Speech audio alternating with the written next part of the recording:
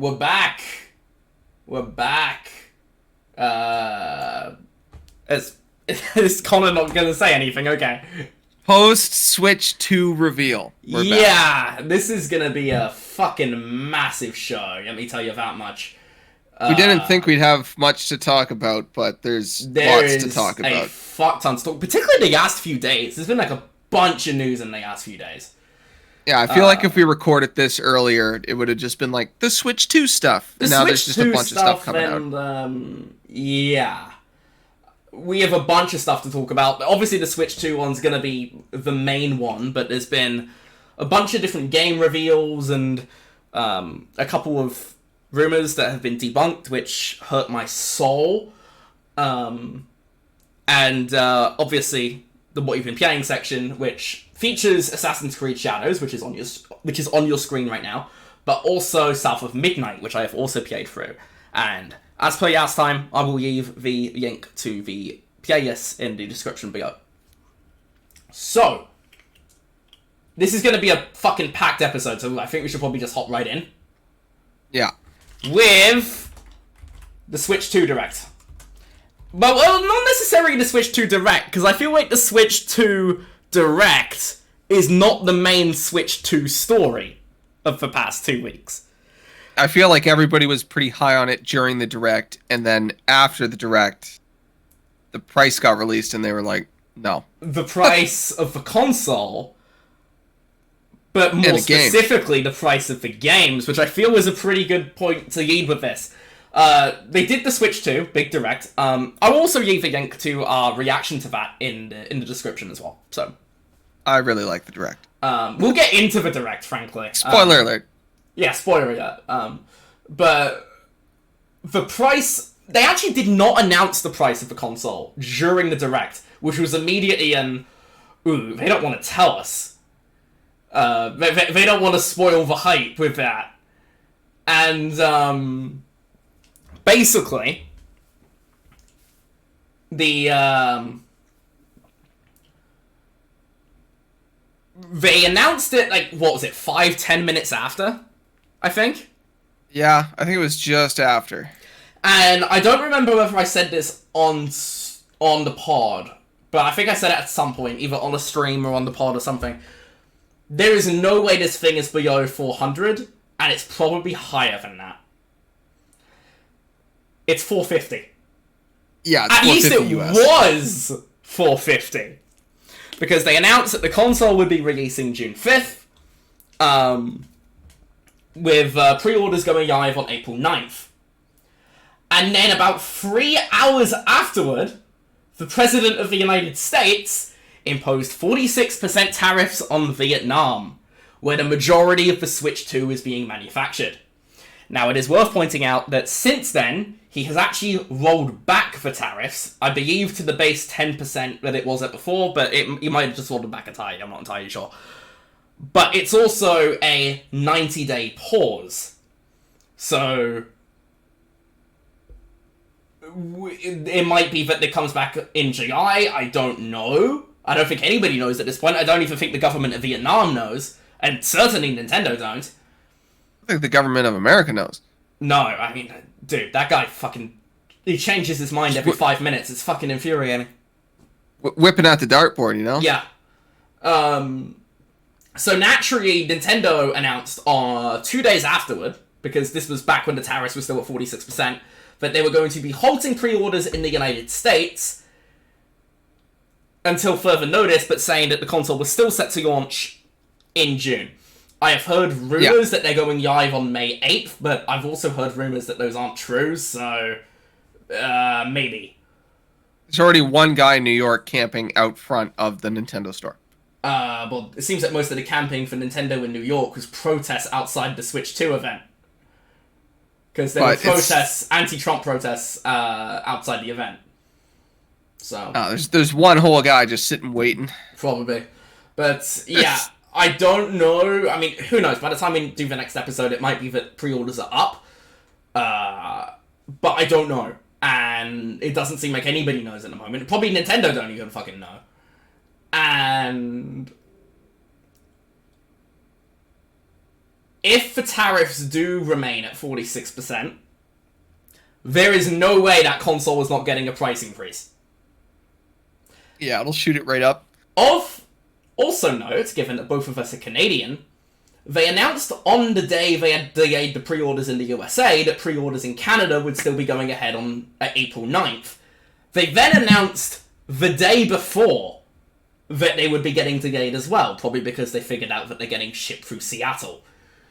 So, or LA or something. It'll be somewhere on the west coast of the USA. They're gonna have to bring it directly into Probably Vancouver Seattle, to avoid it. because that's where Nintendo of America are based. Seattle, where they're based, right? Yeah. So, and it's gonna be $630 here. Yes, that's before any potential tariff increases. Because if the price goes up in America, it's probably going to go up here as well. It'll go up here, yeah. It is $630 or $700 when $500 US for a bundle with Mario Kart World, which we'll get into. So for us in Ontario, if we got the Mario Kart bundle after tax, it'd be $780. Yeah. So not great. I think that's, like I said, the bare minimum this was going to be was $400 US. I said this when everybody was getting mad at the price of the PS5 Pro. It's like, that's how the market is right now. It's how competitive getting chips is. AI chips, right? Yeah. So, not AI chips. Fuck. Why do I always make this mistake? It's standard computer chips, which are getting bought by AI companies. Yeah, to keep up with the demand of everybody making memes. Basically, this fucking absolute slop is ruining our society. Oh, it's affecting it from like cars to game consoles. It's wild. And so us naive Canadians thought we were the only ones that would be affected by Trump's tariffs, but he's doing it to everyone now, so at least we don't feel singularly called out anymore. But it's an absolute shit show. It feels like the entire post-direct news cycle has been a shit show after a shit show for Nintendo. So a lot of which is not their fault, the tariffs, right? And some of which absolutely is. Which I think is a good segue to get to the price of the games. Because Mario Kart World is $80 US. And in Europe, it is 90 euros for the physical version. Now, Canada, they're just gonna throw a price at the dartboard. We're gonna spend $150. Yeah, probably. Yeah. And I think this is worth pointing out because look, the price of a console is steep. Absolutely, $450 is steep, and obviously it could get even worse. But I wasn't that surprised at the console price. It's like, okay, it sucks, but that's the way the market is right now. Yeah, you just bought a PS5 Pro. $80 games is a massive piss take, in my opinion. Nintendo also said something like the price of the game will change depending per game. Variable pricing, so they haven't actually said it. So the next Zelda or whatever could be more. Which, I mean, we talked about this, I don't know if it was a podcast or a stream, but I said before, like, back in my day, it was like that. Some games were way more expensive than others. Yeah, but they were always, like, max 60. Yeah, but $60 in the 90s was, like, a lot today. Dude, you were born in 96. You don't remember anything of the 90s, be real. Well, even if you go to early 2000s. Yeah, so if I go like 2003. But yeah, most of them. I mean, variable pricing's always been a thing, right? Prince of Persia launched at 50, and Tales of Panzera launched at 20, and there's indie games that launched at like $5. Yeah. The variable pricing has always been a thing. It's not that every game launches at 70, but it could also kill or save a game. Like, Concord wasn't free to play, and I think that had a huge impact on it. We're going to get into that later on, trust me. But I feel like we're getting ahead of ourselves with that, because... Mario Kart World is going to cost $80. And I'm going to be blunt, I think that is an awful decision. I am sympathetic to the fact that they have bullshit to deal with the the competition of AI and the tariffs and whatever, 450 is steep, but it's not unreasonable steep to me, in my opinion. I mean, yeah, Switch 1 was like 400 Canadian when it came 300 out. US, yeah. So it's $150 more than the Switch 1. But it's also a much more powerful piece of hardware than the Switch 1 was. Granted, it is less powerful than the base PS5, which, we're looking at a DS 5 years old kind of style here. Like, yeah, I mean, I think the Wii U is probably going to end up being a more apt comparison, but... No, I think it'll be similar to the 3DS. I think it's still going to sell well. Well, here's the thing, and I feel like this is something that I probably should have mentioned before. The price of a console in Japan is 50,000 yen, which is $330. So Nintendo are presumably taking a loss on the unit in Japan because they don't want to use their main base in Japan. So I suspect this thing's going to sell almost as well as the Switch 1 in Japan, but I do not see this thing being a success worldwide. Not at the $450 price point, and not at the $80 game price. And I think it's the games that it's getting people pissed off more than the actual console. I've seen way more uproar about the price of the games. Yeah, I think the console will sell fine. I don't. But I think you'll see a fall off in software sales. Yo, I mean, it's gonna sell well day one because the hardcore are always gonna buy it day one, right? So I think like first couple of weeks you'll see sales roughly on par with the Switch 1, and then I think it's gonna tank. I don't think the casuals will be picking it up at $450 because the vast majority of Nintendo's market is casual family audiences. And I don't see them picking one up at $450. It'll take a year or two. It'll happen. I don't think so. It depends on how big the marketing is, really. I don't know if you remember when the Wii came out, but you had people paying double to get a console. Yeah, I mean, like I said, I think at launch it's going to sell fine because they're going to sell out because all the diehards will buy it. But it's down the road, I think this thing's not going to do well. Because even the Wii U sold okay at launch, and then tanked. I don't think it's gonna... The Wii U sold 14 million copies. Yeah, I think the Switch sells way more than that. I mean, the Switch sold 35 million units in Japan. And the price of the Switch 2 is way lower in Japan than anywhere else in the world. I think it probably sells... It's not going to sell as much because there's no COVID, but probably about 25 to 30 million units in Japan. I don't think they even double that. I think the majority of their units are sold in Japan. Again, I think the 3DS sold how many units? Like 80 million? 50. No way. It was like 50. Yeah, right here. I looked it up. The 3DS sold 75 million units. I thought it was like 50 mil. The original DS sold... It was 150 mil. So the DS is like very similar to the Switch. It's going to be like that. I think the difference Switch is the Switch had a big boost from COVID. It had a huge boost from COVID. Here's my hot take. By the end of its life cycle, the Switch 2 will sell less units than the Xbox One. That is 58 mil. I think it beats the Xbox One. I do not think it beats the Xbox One. I think it's going to tank at that price point. And like I said, the price of the console itself is steep, but it's more about the market conditions that we're currently in than Nintendo itself.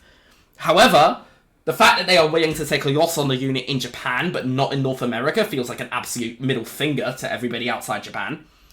The price of the games is obviously not good. I think that's an absolute piss take. I feel like if you're going to have the console expensive, you need to have a little bit of give and take, right? Okay, fine, the console's expensive, but the games are decently priced, right? It's the double whammy of that I think is a big middle finger. What is also a big middle finger, I think this is a good segue, to talk about how Nintendo responded to uproar about the price of the console. They said that if you're not happy with the price of the Switch 2, that you can go buy a Switch 1. That is an Xbox move. That's a Don That Matrick is a Xbox total move. Don Matrick move. And that's why I was like, okay, yeah, this thing's gonna fucking tank. Obviously, Nintendo I still don't think it tanks. Obviously, Nintendo have IP that will help them in a way that the Xbox One did not. The Xbox One had like one Halo game, it sucked. 2 Gears games, that's about it. Which were good. Yeah, the Gears was okay, but like, I mean, they had Sea of Thieves, which was an absolute disaster at launch. State of Decay 2, which was somehow even worse at launch. And they spent like 5 years making Crackdown 3, and then that was awful. Oh, I forgot about Crackdown 3. Yeah, Crackdown 3 sucked. Yeah, it's not good. But, I don't know.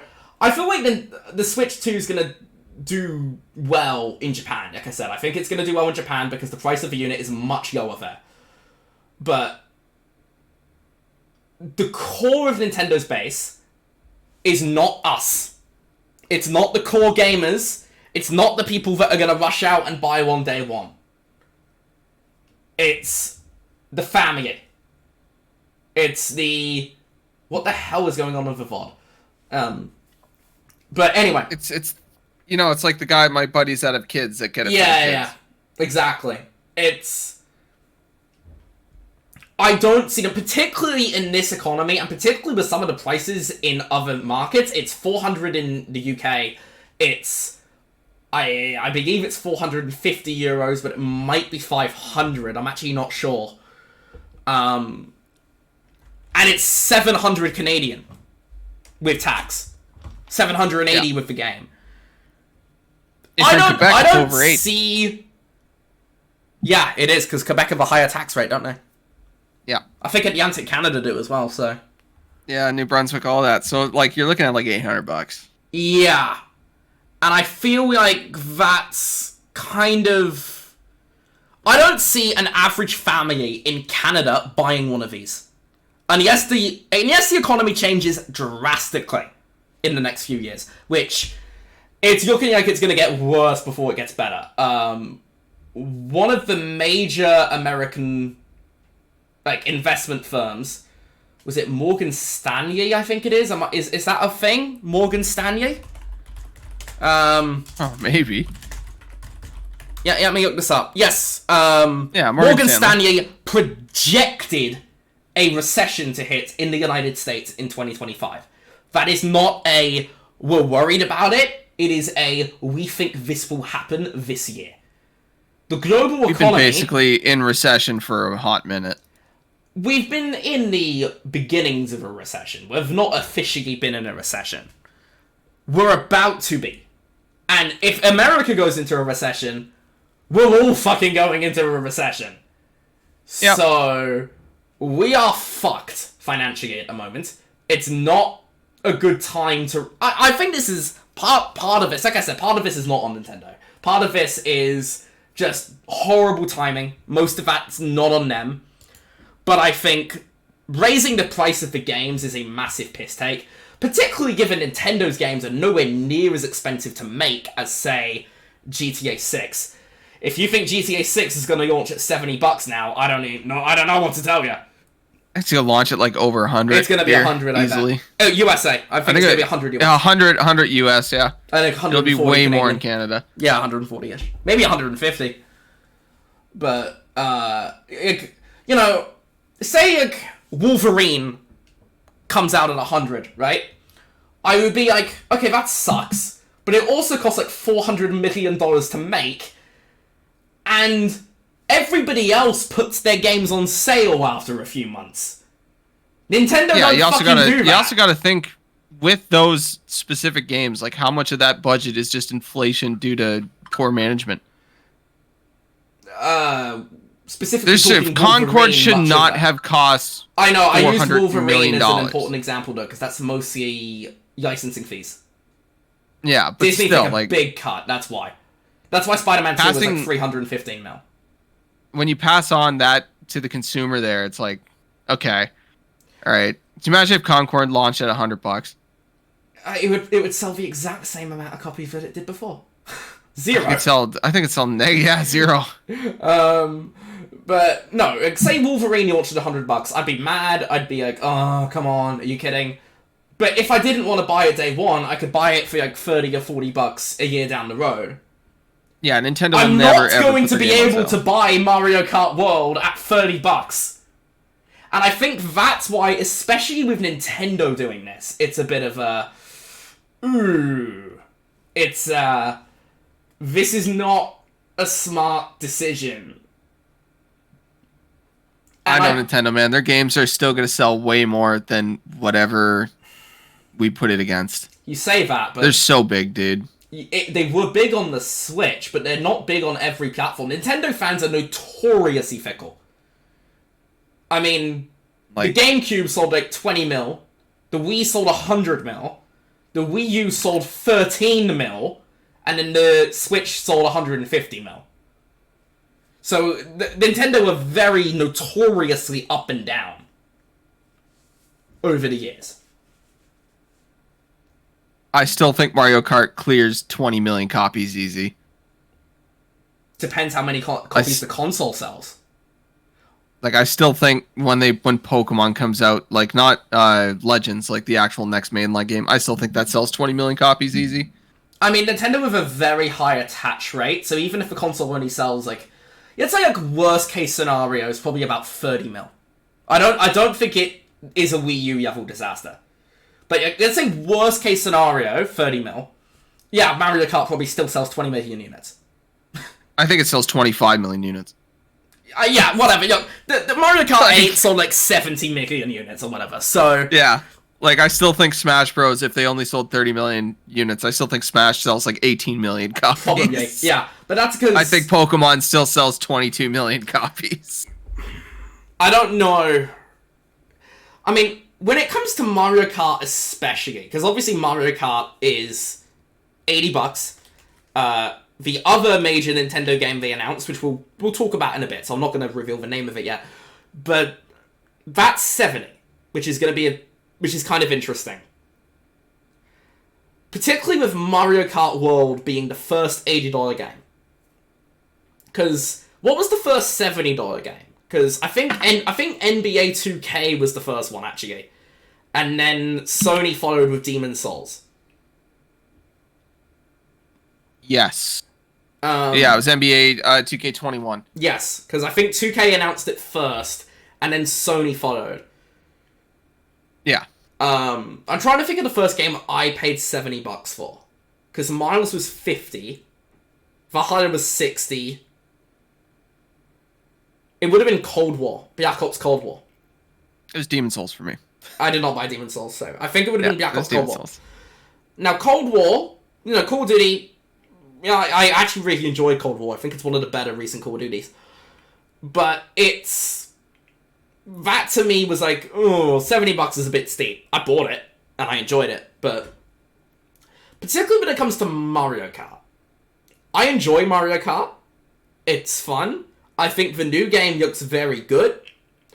Does it look to be $110 fun? Because let's face it, it'll probably be 110 Canadian. I don't think so. It almost certainly has a much lower budget than, say, Call of Duty. I think it will be more fun than Mario Kart 8.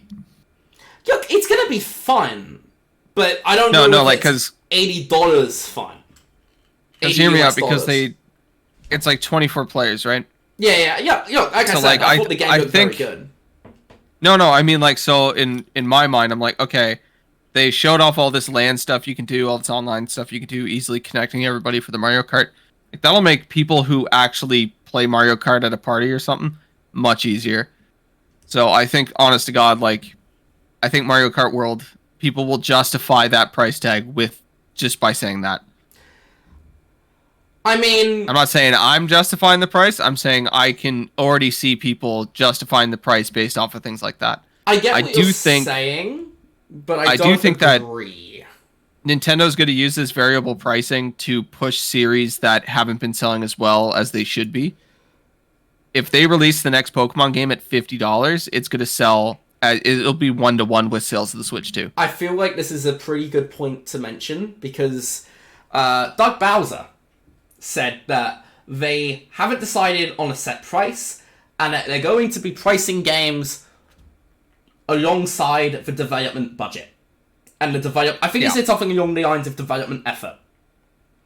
Might I remind this fucking dickhead that you priced Mario Strikers Battle League at $60? So what if it came And out? that game has, like, no content. So okay, hypothetically, if that was a Switch 2 only game and it came out at $30, It would not come out at $30, though. That's the thing. Just saying, hypothetical. If it came out at $30, but they're not going to do that. There is no chance in hell the next Pokemon is anything less than $80.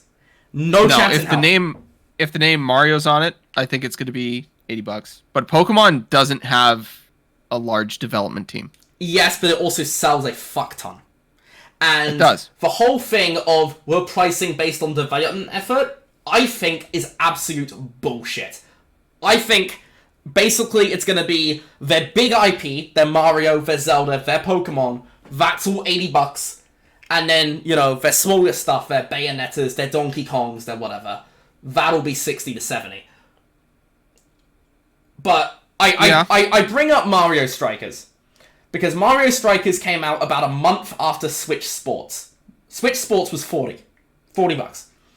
And both of those games had a pretty severe lack of content. I've actually reviewed both of them. Right? I reviewed both of those games. And Switch Sports was like, okay, there's not much content here, but $40 isn't that crazy, and, like, it's fun enough where it's like, okay, go ahead. Mario Strikers had even less content than Switch Sports did, and was $60. And that's like, I cannot recommend this at this price. I said at the end of the review, I can't recommend this. So Nintendo has never been good at pricing their games appropriately, in my opinion. I'm saying if they can figure it out, let's say the next Splatoon 2, I think, sold like 13 million copies. I think Splatoon 3 sold 12. Relatively niche, yeah. If the next Splatoon comes out and it's cheaper than every other game that they have, it'll immediately boost that IP. If the next Fire Emblem game comes out, which I think Three Houses sold 5 million copies, the next Fire Emblem game comes out and it's $60 instead of $80, or it's $50 instead of $80, I think sales will boom for that because it's a cheaper first party game, right? I think so they could really. I think you're being way too generous. I don't think they could use this. They could use this to rescue IPs that need sales. I don't. Pikmin 4 sold horribly. It did, but here's the thing. I think you're miles off base here, frankly. I think you're saying, you know, they'll price certain games lower because they think it should be up. I think that's bullshit. I think that's corporate PR speak. I think the vast majority of Nintendo's new titles will be 70 or 80. Anything Mario, anything Zelda, I think will be $80. Of note, I think they only had one $70 game before the Switch 2, which was Tears of the Kingdom. So $70 is already pretty new for Nintendo. And they're making that leap to 80. Yeah, they're also the first ones to do it. And the thing that sucks, look, you're listening to this, you may not care about the Switch at all. Because, I mean, I'm not exactly Nintendo's core customer base, right? This is more about the industry at large. Here's the thing. Nintendo's starting this, everybody's going to follow. Yeah. Everybody's going to follow. GTA 6 will probably be at least $80, probably higher. Ghost of Yotei is probably going to be 80. I think Ghost of Yotei will probably be 80. Fucking that Marvel game from Amy Hennig, that's probably going to be 80. Fable will probably be 80, but it's be day one on Game Pass, so it doesn't matter. I was about to say, I think the Game Pass is absolutely going up in price again. Yeah, guarantee you Game Pass goes up in price again. If games go to 80 or 100 US dollars, man, Xbox is laughing because that's now they're like, okay, yeah, get Game Pass. that is certainly part of the value proposition, but I think Game Pass will raise the price again if that happens.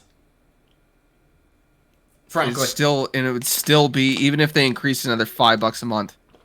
I don't know. Like, if you're paying 80 or $100 US for a game, like, I think we're already up to like 30 with tax here. Oh, in Canada, yeah. Yeah, Game Pass is getting pretty steep. But obviously it's a better deal than a full price release. I don't think anybody's arguing that. Well, they took away Xbox Live, right? They merged it with Game Pass. It's like the Game Pass core you need for online multiplayer. Which is a shit show in and of itself, but... I think that's like $12 a month. Yeah, which I still think is kind of shitty, but whatever. But, yeah... It is interesting to see the reaction to the Switch 2, because... I think people were mostly pretty positive on the Direct. I wasn't, but we'll get into that. But then the price of the console came out 10 minutes afterward. And then about 10 minutes after that, I think it was Jeff Keighley that reported that the game would be that Mario Kart would be $80. And people I think it was him. People lost it. People were, oh my god, this is what the fuck, greedy. And I do think the $80 game, the $80 games is greed. That is a phenomenally ill-timed move. It is not the time for this at all. What the fuck is going on with this? Why is the video froze? But I think the $80 games is phenomenally poor timed. And the console is pricey. I'm not saying the console's not expensive. The Switch 2 is more expensive than the PS5. When the power level, according to Digital fucking lost my voice there. The power level, according to Digital Foundry, who, obviously examined a bunch of the third-party ports, is roughly similar to the PS4. With the added benefit of DLSS, which obviously the PS4 does not have, which will make games run better than they do on the PS4. But the raw power is roughly equal to the PS4.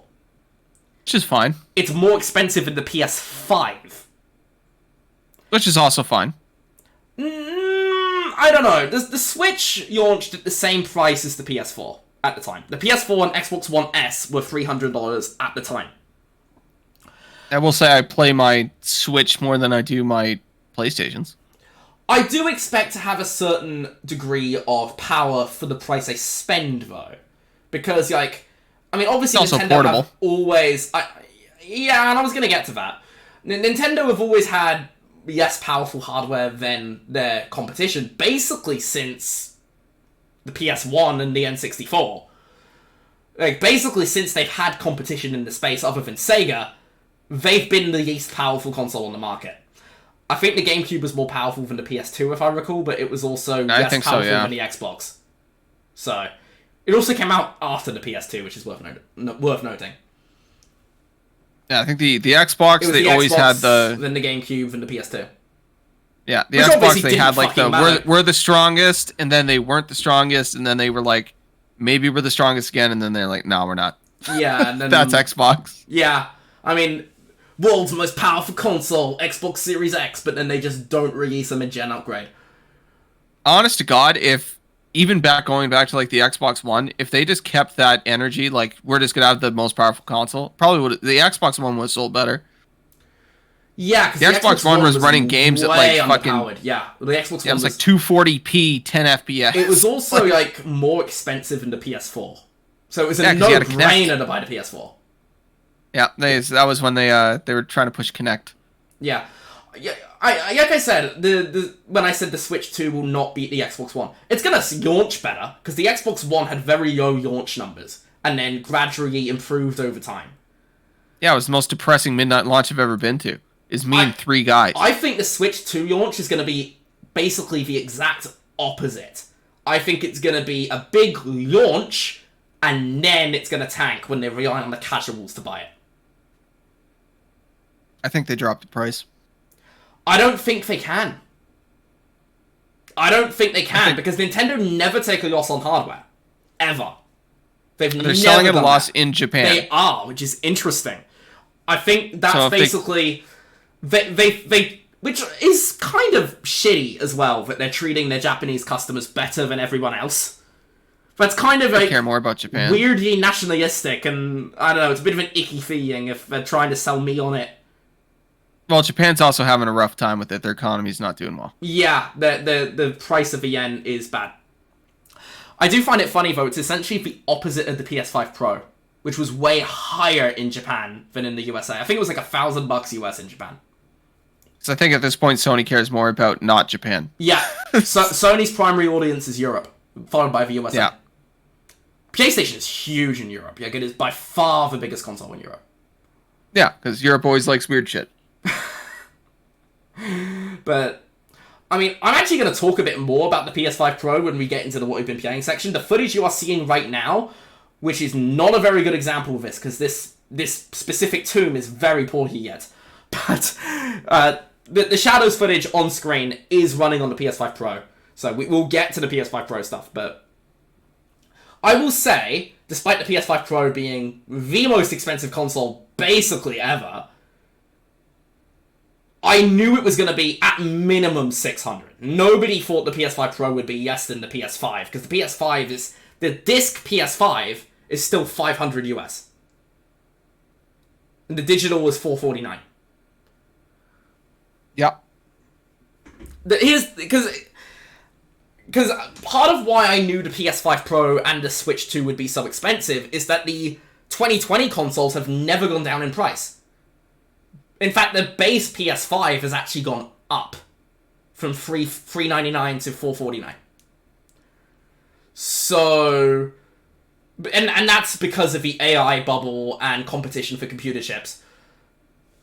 Much more so than tariffs. When the price hit, everybody was blaming the tariffs. And I said at the time, the tariffs are not why it's $449. The tariffs are why it's going to end up being more than that when they reintroduce the price. Now, obviously, like I said, Trump did roll back for tariffs because basically everybody on the fucking planet was calling him a dickhead. So, as of now, I think Vietnam is still getting 10% tariffs. But, except for China, who are getting 125% tariffs. And of note, about half of Switch 2s are being manufactured in China. I believe the plan is currently to have those consoles go to Europe, and Vietnam manufactured consoles to basically entirely go to the USA. That's what I've heard. Yeah. So if you bought a Switch 2 in Europe or Australia or whatever, that's probably going to be European manufactured. Not European. Chinese manufactured. If you buy one in the USA or Canada, it'll probably be Vietnamese. Canada, because it's got the same supply chain as the USA.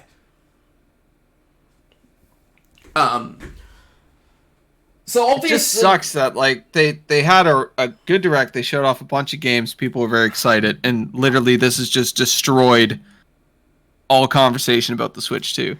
Like, nobody's talking about the new Donkey Kong. We'll get to the direct. I still am surprised at how little they showed and how much of it was third-party ports, but again, we'll kind of get into that. I do think... It's just one of those things where, like, I'm saying, like, online, like, any discussion you see on, like, Twitter or whatever, like, literally, it's somebody just like, Mario Kart looks cool, and every comment's like, not $80 cool. I agree with that. I think it looks cool, but like, it doesn't seem like an $80 game to me. Look, if I buy a Switch 2, I'll buy it. Absolutely. I'm not buying a Switch 2 day one, and that's because I think the launch lineup is very weak, but we'll get to that. It's basically just Mario Kart. I think, yeah, I'll pick it up when Donkey Kong comes out, is what I said. GI, yeah. Even then, just Mario Kart and Donkey Kong, that's basically all there is in the launch window. Yeah, Metroid at some point. I bet that's a holiday title at this point, given that we did not get a release date for it, but we'll get into that when we get into the Direct. Yeah. But that's probably a holiday title. It's also on Switch 1 as well. It's not a Switch 2 exclusive. It's gonna run like dog shit on the Switch 1, but you can play it there. It'll run somehow on the Switch 1, dude. I mean, it does look like a game that was visually built for the Switch 1 first and then upscaled to the Switch 2, which is why it's running at 4K 60 FPS. Yeah. Which is... I mean, we'll get into the whole techie stuff when we talk about the Direct. But I do think... I was using the PS5 Pro as a comparison, because obviously the PS5 Pro is a very, very, very expensive console. I'm not pretending it's not. But the power of that console is significantly better than the currently $500 PS5 and the currently $500, $600 with a 2TB Xbox Series X. And obviously the PS5 Pro is 2TB of storage. To me, having had the PS5 Pro for about a month now, that has been a very good purchase for me. But, like I said before, it's a very specific use case sort of thing. I would only recommend somebody buy a PS5 Pro if PS5 is already their primary platform. I would not recommend buying it just for like a game or two. Yeah, it would do nothing for a guy like me. Yeah, like mostly PC and stuff. Yes. Yeah. But I also think that's kind of the goal, because I mean, Sony said like it's a tailored enthusiast product, niche by definition. Because the PS4 Pro sold like 13 mil, I think, and that was considered a big success. I think the Xbox One X sold yes and like 5 mil 8 apparently. Or something. Yes and 5. I heard yes and 5. Oh, yeah. It was a bomb, and that's why Microsoft just decided not to do it again. Well, to be fair, even the base PS5 and the Xbox, they're still running just fine. That's the thing. The PS4 Pro and the Xbox One X felt kind of necessary, particularly given that 4K TVs were becoming mainstream around that point. Yeah, the jump we had between 2013 to 2018 was pretty huge, yeah. It was insane. But the thing is, there hasn't been much of a jump since 2020. So the PS5 and Series X are still very capable machines. Absolutely. I think the PS5 has aged a lot better than the PS4 has, and the Series X has definitely aged a lot better than the Xbox One has. Like, they are, in terms of like hardware capability, they are much stronger. Obviously, a big part of this is AI upscaling and FSR and dynamic resolution and all that. And also the SSDs. The SSDs have been huge. Game changers for consoles. I think the SSDs, it's like, I cannot go back to the PS4 or the Xbox One now. It's like, no, it's everything's just going to be way worse. Well, your load times? Yeah. Right, because I'm so used to having it that yeah. Really... It would be weird going back to it, because I'm so used to it. Yeah, and even like on my PC, like I've always like I had an M.2 the second I could. Like I've always had like high-speed SSDs. So I remember even back during like when I had my Xbox One X, it's like, man, this is kind of slow. Yeah. Kind of fucked up. Like even just installing something or transferring something onto that was just a pain. So yeah, I don't think we can go back. No. I'm also so confused. I'm looking at the for the Switch 2 for the cartridges. And some companies are putting the full game on and some aren't. And it's driving me crazy. I feel like that's actually something to point out, because there's been a lot of backlash around the whole game key cards thing, which is like, people, like, third-party publishers can release games with just basically to be a key for the download code. Basically an Xbox disc these days. Most Xbox discs are basically keys. Yeah, that allows you to just download the game. Much of them have it all on the disc. I think Metaphor had the whole game on disc. Yeah, Metaphor's not that big, though. And I think most of Sony's first-party output do. Interestingly, Indiana Jones and Call of Duty do not.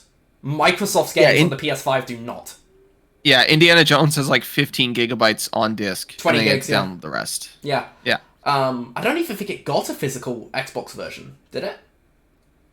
I think it did. I don't know. Avowed didn't. Avowed and South of Midnight did not get physical versions. We'll talk about South of Midnight on the What You've Been Playing section, of course.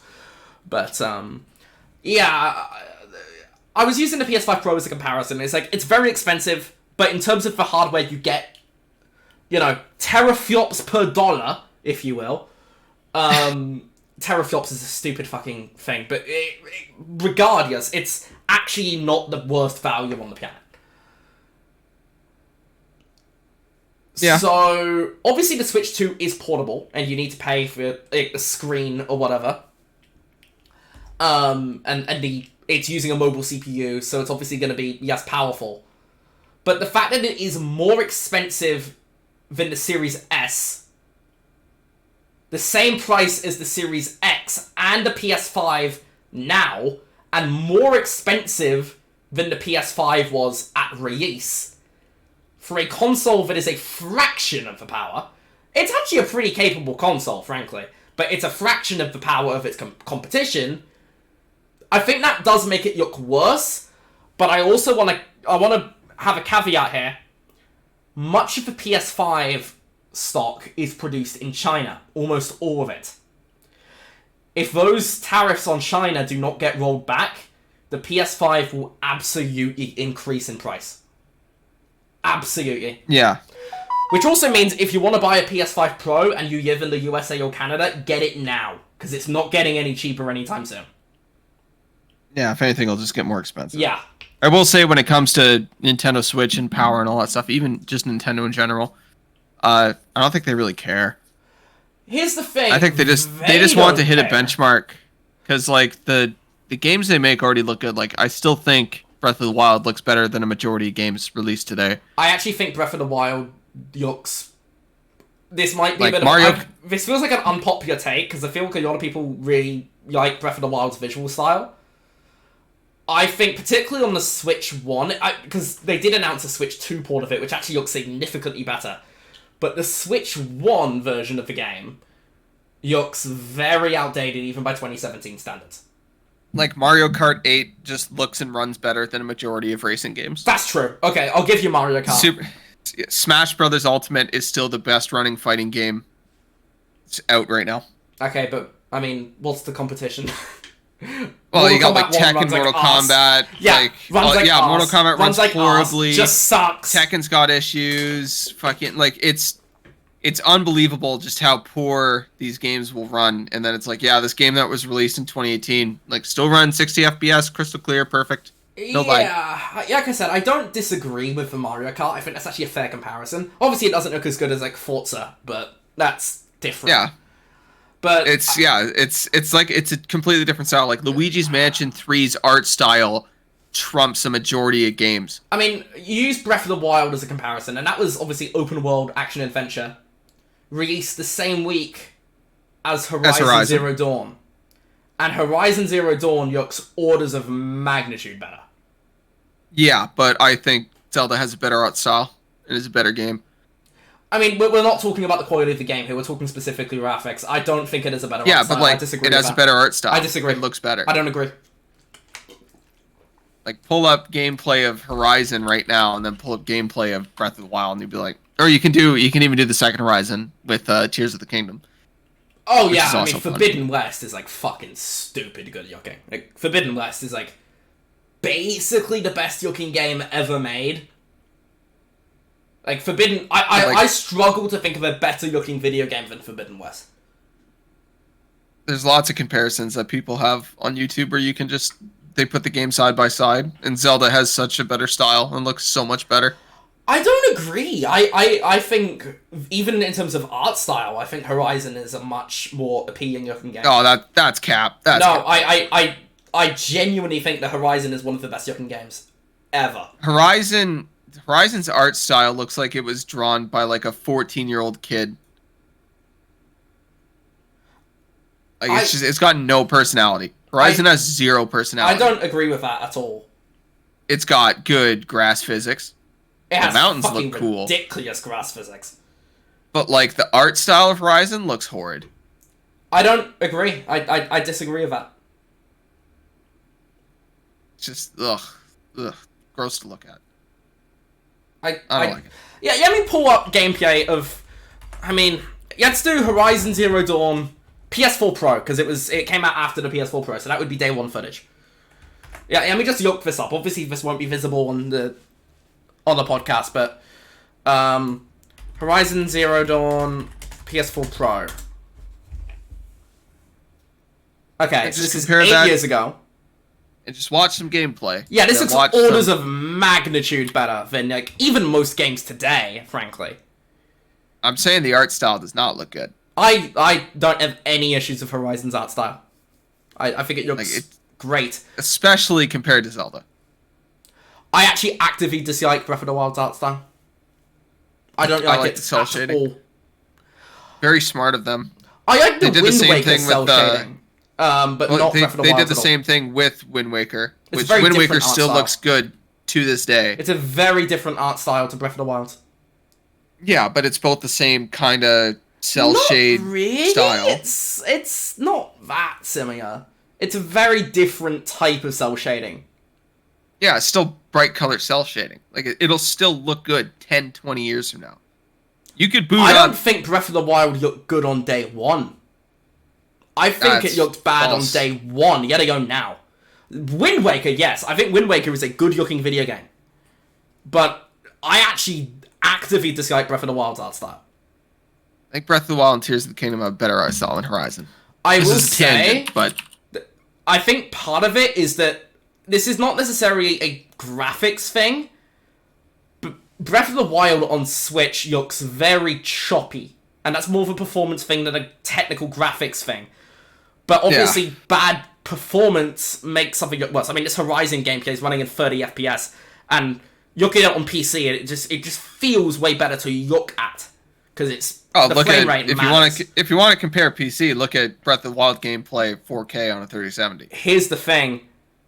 Now, I was going to mention this for the Switch 2 because they announced... I mean, we'll get into the whole Switch 2 edition bullshit, but Breath of the Wild on Switch 2, I think, looks significantly better than it does on Switch 1. Oh yeah, it's running at higher frame rate. It's running at a higher resolution. Yeah. And like I said, we'll kind of get to that, but I watched SkillUp's video where he went hands-on with the Switch 2 in New York. And he said that he played Breath of the Wild and Tears of the Kingdom, and they felt like completely different games. They were... Yeah, 'cause they're running at a proper frame rate. And the big barrier to me for actually like putting significant time into those games has been just because they fucking run like arse. And it's particularly Tears of the Kingdom. Like, Tears of the Kingdom runs horrible. Absolutely horrible. And That's my biggest problem with the newest Pokemon game, Scarlet and Violet. I mean, Pokemon Those games ran horribly. Pokemon, even the fucking new Pokemon still looks like a fucking PS2 game. Like Sword and Shield look fine, and then No, it didn't. I think No, the it new didn't. one looks worse. Sword and Shield looked bad. Sword and Shield's fine, No, it but was bad. Scarlet and Violet looks worse than Sword and Shield. I mean, we'll get into the direct stuff, but they did show off the new Pokemon footage, and it still looked very not good. I like Arceus. Well, Legends games, I should say. Legends Arceus is very fun. Yeah, but I'm talking visual styles here. I think visually Pokemon is an outright ugly looking game. Like, actively awful looking. They look good. No, I actually... I think Pokemon games are not good looking at all. I will say the latest Switch games, not so much. Again, Sword and Shield look fine. I think Arceus Sword had and its... Shield is the one that was like... I saw 2 seconds of it and I'm like, this looks like fucking shit. I think you're switching it up with Scarlet and Violet. Nope, because it was like 2019, right? I think so, yeah. Yeah, it was Sword and Shield. I don't know, man. I don't know. I think we just have different tastes in how games look. I think games just look fine. I don't need to be able to see Dragonite's balls to know it's a good game, you know? I don't need the detail on my Bulbasaur to be so realistic.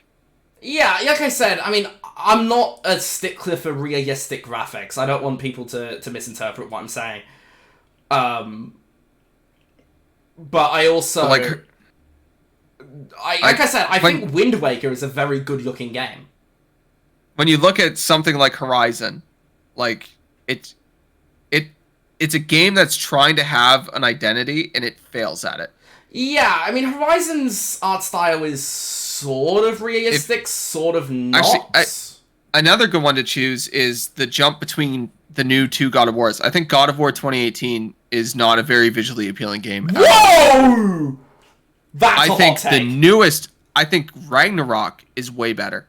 Ragnarok is a better looking game, but I also think God of War 2018 is a exceptional looking game. I think they got their art style down with Ragnarok more than God of War 2018. I mean, Ragnarok's a better looking game, but I don't agree with your take on God of War 2018. That is one of the best looking games ever made. Even to this day. It can look good. Can look good, but the art style isn't there. It doesn't feel like anything. It's just something pretty. It's like an Unreal 5 demo in my mind. I don't agree. You know what I'm saying? God of War feels very visually distinctive to me. Like if I see a Ragnarok, screenshot if I see a screenshot from either of those two God of Wars, I know it's from one of those two God of Wars.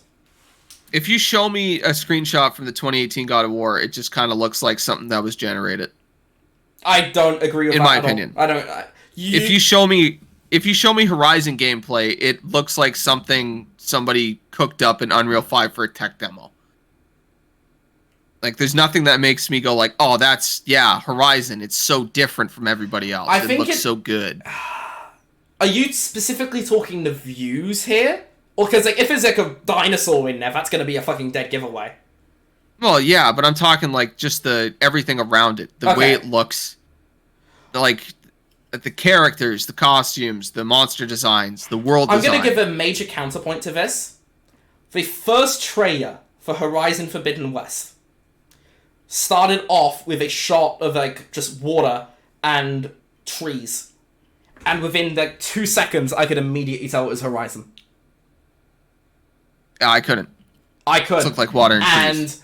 And the VOD for that is on my channel, so if anybody doubts this, there's video proof. I immediately was like, okay, this is Horizon. A good example from the Switch 2 Direct, when From Software showed that game, they showed a single frame, and I'm like, that's Bloodborne. And it's the exact same art style of Bloodborne. We're going to get to that. But I think this is kind of a good point to segue, actually, to the Direct itself, because we've actually hardly talked about the Direct. It's been almost an hour, we've hardly talked about it. I do want to say, though, the last thing I want to say on the price, because I was going on about the PS5 Pro in comparison.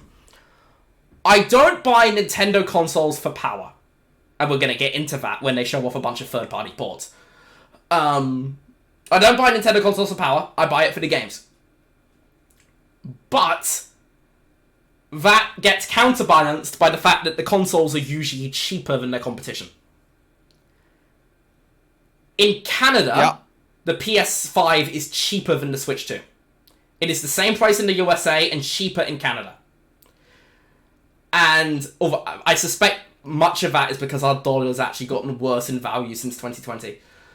But the PS5 is like $570 US.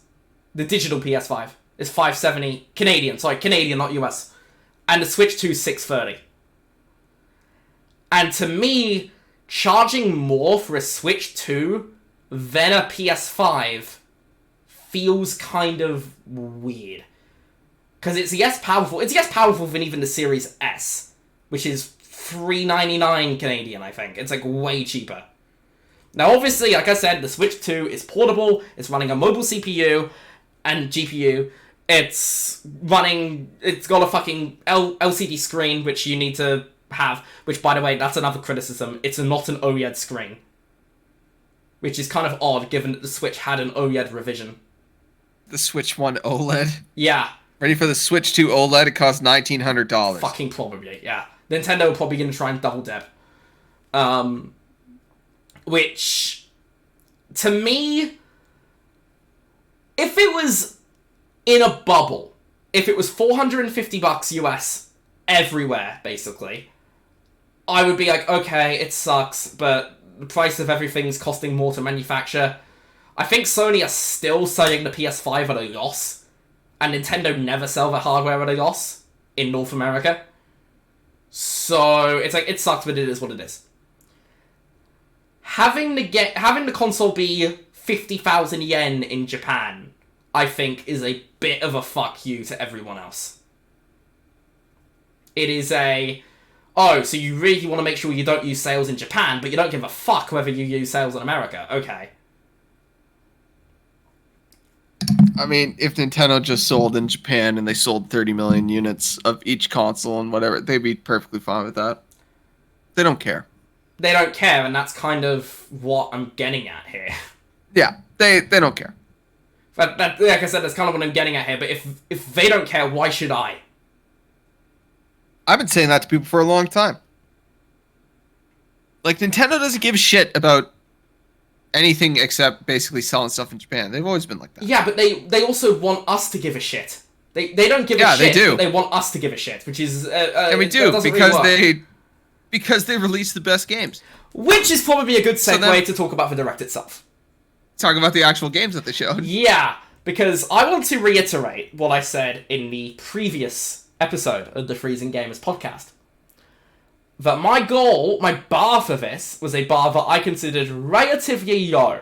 Relatively reasonable. I wasn't expecting something on the level of, say, the PS5 reveal event, which was just like banger after banger after banger. It's like, okay, this is probably not happening. But I said I wanted Mario Kart, Metroid, but I did have a disclaimer that given that Metroid showed up at the previous Direct, I'm fine with that one not being there. 3D Mario, and 2 surprises that interested me. That was the bar. That was a pretty clear bar. Unfortunately, they did not hit it. And to me, the biggest story of the Direct was what wasn't there, rather than what was. We did not get a 3D Mario. We did not get a 3D Mario, which is baffling to me, given how long it has been since Odyssey. And, you know, if we had, say, 3 surprises that interested me, but no 3D Mario, then it's like, okay, that kind of sucks, but, you know, we got an extra one, so it's what it is. There was one. The game they opened the show with was Mario Kart, which, like I said, we talked about this a bit before, because we were talking about it being $80. I think it does look excellent, Mario Kart World. They opened the show with that, and I'll actually leave sorry, I just died horrifically in that footage, but, of Assassin's Creed. But, yeah, I'll leave out what the surprise is for now, because we'll kind of summarize the Direct at the end. But Mario Kart World does look excellent. It was exactly what I wanted from that. It's open world, which is very interesting. They've basically made Mario Kart Horizon, which is cool. I think it looks very good. And if I eventually buy a Switch 2... I don't think it's the sort of game that would get me to buy a Switch 2 on its own, which we'll get to. But when I eventually buy one, which will probably be when Metroid comes out, because that thing's going to run like arse on the Switch 1. It's going to be Game of the Year. Yote is still my front runner. I fully expect Yote is going to be my Game of the Year. But they could show like 4 seconds of Metroid and I'd be like, that's it. That's all I need to see.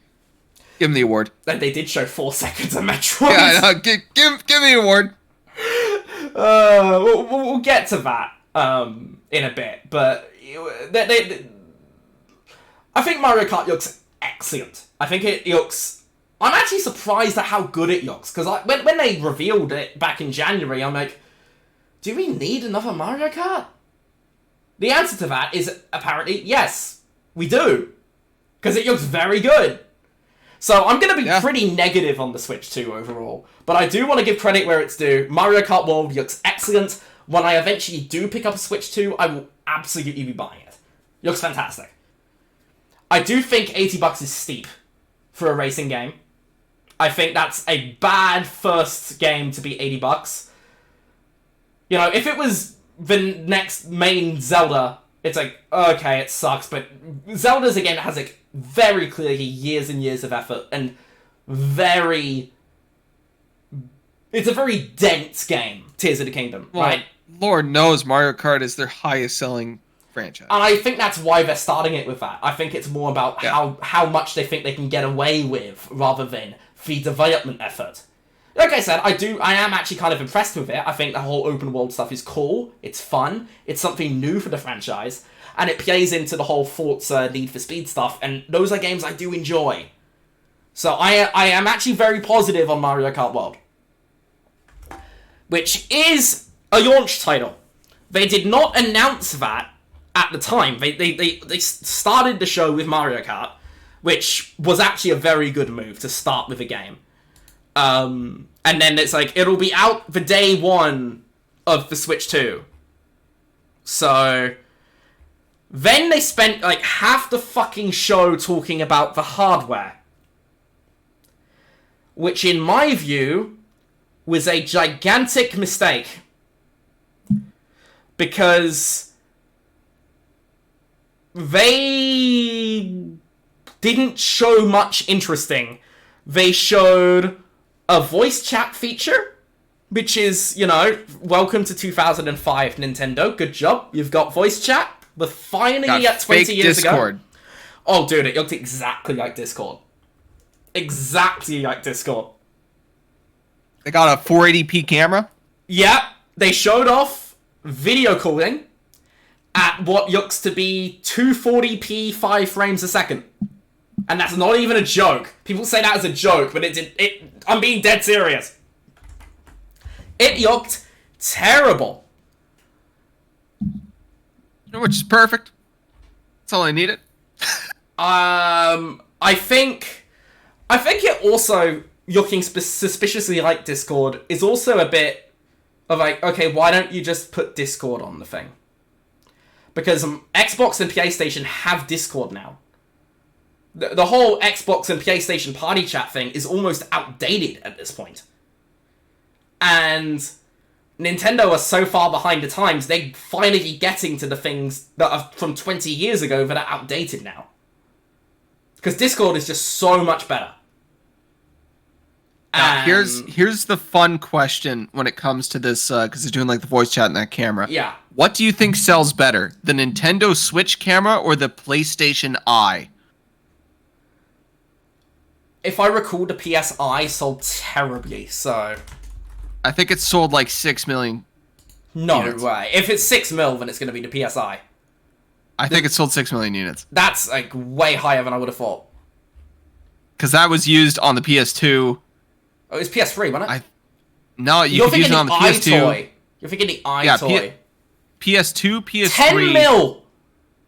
Yeah. The What toy for sells the better? PS2 sold 10 mil. Oh, wait, if it's that, it'll be the eye. Yeah, no, there's no way the Switch camera sells 10 mil. No way. I don't know, man. No. Nintendo fans are wild, bro. They'll No. buy 3. Nah. I don't think that sells well. I also think... Another thing that they mentioned is that this Switch party chat is paid. Even for free-to-play games. So even if you're playing Fortnite on the Switch or whatever, you have to pay to use voice chat. In the big 2025 paid voice chat. That's like $20 a year. It shouldn't be 1 cent per year. Yeah, but Nintendo Online's $20 a year. So if you're playing something online, Their online infrastructure is also terrible, which was a big part of when I reviewed Mario Strikers as well. It's like, Nintendo's infrastructure is fucking dog shit. Their online functionality is awful. Genuinely awful. I'm not really buying a Switch 2 for online multiplayer, mind. I mean, I'll probably play Mario Kart, but that's about it. I think I play Smash Online, that's about it. But I do think monetizing voice chat is a bit of a middle finger. They also showed a variation of the Switch, the new thing they're doing of the Switch about, like, virtual game cards. There's, like, They basically showed, like, another version of that for the Switch 2, which was obvious. If they were doing it for the Switch 1 at this point in its console cycle, they were obviously going to do it for the Switch 2. Then they showed off the screen. It's bigger, 7.9 inch instead of 6.2, and it supports 120 frames per second, which was very surprising. I fully suspect that will only be usable with, like, indie games, basically. Maybe a Silk Song will run at 120 FPS. But, like, there's no way that... apparently Metroid Prime 4 does, which makes sense, because it's built for the Switch 1. See that? But, like, there's no way like that... 1080p, 120. There's no way that, like, Cyberpunk runs at 120. Even Dock, there's no way. It runs at 40, it does, I think they 40, said. they said.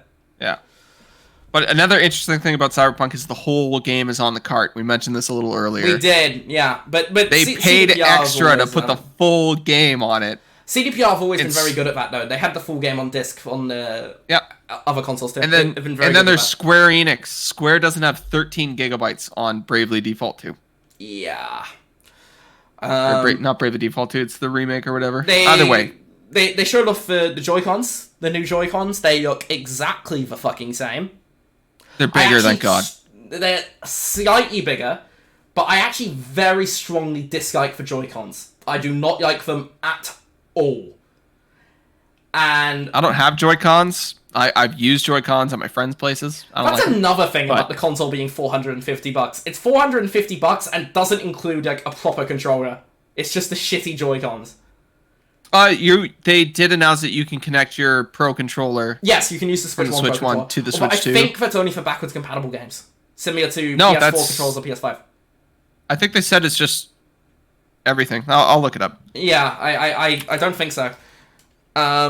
Switch 1 Pro controller, Switch 2. Yes, but the new GameCube controller does not. Yes, which is weird. That's really weird. Okay. I never actually bought a Switch 1 Pro controller. If I buy a Switch 2, I will absolutely buy a Switch 2 Pro controller because the Joy-Cons are just terrible. And the Pro controller is the best. That's my favorite controller. Honestly, a big reason why I have never used my Switch much is because the fucking Joy-Cons are just awful. They're terrible. I bought that Pro controller day one. It's all I used. It's honestly perfect. I fucking hope so, because, like I said, I really hate the Joy-Cons. A lot of the third-party guys, too, that make, like, the third-party controllers for the Switch, they're like, yeah, our stuff will also work on the Switch, too. So if you have, like, a third-party GameCube controller, it'll also work. Yeah, they announced this back in January, but they then confirmed that the Joy-Con 2 controllers can be used as a mouse. So, like, Metroid Prime, for example, you can kind of use it as, like, you know, mouse aiming. Which is cool in theory, except for the fact that you still need a fucking keyboard. Well, you just have the Joy-Con. It's like using a nunchuck back in the day. Yeah, to me that kind of feels dumb. I think it's cool. I feel if you could use the Joy-Con as a mouse in combination with the keyboard, that's cool. But having this weird hybrid system of use the right Joy-Con as a mouse and the left Joy-Con as a controller, and it's not doing it for me. Well, I'm also thinking, like, if they port an RTS game onto it, it's now way easier to play an RTS game. Or even a top-down game. Yes, like if Baldur's Gate 3 goes on the Switch, it'll be easier. There's no fucking way Baldur's Gate 3 will run on the Switch. It can't even run on the Series S. But, no, they just added a bunch of stuff to the Series S. You can now play co-op. Oh, I thought the Series S. Interesting, because, like, didn't they say that they weren't able to do that at launch? Yeah, they couldn't get it running for launch. And then, okay. They were like, "Hey, we're just gonna work on it." So they worked on it. Yeah, I don't think they ever cancelled it, but if I recall, I think they just said they can't do it right now. Yeah. So, I mean, if anybody's good at optimizing something, it's Nintendo. No. Again, Pokemon is not made by Nintendo. Yeah, okay, but even like company. Tears of the Kingdom, Bayonetta 3, whatever, those games do not run well on the Switch. Bayonetta 3 ran fine. Bayonetta 3 does not run well. It ran fine. It did not run well. Tears of the Kingdom had frame drops, so Breath of the Wild ran fine. All the Marios ran fine. Mario, yeah, but Mario is kind of yes-intensive in those. Smash ran fine. But more technical stuff now. USB-C top port does work for charging, so that's cool. 256 gigs of storage, which is kind of but okay. It's That's good. I wouldn't say it's good. It's, I mean, basically 1 terabyte is the standard for everything else. It's much better than 32 gigs on the base, on the Switch 1. But I don't know. I feel like if I'm remembering correctly, if I'm remembering correctly, I think Breath of the Wild's only like 12 gigs or something like that. Yes, Mario Kart World is 23. So that is so basically the biggest game Switch has ever had. But like, Cyberpunk's probably going to be like 60, 70 gigs. That's all in the cart. Yeah, but if you buy it digitally. That's what I mean. If you buy it digitally, you're buying it. If you're buying Cyberpunk digitally for the Switch 2, first off, why? First off, if you're buying Cyberpunk on the Switch 2 at all, first off, why? Yeah, like that's... But... I mean, I might do it just to see the comparison. It's gonna... Dude, there's no point. But, like, I just like Cyberpunk. Other stuff, there is 4K support while docked in up to 60 FPS. The 120 FPS does not work at 4K.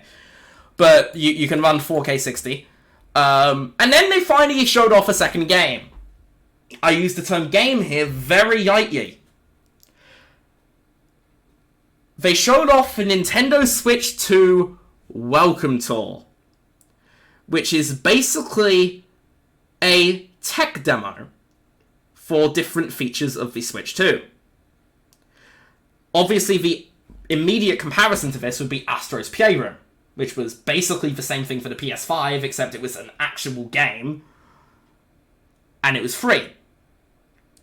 Nintendo Switch 2 Welcome Tour is not free. It's like $20. It's 10. Which... US. Yeah, 10 US, so 20 Canadian, yeah. To me, that is egregious.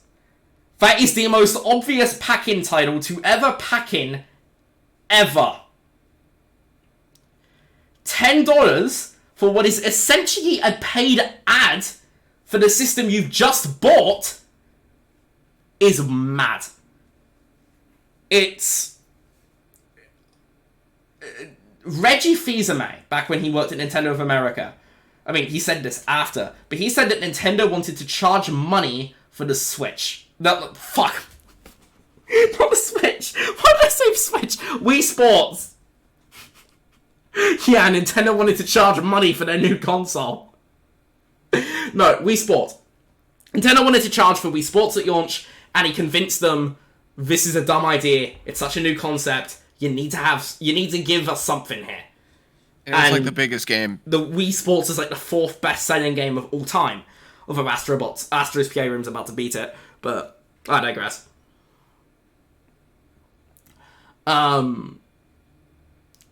It was huge. Objectively, it was huge. And I feel like having Nintendo Switch 2 Welcome Tour be a pack-in game is a no-brainer, because it's a tech demo and a glorified ad. And it's paid. I got nothing for this one. This one's kind of indefensible. Dude, I love Nintendo. Is like, that... You want to know how to use your console? Give me $20. Yeah, it's... That one's indefensible to me. They then talked about storage. They were back to storage stuff. You can only use micro SD express cards with the Switch 2. Of note, the Switch 2 storage is not SSD, which is not ideal. I think we needed SSD storage, but it's micro SD express. I don't think that's good. I think micro SD express is fine, and the Switch 1 has decent loading time. It is... First off, the Switch 1 does not have decent loading times. Secondly... Which one are you using? The Switch 1... I'm using a day 1 beat to shit Switch 1, and it loads just fine. It depends on the game, because obviously like some yes-intensive games have pretty short loading times, but like, the big ones, they have long loading screens. I never ran into that. And I can't remember the last time I ran into a loading screen of more than like 10 seconds in any game outside of the Switch. The SSDs are a game changer, and I think I would be significantly more forgiving of the storage only being 256 gigs if it was SSD storage. It's not. I think that's a big missed opportunity. So that's one part of the hardware thing I don't think is good. Obviously, it's better that it's not just base micro SD, because Express is faster, but it's nowhere near as fast as the SSDs. So I think that's a bit of an L. Then they announced the release date of June 5th, so will that get delayed? Probably, given the whole situation of the tariffs being up in the air, it will probably end up getting delayed. But as of now, it's set for June 5th. And then they spent like 10 minutes talking about ports of old games to the Switch 2. And these are paid upgrades. I've heard these are $10. The Switch 2 edition upgrades. Just the same as a PlayStation, right? Yes, it's the same as the PS5 for like Horizon and Days Gone or whatever. I will say, I mean, I'm going to use Zero Dawn Remastered as like a comparison here, because that is like, there was like a lot of work put into those remasters for $10. I think that's fair. It's too soon to tell whether that will be the same with the Switch, but in theory, I am okay with a $10 upgrade. I am okay with that. What I don't think was a great decision was to spend like 10 minutes showing off old games running on the Switch 2. Because they showed off Super Mario Party Jamboree, which does actually have a new DLC for the Switch 2, but it is an old game. They showed off Breath of the Wild and Tears of the Kingdom, running at 60 frames per second, which is a godsend. Kirby and the Forgotten Land, with also getting a new DLC. And then they showed 10 seconds of Metroid Prime 4. 10 seconds. And they said it will be 10 seconds ever. It'll be on Switch 2 day one. It'll run at 4K 60 frames per second, which is good in theory. Like I said, it's not exactly a visual stunner, but that's good. And if it runs well, I'm okay with that. It looked a lot better than it did on the Switch 1 Direct, trust me. It looked way better, because I said on the last episode of the pod that I wasn't impressed with how it looked on the Switch 1. It kind of made me a bit nervous for it. It did look significantly better on the Switch 2, so that's good. And then they showed Pokemon Legends Z2A, which will also receive a Switch 2 edition release. Again, they only showed that for a few seconds, as with Metroid, because they showed that off in the Switch 1 Direct, the week before. Real quick, going off of the storage thing we were talking about earlier, apparently Nintendo and Samsung made a deal, and Samsung developed some proprietary stuff for them. I know. And it's 800 megabytes a second, which is actually much faster than regular SATA SSDs. So load time should be just fine. Who the fuck uses a SATA SSD in the big 2025? I still have some, but it's pretty quick. In comparison, they can boost that up to... The SSD of the Series X and S is 2.4 gigabytes per second. Yeah, the PS5's SSD... completely different games, dude. It does not take that much to load a Mario Kart level. Yes, but it's not just Mario Kart coming on the Switch, is it? It's not... Fuck it, run just fine. If you're talking about, like, the Red Dead Redemption port, or, like... Well, they never actually announced the Red Dead Redemption port, actually. That was another thing I was expecting to be there, and it wasn't. But, like, those are two things where it's like, yeah, if it's running basically PS4 ports, it'll be fine. Oh, well, you're faster than the PS4, yeah, but there were and a Nintendo couple of games that they announced that were not running on the PS4. And Nintendo first-party games, like, yeah, they Nintendo only need that first-party 800 okay. megabytes. I'm not really talking first-party here. I think first-party will be fine. But those are the games you're going to play on the Switch, and you will not notice the loading time. Yeah, like I said, the Series X is 3 times faster at 2.4. The PS5's SSD is 5.5 gigabytes per second. Yeah. So 0.8 is like... fast go zoom. It's better. I still get loading screens. It's better, but like... It still feels kind of outdated.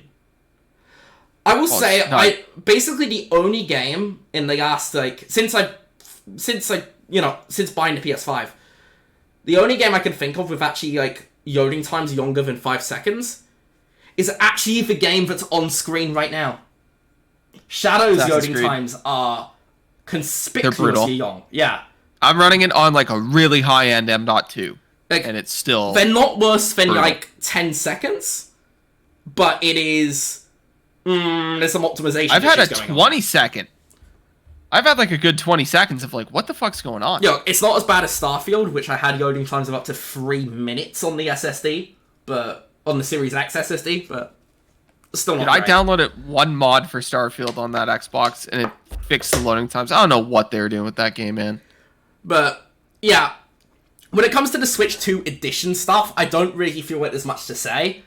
It's just games that we already... that either are already out, in the case of Zelda, Kirby, and Mario Party, are going to run better, or in the case of Metroid and the new Pokemon, they're going to run better day one, which is good. Like I said, I will probably buy a Switch 2 to play Metroid, because I want to play it GOTY. properly. It's not... I don't think... Look, I'm excited for it. It'll be a good game. It could be my game of the year, but I would be very surprised. It'll be GOTY. I mean, if we're talking at Game Awards GOTY, it's almost certainly going to be GTA. And unless it gets the game. If Grand Theft Auto comes out at $195. Yeah. So, at this point, we are now 30 minutes into the Direct, and we have seen one game and a tech demo. Yeah.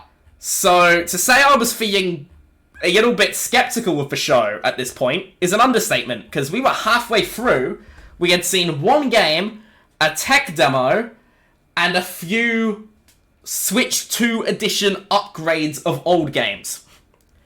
And 2 upcoming games, but we only saw them for 10 seconds. Then they showed off an actual new game called Drag X Drive. Now, if you watch... We lost our shit. If you watch the VOD, I was actually pretty optimistic on this one. I did not use my shit, but I was like, okay, it looks cool. Then I realised you have to use the Joy-Cons in mouse controls to simulate wheelchair basketball. Steven and I lost our shit. It was funny, I will say, but I don't think that's going to be fun for any longer than 10 minutes. I'm going to be honest. I think that's going to... A, it's probably going to cause repetitive strain injury, and B, it also strikes me as another ARMS or Switch Sports situation, where the game is basically just going to be the main mode, and there's like nothing else to it. There's no progression systems or anything. And it'll probably be $80. So I was kind of optimistic on that, and I was considering it one of the 2 surprises that were good. But then I looked at it for like more than 2 seconds, and it kind of soured me on it. So I'm now... If that game comes out and it's like $20 though, me and Upward are gonna have a live stream competition first to 5 games. Yeah, if it's $20, I'll buy it, sure.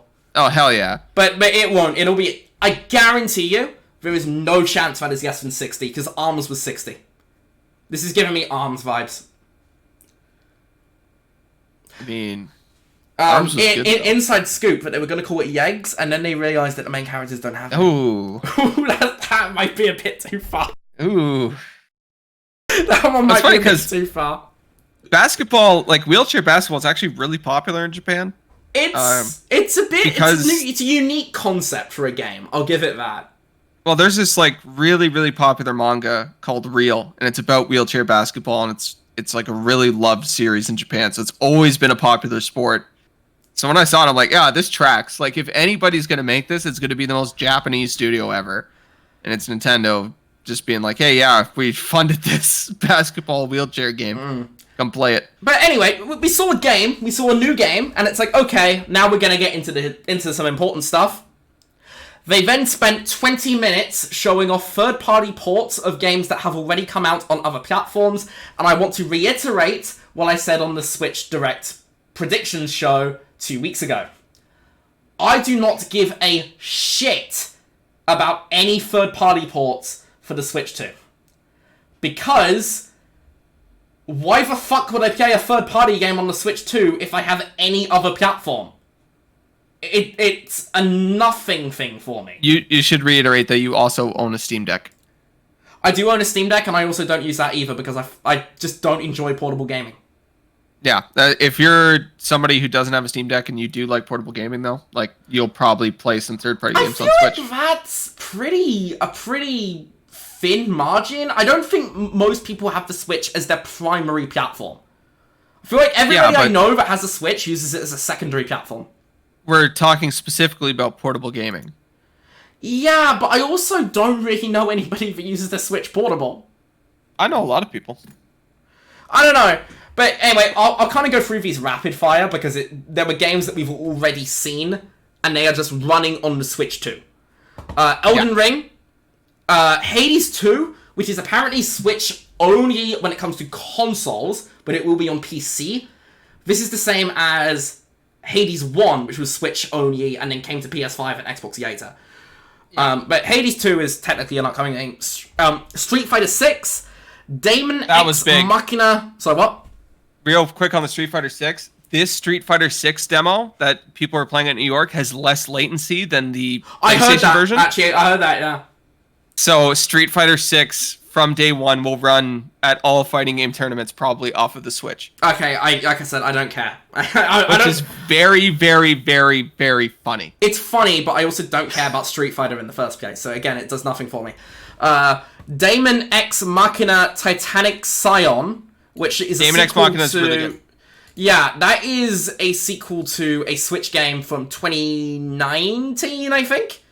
Yeah, it's also on PC. It came to PC later. It did not come to PlayStation or Xbox. The sequel is on PS5 and Series X Day 1 in September. Those are good games. You should definitely play. I will say that looked interesting. That kind of piqued my interest a little bit. Not enough to be like, oh yeah, it's exciting, but interesting. However, I would not be playing it on the Switch because it's on PS5. Split Fiction, which is an excellent video game, and also one that I think would be a good fit for Switch players, because it's kind of plays into that Nintendo family-oriented sort of thing. I think that could actually be a big sale on the Switch. Split Fiction. Well, because also you got to think about it, the Friends Pass is pretty sweet. So like, if you I don't know whether that's on Switch though. It probably will be on Switch. It has split screen, but I don't know whether it has the Friends Pass. But like, so let's say you have two Switches and you don't have access to a TV, you can both play on two Switches. Let me Google. It takes two Friends Pass Switch. Let me look it up. Yes, It Takes Two has a Friends Pass on Switch. Yeah, so that'd be pretty sweet. Yeah, but obviously it also is split screen co-op. So, but yeah, a great game. Don't give a fuck about the Switch port, but it's coming. EAFC and Madden will be coming. Their new games. Again, don't care. Hogwarts Legacy is coming. The Switch 1 port, 10 FPS. The Switch 1 port of Hogwarts ran terribly, so I'm very interested to see how that goes. Another upcoming game, which is Tony Hawk's Pro Skater 3 and 4. That was already confirmed for the Switch 1, so it's not surprising it's coming to the Switch 2. Hitman World of Assassination, which is basically the best game ever made, is coming to the Switch 2. And then we saw what was, in my view, the low point of the entire show. And I cannot believe I'm saying this. They showed the same fucking teaser for Project 007 that they showed in 2020 again. And it's like, oh, it's coming to Switch 2.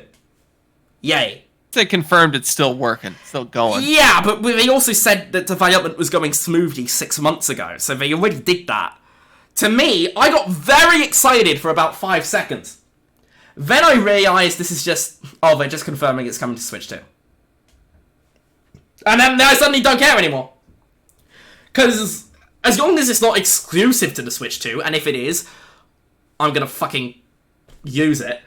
But if it's on PS5 or Xbox, I'm just going to play it there. And they didn't show any footage. So it did nothing for me, despite being my single most anticipated game right now. So, very disappointing, that one. Then they showed Yakuza 0 Director's Cut. Based. Actually, no, sorry.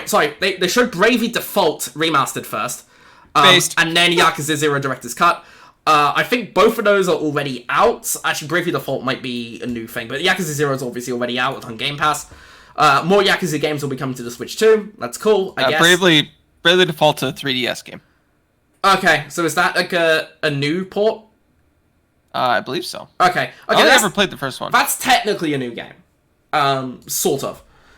But yeah, Yakuza coming to Switch. Again, the whole thing about third-party ports on Switch doesn't do anything for me. Yakuza 0 is so good, I will buy the Switch version. Okay, but why should I play it on Switch 2 rather than on, I don't know, PS5 or Game Pass or whatever? Oh, you should play it on PS5 right now. Right, but why should I play it on Switch 2 instead of that? Oh, because once you play it on PS5, you'll like it so much that you're like, I need to give more money to Sega.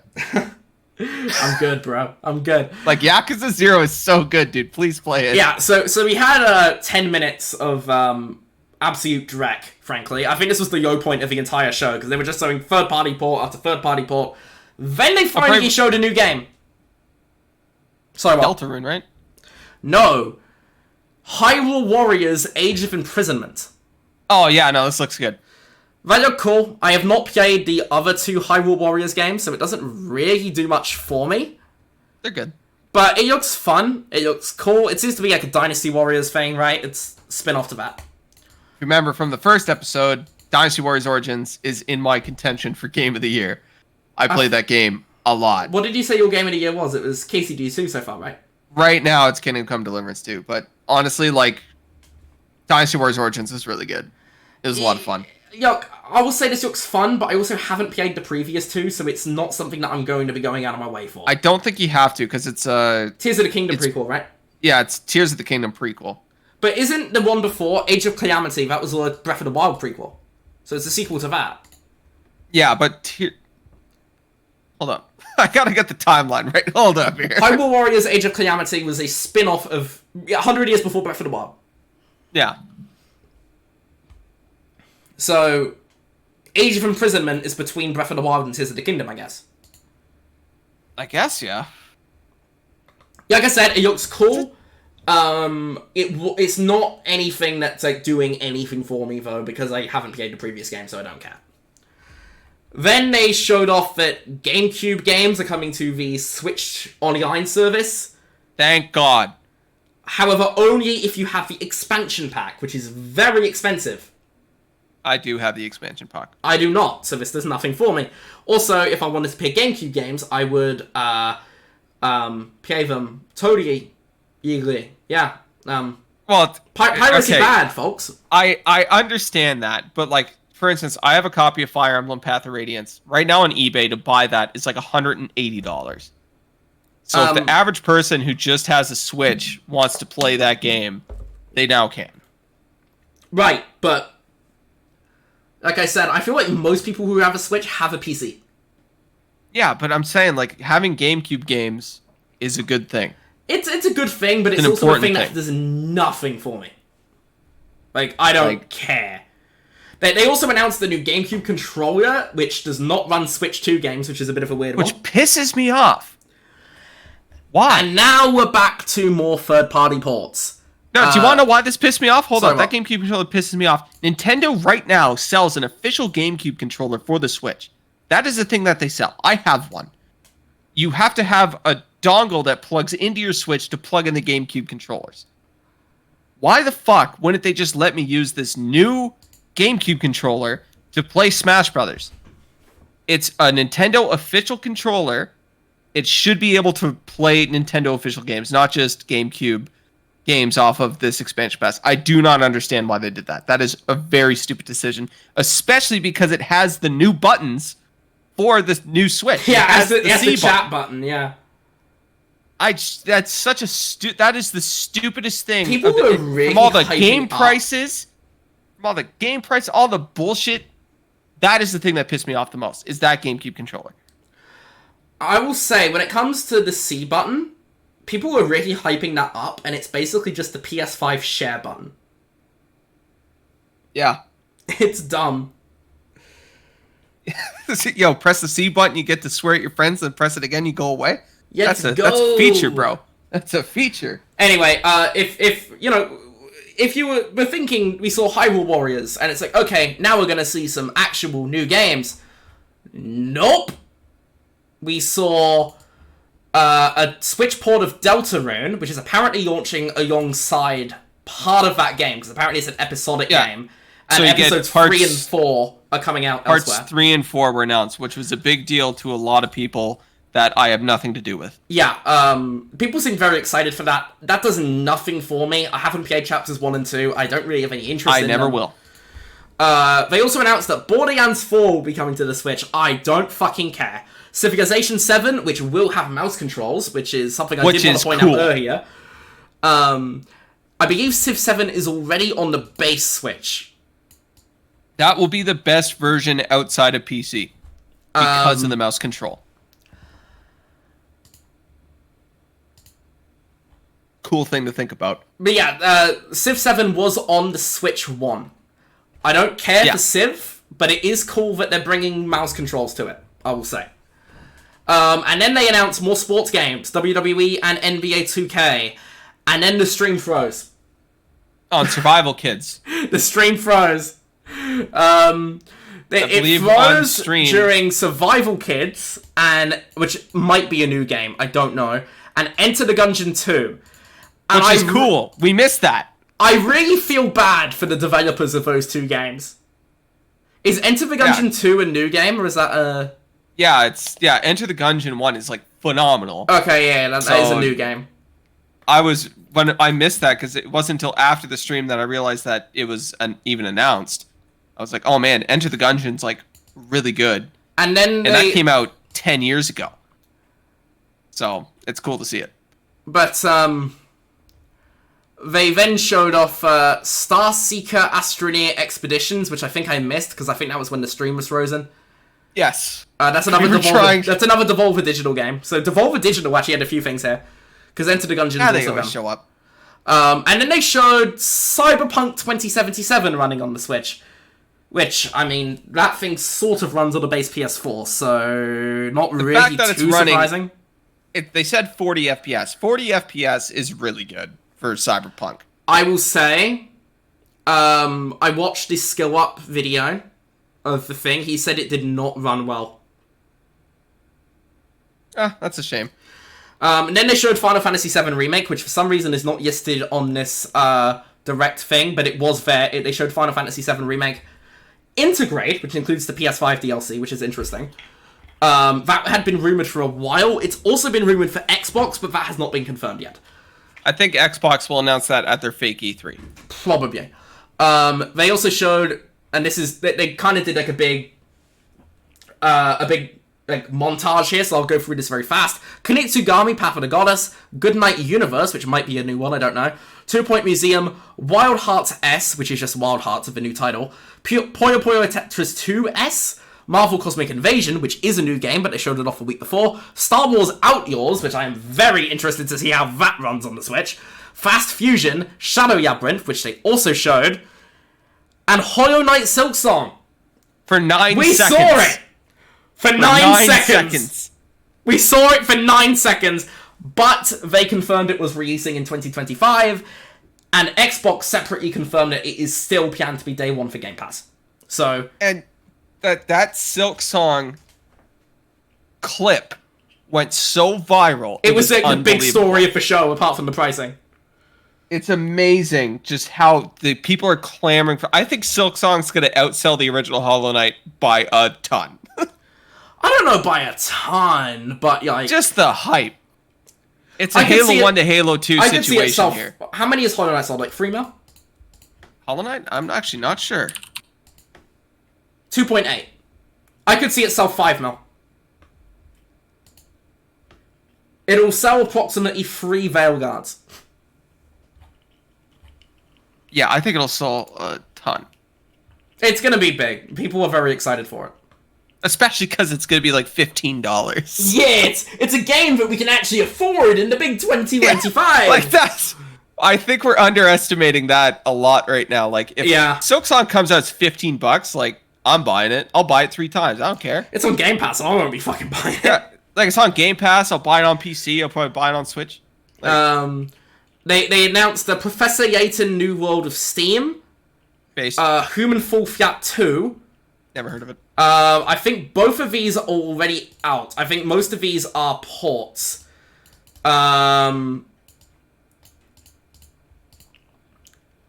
Professor Layton is not. That is Professor a Switch Layton's exclusive.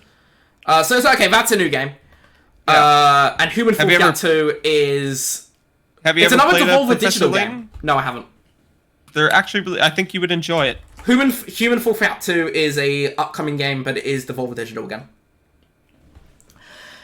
And at that point, they said they had one more third-party announcement. With 10 minutes to go in the whole show, by the way. That took up a lot of the show, just third-party ports.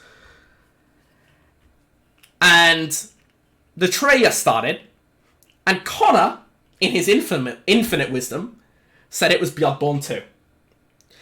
Despite the fact that Sony owned the rights to Bloodborne. That shit's Bloodborne. Then we saw the From Software logo.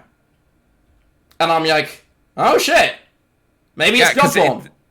The trailer started out with a guy in a chair, and I'm like, that's a chair from Bloodborne, that's a window from Bloodborne. They announced it was a new IP called For Dustbloods. It is coming exclusively to the Nintendo Switch 2 next year. Everybody lost their shit about this for precisely 1 hour before we found out it was an 8-player PvEVP multiplayer game. And the hype basically died immediately. Which I still don't... Like, what does that mean for them? I mean, you saw that Marathon gameplay, right? I did. It's basically that. That's PvEVP. Yeah, but I don't think it's an extraction game. Like, I think...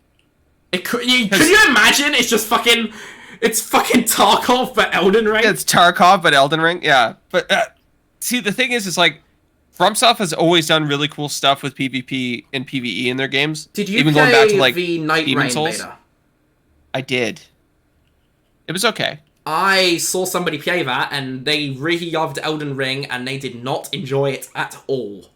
Yeah, it's not for me, but like I have a friend who really liked it.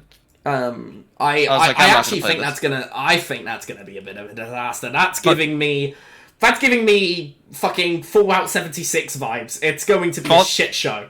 Except Fallout 76 is good. No, the fuck it's not.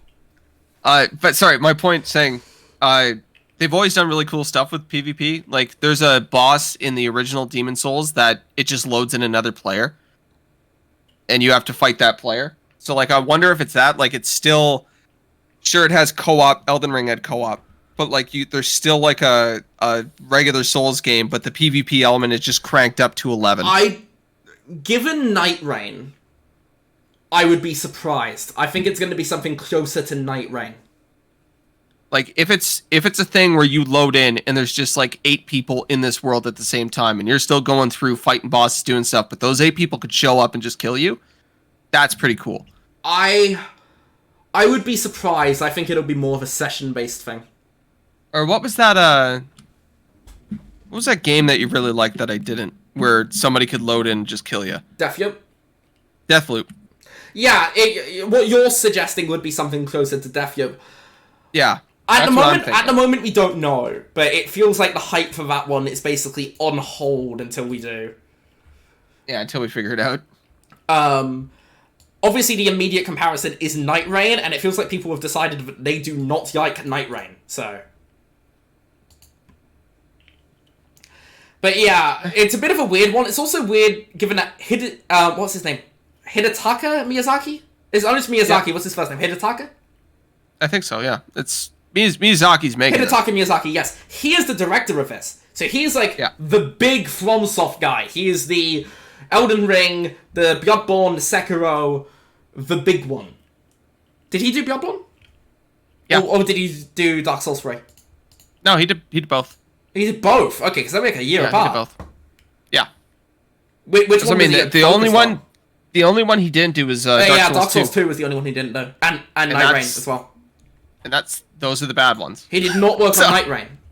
So okay, so then this is his version of if if they said they wanted a multiplayer game, they're like, all right, we're gonna make 2. I do wonder. One's gonna be good and one's gonna be bad. I wonder because Elden Ring's selling like season passes and characters and whatever. I wonder if FromSoft are going the live service route because they see the money that everything makes, and they're basically doing what Sony did. From Software's downfall could be very fast. I don't think Dustbloods will be a live service game. I'm gonna say there is a 95% chance that it is. I'm gonna say no. I'm gonna say yes. You could bookmark this. I almost guarantee it'll be a live service. That's a bet. But they had 2 more games to show, which was kind of disappointing because they really did not show much first party here. But they did show 2 more first party games. That's what they ended the show with. Kirby Air Riders. Which is being directed by Masahiro Sakurai. Let's go. Now, I've never played Kirby Air Ride, so I don't... This kind of did nothing for me. It looked fine, but it was a CG trailer. They did not show off any gameplay. And it also feels kind of ill-timed to announce that the same day as a new Mario Kart. They're different. They're both racing games. They're different. Feels like... Yeah, but like, imagine if they announced that like 2 years on. It would kind of be like a better pacing thing in between. But like also the last Kirby Air Ride was in 2003. I know, it's been a long time. No, I know some people were very excited for that. So I love Kirby Air Ride. It didn't do anything for me. Maybe I will play it. I need to see gameplay, I think. It's Sakurai. You can just trust him. Why would I do that? He's never made a bad game. Smash. All the Smashes are great. Even if you play him single player, the Smashes are still great. Okay, so I will say, because at this point they announced that they had 1 more game to show, and I want to say that at this point I was feeling pretty down on the show, but the last game they showed off did actually look fucking great. Red Faction Donkey Kong! It looks so good. They actually are doing a new 3D Donkey Kong for the first time in like 25 years, and it's basically Red Faction, but monkey. No, it's way better. Dude, it's Red Faction. Let's be real. It's way basically better. Red Faction. Cool. It's so cool. It's basically just Red Faction, and I'm into it. It looks so good. It looks so good. That is out July 17th, so that is out relatively soon. And that was it. That was the direct. Here's a question for you, by the way. Do you think that this Donkey Kong game started as Odyssey 2? No. And they were like, oh, let's do destruction physics. And they got maybe 2 months into development. And they're like, this should be a Donkey Kong game. No. Because I think this is the team that makes Mario. I don't think it is. Let me have a look at the credits for it. Donkey Kong Bonanza. Donkey Kong Bonanza.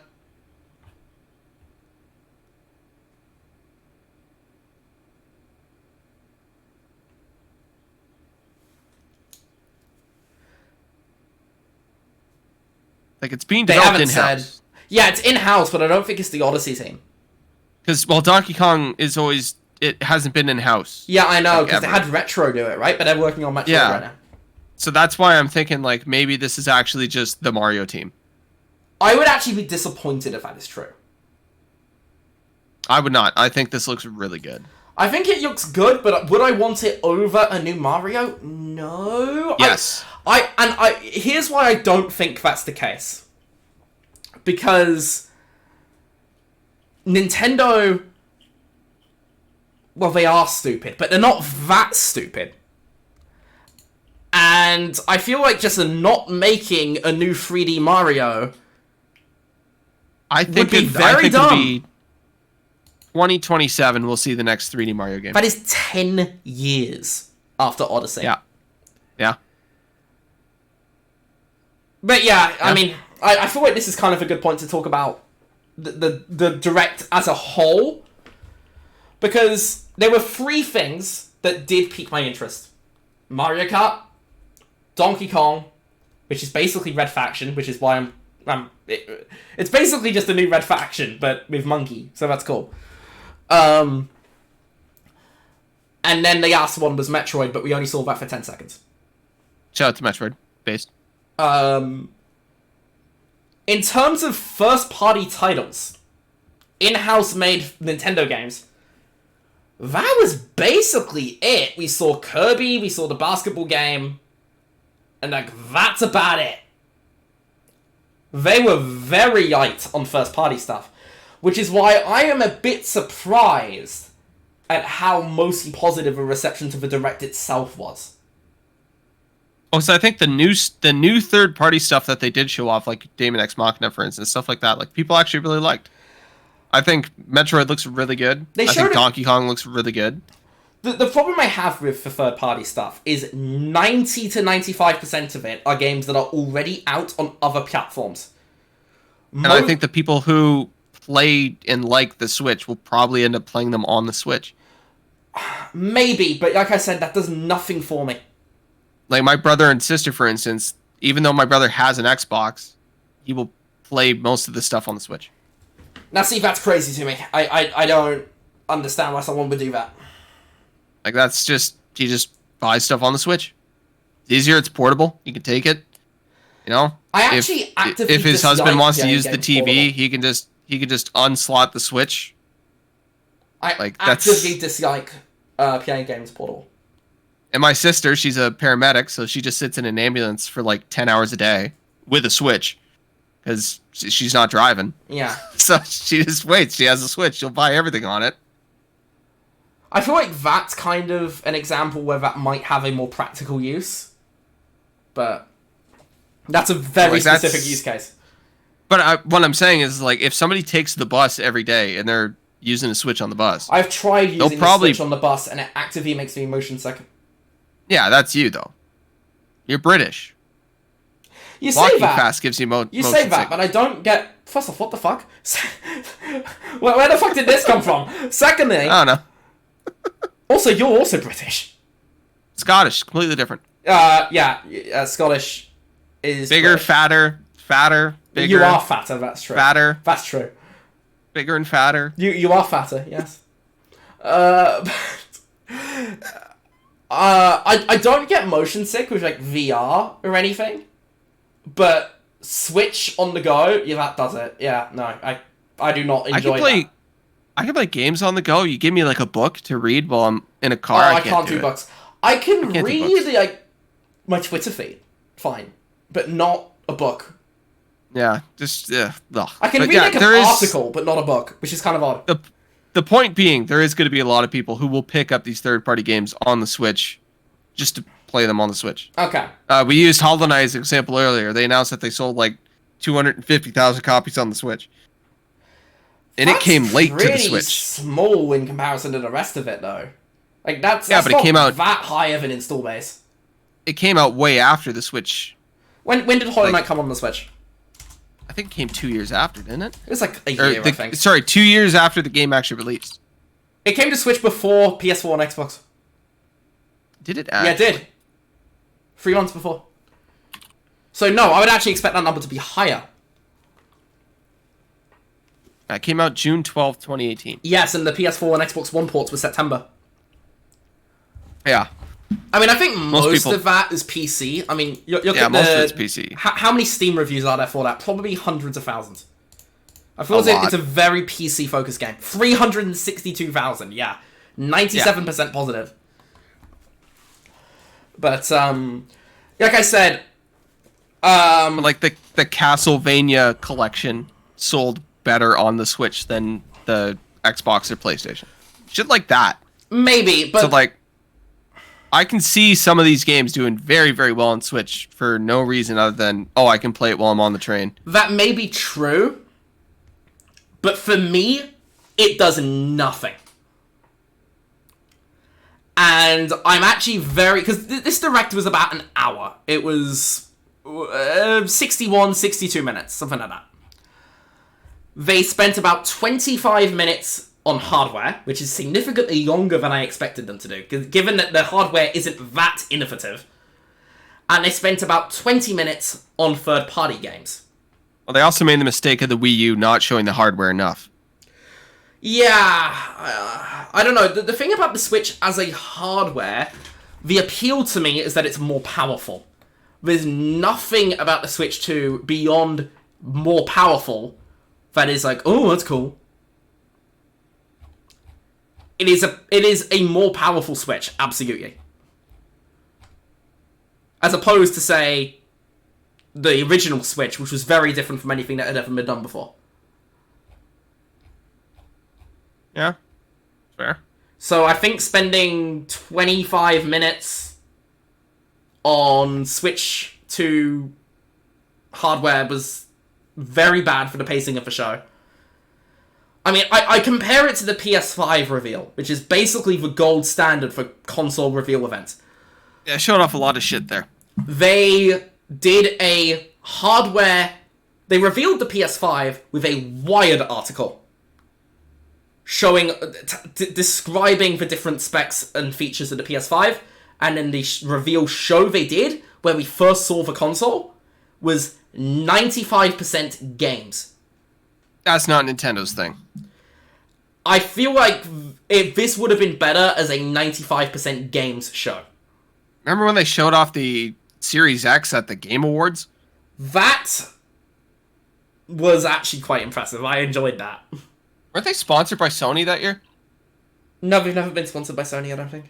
I think they were sponsored by like a Sony game that year or something like that. Forget.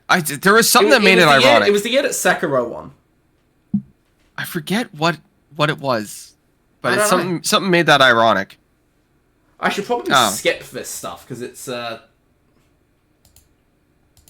Is it the story of Assassin's Creed Shadows? Don't worry. Yeah, but I get it. It's bad, but like I'm not going to show narrative stuff. God, it's so bad. I can't see. Yeah, let me preview this. Let me see. Ooh, which one is this? I think we're fine for now. Okay. Sorry about that. I've actually skipped forward to the next stream because I was near the end of that stream anyway. We've actually been talking for 2 hours on the Direct, so we should probably get moving on everything else because there's a lot of other stuff actually as well. And there's not much to talk left about the Switch besides the price, which we've already been over. The price, which we've been over. There are a few other different things that have caused a bit of uproar. There's no achievement system, which to me is a massive disappointment. I think that is one of the biggest problems of the Switch, is that they still do not have achievements.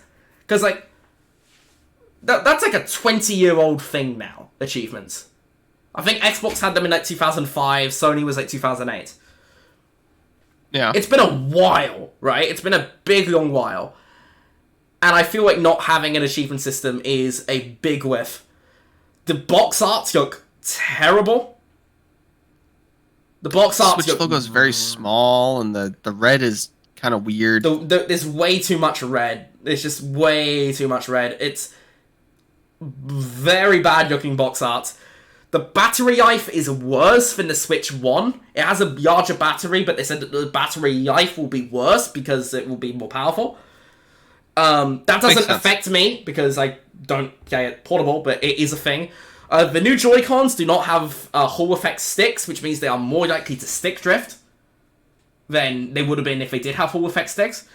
So that was a big problem with the Switch 1, was Joy-Con drift. Oh, they actually announced that they come pre-stick drifting. Yes, of course. Yeah. We already went on about the GameCube controller. Oh, two other things to mention. The Switch 2 is backwards compatible, but over 120 Switch 1 games either do not boot or have major technical problems on the Switch 2, including some pretty big ones, like Doom Eternal, Rocket League, and Warframe. Yeah, Rocket League's weird. Warframe's also weird, because Warframe runs well everywhere. People threw a bit of a fit about the PS5 not supporting every PS4 game, and it's supported like everything except like 5 games. This is 120. That's surprising to me. I wonder what's going on there. I think the difference between the uproars two is that Nintendo fans are already beaten down with backwards compatibility compared to like when Xbox announced that they're like, yeah, you can just play everything. And then PlayStation was like, yeah, you could totally do that too here. Except for these games. We're like, man, fuck you.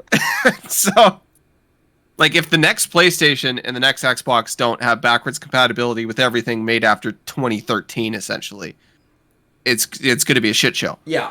But if the next Nintendo console comes out and they're not using cartridges, they're using some bullshit, there won't be any uproar about it. There'll be like 10 people pissed off, and that's it. But one final piece of miscellaneous Switch 2 stuff. The Breath of the Wild Switch 2 edition, which is $70, by the way, if you do not own the base game, does not include the expansion pass. I would like to repeat that Breath of the Wild is 8 years old. Very funny to me. It is very bizarre to me. First off, Tears of the Kingdom is $80 on Switch 2. The Switch 2 edition, that's not the upgrade, is $80. Breath of the Wild is $70. I believe Mario Party Jamboree is also $80. So it's not just Mario Kart at $80, by the way. There are other games at $80, but Mario Kart's the only new one. Yeah, I do know that the Jamboree one has all the additional content. It does. It has a DLC. But, I mean, Tears of the Kingdom is just a straight port, and that's going to be $80. Yeah, people will buy it. So, yeah, I'm going to sum up my thoughts on this Direct. I think it was, by a pretty wide margin, the best Direct in, 3 years. But I had relatively low expectations, and they didn't even meet those. They did show Metroid for 10 seconds. They did show Mario Kart, and there was one surprise, which I was like, hell yeah, which was Red Faction Donkey Kong. And I'm going to keep calling it Red Faction Donkey Kong, because it's basically Red Faction Donkey Kong. My biggest game of the show is Daemon X Machina. Is that weird? Yeah, kind of. That did nothing for me. It looked interesting, but not enough to be like, oh yeah, I'll play that. I really liked the first game. It's also coming out in early September, which is shaping up to be a very, very busy time. I'll probably end up playing it before other stuff. I mean, that's it the week after the Snake Eater remake, and 3 days after Hell Was Us.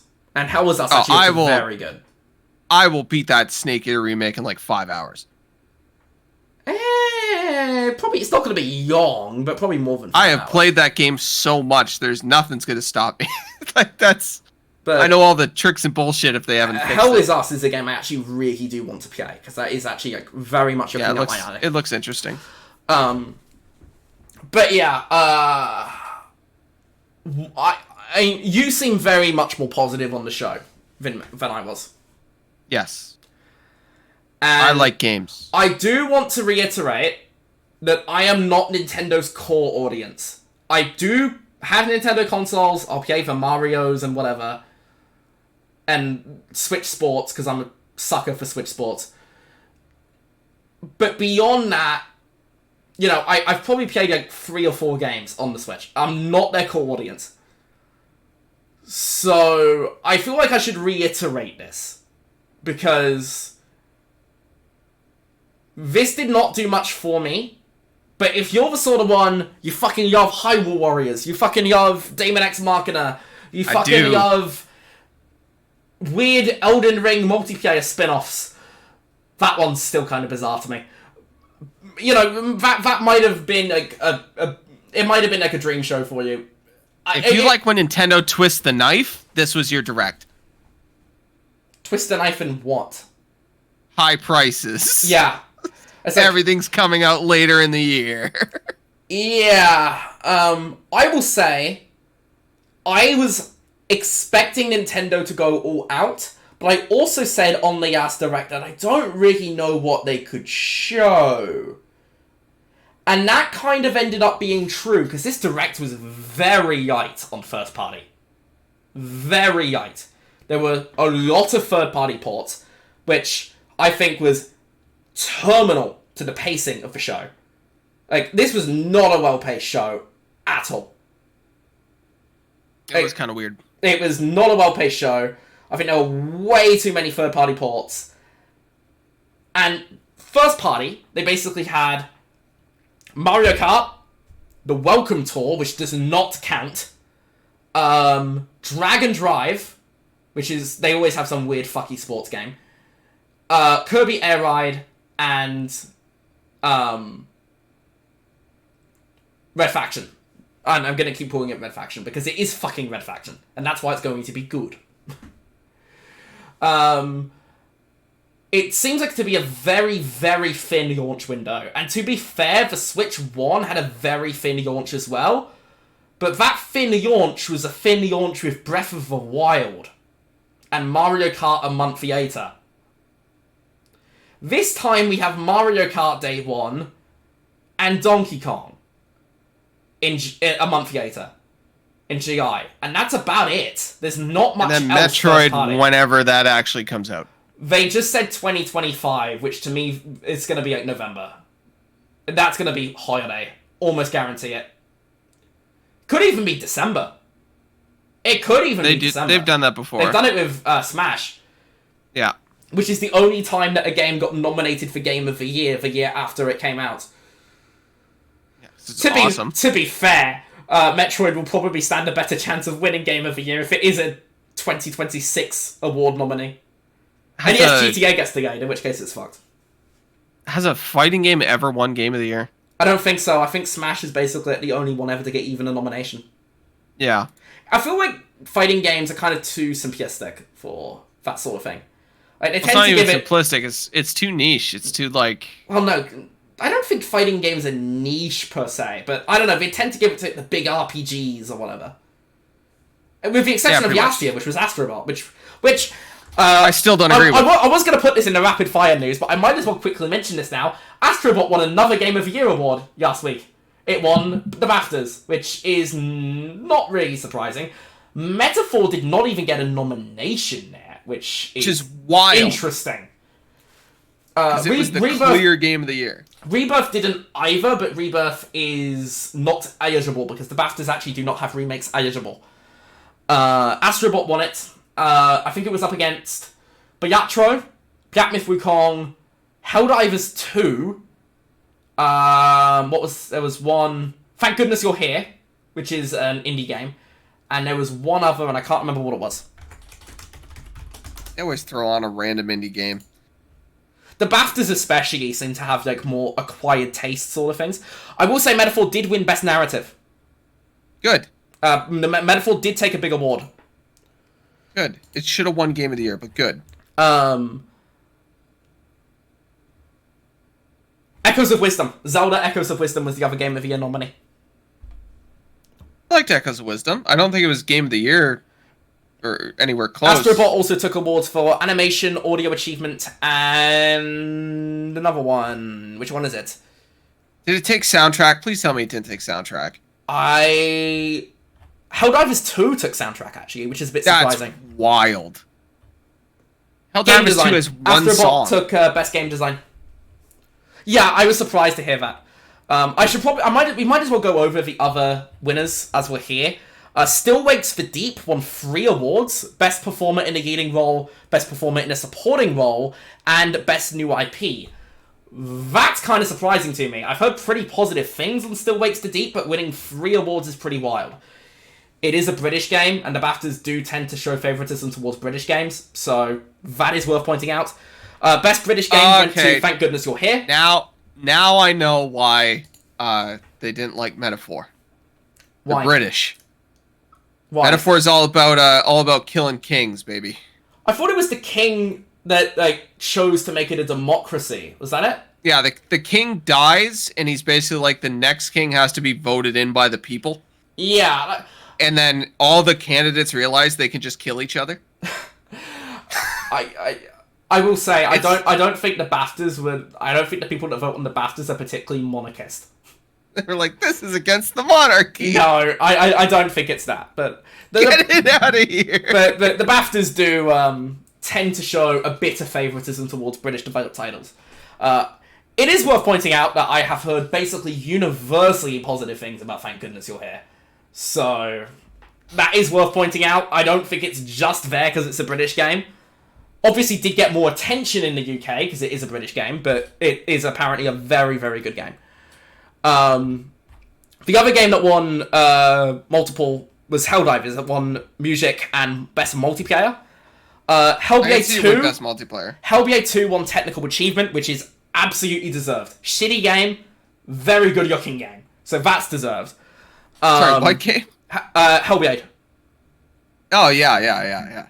Looked fantastic. Metaphor won best narrative, as I said. Tales of Kenzera Zao won Game Beyond Entertainment, which is basically their version of Games for Impact. Bayatro won best debut game. And Vampire Survivors won best evolving game. And Yasuki neither won artistic achievement. So, no real surprises there apart from music. That was one where I was like, oh, okay. Helldivers for music over Rebirth and Astro Bot. Okay. Over Metaphor. Metaphor does have a good soundtrack, but Rebirth I think has by far the best soundtrack of Yasuo. Rebirth soundtrack is just. I would consider Rebirth soundtrack the best soundtrack for any game ever. It's that False. good. I think It's not even as good as the original. I think it is miles above the original. I disagree. I like the original's music, but I think Rebirth's music is fantastic. I have a lot of issues. Still remember when fucking Nier beat Persona 5 for soundtrack. I was like, really? That's fair, actually. Nier's soundtrack is fucking incredible. What are we doing here? No, that's actually completely fair. Nier's soundtrack is Persona fucking 5 incredible. soundtrack was awesome. Dude. Both are great, but I think I'd give that one to Nier. Sorry. You should play Persona 5, bro. But no, when it comes to Rebirth, Rebirth soundtrack is fucking incredible. I have a lot of issues with Rebirth as a video game. As a soundtrack, absolutely deserved that Game Award win. The fact that you lost to Helldivers 2 at the BAFTAs was very surprising to me. I mean, even like Star Wars Outlaws, that got nominated, that didn't win. I'd give that to Star Wars over Helldivers. But yeah, Astro Bot has won over 100 Game of the Year awards now. It is miles ahead of everyone else. Which I will say, as a certified Astro Bot enjoyer, I think it is phenomenal. I am surprised that the Game Awards aren't more open this year. I mean, I'm going to send you the award tracker. I think like Astro Bot's got 110 and nobody else is over 40. Rebirth is 38.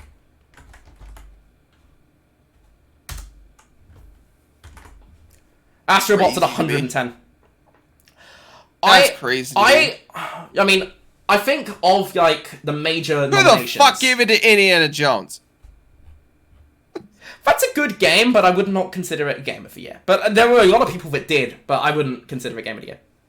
I think of this list, like Astro Bot, Balatro, Metaphor. I played Balatro now, by the way. It's really good. Yeah, I've heard. There's a lot of people have said Balatro is their Game of the Year. Metaphor, and then actually Animal Well. I think Animal Well did not get as much recognition. I was surprised that Animal Well did not get much recognition. My top three were Arkham Shadow, which basically nobody played, which is really disappointing because it's actually a very, very good game. I almost wonder if they didn't do Animal Well, because that is Big Mode, that is Video Game Donkey. Dude, Video Game Donkey is shit on a lot of the games industry. I think it is much more likely that... Are we talking Game Awards or BAFTAs here? Huh? Are we talking the Game Awards or BAFTAs here? I'm just talking in general for Animal Well. Okay, if I'm talking the Game Awards, they usually have one indie game as their token nomination, and they gave it to Bayatro. I think it should have been Animal Well. I actually projected that they would have two, but it would have been like basically the first time they had two, and they ended up nominating Erdtree instead, which was a bizarre one to me. I still do not think DLC should be eligible. Remakes, I think, are fair game. Particularly remakes that change the game significantly, like Rebirth. I would not consider it my Game of the Year, but I think it's fair. But DLCs, no. I do not think DLC should be a Game of the Year. I also will say back-to-back bangers for Big Mode. Both games they've published have very positive reviews on Steam. I believe the game they published was like a port. The other one is like a port of an old game, though, right? Yeah, it's Star Providence. Yeah, so it's not a new game. And then Animal Well, absolute banger. Yeah, I've heard basically universally positive things on Animal Well. I was surprised it did not get a nomination. The other one I thought would make it in was Silent Hill 2. Well, the cool thing about it is that it's a Metroidvania. There's no combat. Yeah. Of course, my second favourite game of last year was also a Metroidvania, and that was Prince of Persia, which I thought was criminally overlooked. But Astro Bot was third. 3. Astro Bot was third, and like I said, I actually really loved Astro Bot. I think it is a well-deserving winner. It was not my game of the year. I think it's a well-deserving winner. I am a bit surprised at how many awards it's getting. I thought it would be a very open year. Like, you look at 2021, for example. It Takes Two won 88, and Resident Evil Village won 60, Forza Horizon 5 won 55. It was very spread out that year. And Astro Bot is basically sweeping. It's winning fucking everything. Well, Baldur's Gate 3 took it to... It's not sweeping as much as Elden Ring did, which won 72% of the total awards that year. Which is pretty crazy. Over 90% of Game of the Year winners that year were either Elden Ring or Ragnarok. It was one of those two. Elden Ring was so good that I forgot other games that came out that year. It was a very top-heavy year. Very, very top-heavy year. It was like 2 games, and then everything else. No other game won more than 10. And like it's crazy just how good Elden Ring was. Elden Ring was so good it seeped into 2023 for me, and I didn't think about 2023 games for a long time. Baldur's Gate 3... 2023 was another year I thought would be pretty open, and then Baldur's Gate 3 won 53%. And then Tears of the Kingdom won 113. Although Iron Wake 2 did win 63, so Iron Wake 2 did pretty respectable. But yeah, nobody apart from Astro Bot is over 40 this year. And, 2021 had 4 games over 40, but none over 90. I kind of figured it would go like that this year. A very widespread. But I think a big part of it is with Metaphor, because everybody I've heard that I've spoken to that's played Metaphor loves Metaphor. But it did not sell particularly well. Yeah, you gotta play it. That's the thing, right? Astro Bot wasn't like, a huge site-up, but it sold well enough. Like, you own a copy of Metaphor and you haven't played it yet.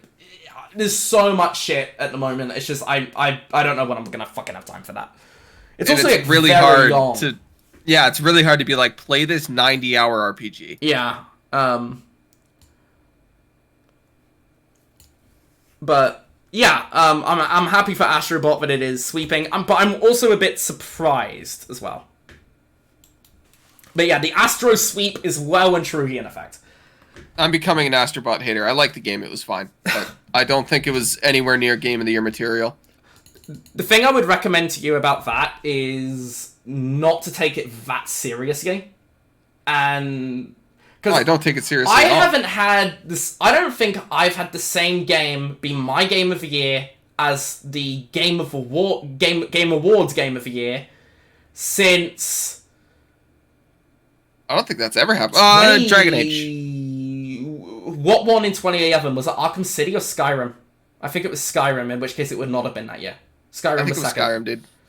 Arkham City was... It was close, but Arkham City was my Game of the Year. I think the only time it's ever overlapped with me is probably Dragon Age. The Veilguard? No, Inquisition. How many... Has Veilguard won any? I wonder. It's won 3. Yeah. 3 idiots. It has the same amount. It's the same amount of Game of the Year awards as Prince of Persia: The Lost Crown. That is fucking grim. Yeah, it's depressing. Elden Ring, of course. So I'm not counting Elden Ring, but like every other time, I think the only time it matched up was Dragon Age Inquisition. I will say, Astro Bot is the Game of the Year for people who don't play a lot of games. Yes, I agree. No, that's not what I was gonna fucking say at all. Oh, sorry. I'm trying to think of the last time I agreed. I will say, out of the Game of the Year nominees that I've played, I thought Astro Bot was better than Rebirth. I think Astro Bot is a great game, and as far as the Game Awards goes, it's like, if it's a game I like, then I'm happy with it. I don't need it to be I don't need it to be Arkham Shadow because I thought Arkham Shadow was the best one, because fucking nobody played Arkham Shadow. It bombed hard. which is a real shame. I figured it might succeed in like moving some MetaQuest hardware, but it didn't. I think VR just is going to remain a niche thing forever. Yeah, it's hard to get people to play VR. I'll never do it. It is a fucking excellent video game, though. It genuinely surprised me in how amazing it was. And it's not even necessarily because it's a VR game, because I think also just narratively it's excellent. It might be the best narrative in the whole series, actually. But, I'm trying to think. Yamiyo Cup Game Awards, I don't think in the TGA era, I don't think there's been any of them, which has been since 2014. Overwatch is a game I liked, but I also think it was thoroughly undeserving of Game of the Year. What year was that? 2016. There's better games in 2016. There was better multiplayer games in 2016. GTA 5 won in 2013. Walking Dead Telltale won in 2012. That's a bold one. Yeah, we didn't know what to do back then. Skyrim won 2011, okay. Red Dead Redemption 2010, that could be that. It could be that, the last one. It could be Red Dead. Uncharted 2 2009. Probably not, actually. I think Arkham Asylum would be my Game of the Year that year. Hot take for my Game of the Year for 2016, it was Final Fantasy. Woo! Guy who actually likes Final Fantasy 15, but not 16 or Remake. Interesting. 16 was okay. It wasn't that good. Okay, but like, I think I might be the only person on the planet that likes 15, but not 7 Remake. Yeah, I think I am probably the only person. And I like 15 a lot. I've got like a bit of a weird Final Fantasy take that I feel like at the time I thought was pretty uncommon, but I'm seeing more and more of. I really like Remake, but I did not like Rebirth much. And yeah, Rebirth came out on Steam in January, and I had to look through the reviews for that, and they are pretty mixed. Like, they are way lower than Remakes. Dude, I played Rebirth, and it was bad. The problem with Rebirth is, it's the Valhalla problem. It's too fucking big. It's way too full of padding. I feel like it's a lot of bullshit. I thought Remake was a little bit too linear, but then Rebirth was just a gigantic overcorrection, and you just had the most boring. It's almost like a parody of a Ubisoft game, in a way. Well, it also went from like the original Final Fantasy VII is pretty tight. Yeah, and that's the thing. I actually not. wanted to see how a modern open world Final Fantasy VII would be like, and they chose the most boring possible interpretation of it. It's funny that Final Fantasy 15's open world is better. Maybe. Like, there's more stuff. I wouldn't say that 15's a better game than Rebirth. I will say, though, I reviewed Rebirth. It was, like, actually the review I'm most proud of, because it was, like, a very nuanced thing, and I feel like I did a good job of balancing that, not to toot my own horn too much, but also, you know. British guy sucking his own dick. Yeah. Who'd have guessed? I fucking love my own cock. What a fucking sentence. That's what Final Fantasy does to you. Makes you flate yourself. Oh, God. But, yeah. I ended that review by saying that, you know, there was loads of bad shit, there was loads of good shit, but I think I'm going to end up remembering this mostly for the good shit than the bad shit. And that's why I gave it a very reserved recommendation.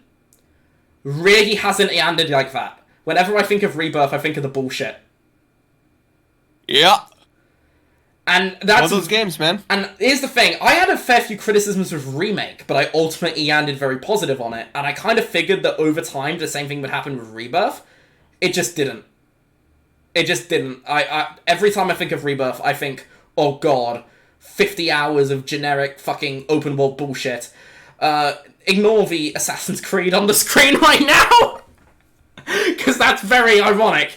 But no, I actually think Shadow's open world is like miles better than Rebirth's. I was so disappointed in Rebirth's design that I'm genuinely just... I'll play the third one, but I'm not excited for it anymore.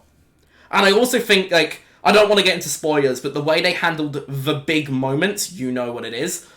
I think they botched it. I think they botched the final chapter of that game. Yeah. And I kind of had that thought with Remake, but I was also, like, open to it. And now I'm fully in the, oh no, they botched it. Because they didn't even stick to that Remake ending. They kind of backtracked on it a bit, which is really fucking dumb. If you're gonna do something, stick with it. Had to, because it's so stupid. It should have just been a 1-to-1 remake with the same fucking story. Give me a second. I'll be right back, 1 sec. Right, we're back. Sorry about that. What were we on about? Rebirth? Yeah, we're on about how Rebirth sucked your soul away. It kind of did, because it was a game I was actually very optimistic for, because we had a fair few arguments over a remake. And it just got worse and worse, man. That's... I mean, you've played both of them, right? Yeah, Which one do you think is better? Can I choose the 0 option here? No, or like, no, do I have you to have pick? to pick one. Gun to your head. 7 remake. Yeah. I think Remake is a much better game than Rebirth. 7 remake was tolerable. Rebirth was fucking tedious, dude. Yeah, tedium. It was It was tedious. just padded. It was so padded. It's we're gonna talk about it a little later on in what we're playing, but it's like Assassin's Creed Shadows for me. Like, I just didn't want to play it. I had to finish it. I have a very different take on Shadows. And it was one of those games where, like, by the end of Rebirth, I wasn't excited for the next one. I was just happy to not play it. And that's how, like, when it got nominated for Game of the Year, I was blown away. I was like, why? Like, who the fuck plays that whole game and goes like, yeah, that's Game of the Year? Yeah, I will say I am surprised that Rebirth is like a 92 on Metacritic or whatever. I think it's a 92 on Metacritic based on the first 5 hours. I would say, but the open world bullshit hits pretty quick. Like, the first 2 hours are excellent. But you're still, like, even when you first get into the open world bullshit, you're still like, man, this game's so pretty, you know? No, I thought very quickly, finally... I was like, uh-oh. I had the uh-oh moment pretty quick with the open world, actually. Like, oh, I'm finally back playing Final Fantasy VII again, this is awesome, all the characters I like, and then you're like, man, this is dog shit. We'll say, the Yuffie characters, the FF7 characters are fantastic. They're a good cast. I'd say they're, like, easily in the top 10 of Final Fantasy casts. Probably 8th. But yeah, I think we should probably move on to the next major topic now, because it's already been 2.5 hours, but very quickly to recap on the Switch 2. Kind of disappointed with the Direct. And was really hoping for 3D Mario, and I was hoping for more first-party stuff in general.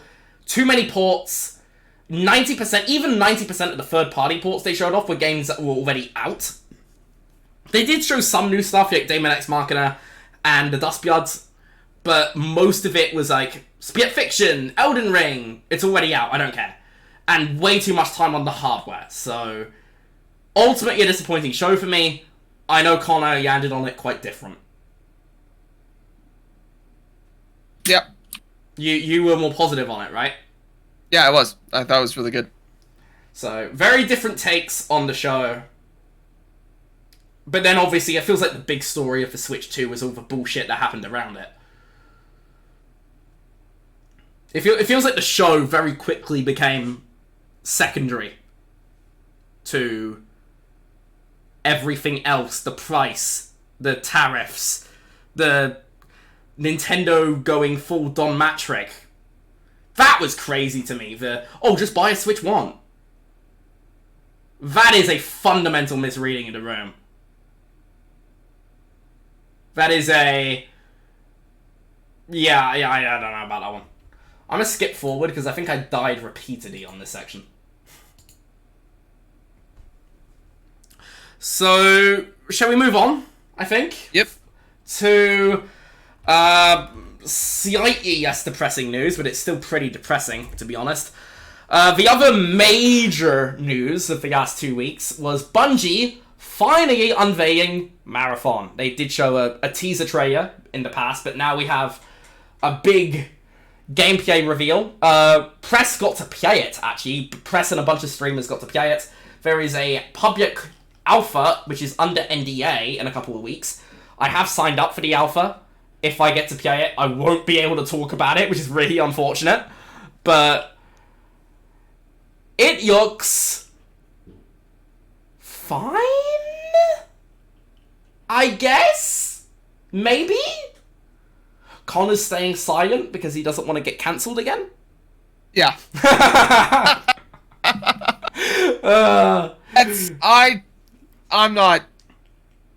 I don't think it looks good.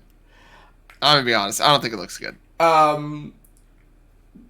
If you're confused as to the context of that, just look up a certain clip on the Freezing Gamers Twitter page. It's not on the VOD. It's not on the actual uploaded podcast, but oh boy, spicy.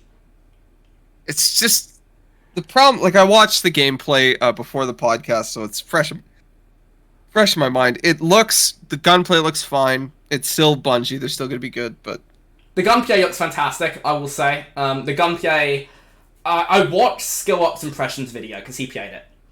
He ended up pretty mixed on it, but he did say that the gunplay was S tier, and like Bungie are always S tier in gunplay. It's a premium game that is going to die.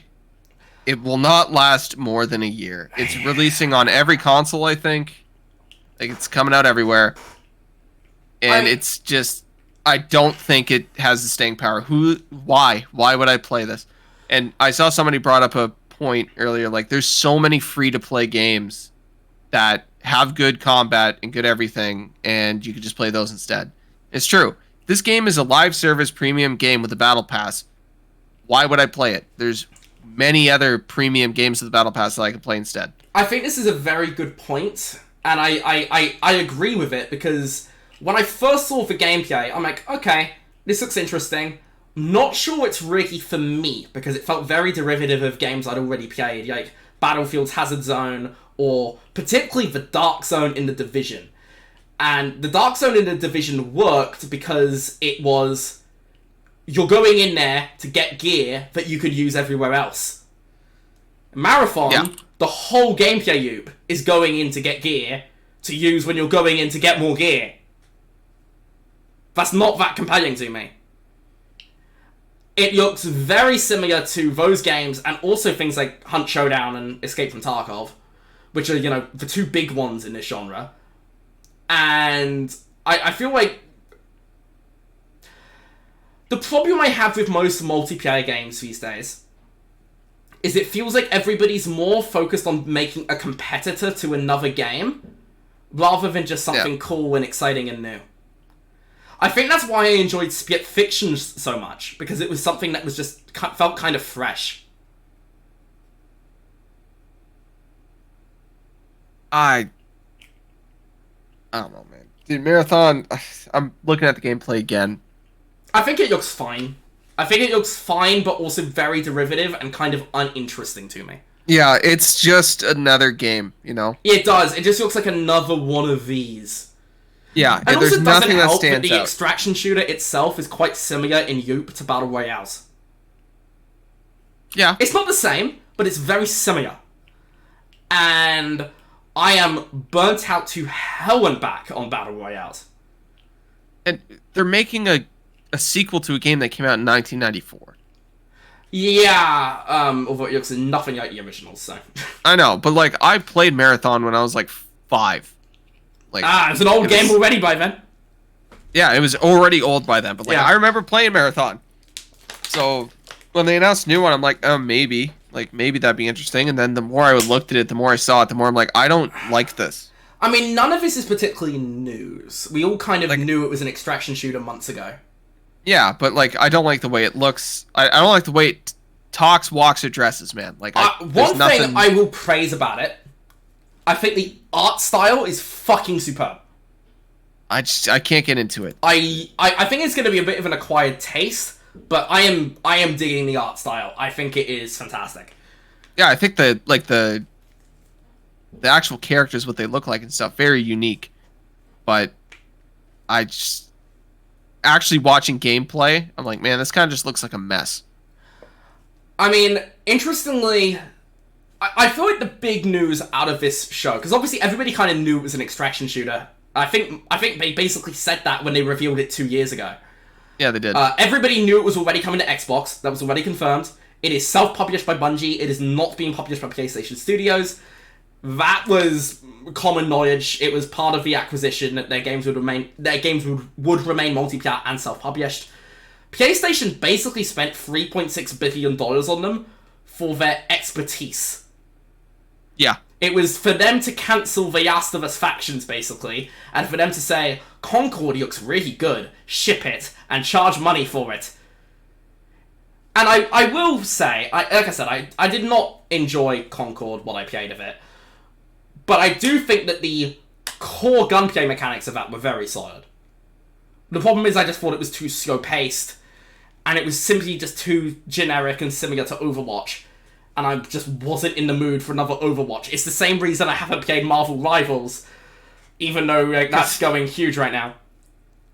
Great character designs in Marvel Rivals, though. I gotta say.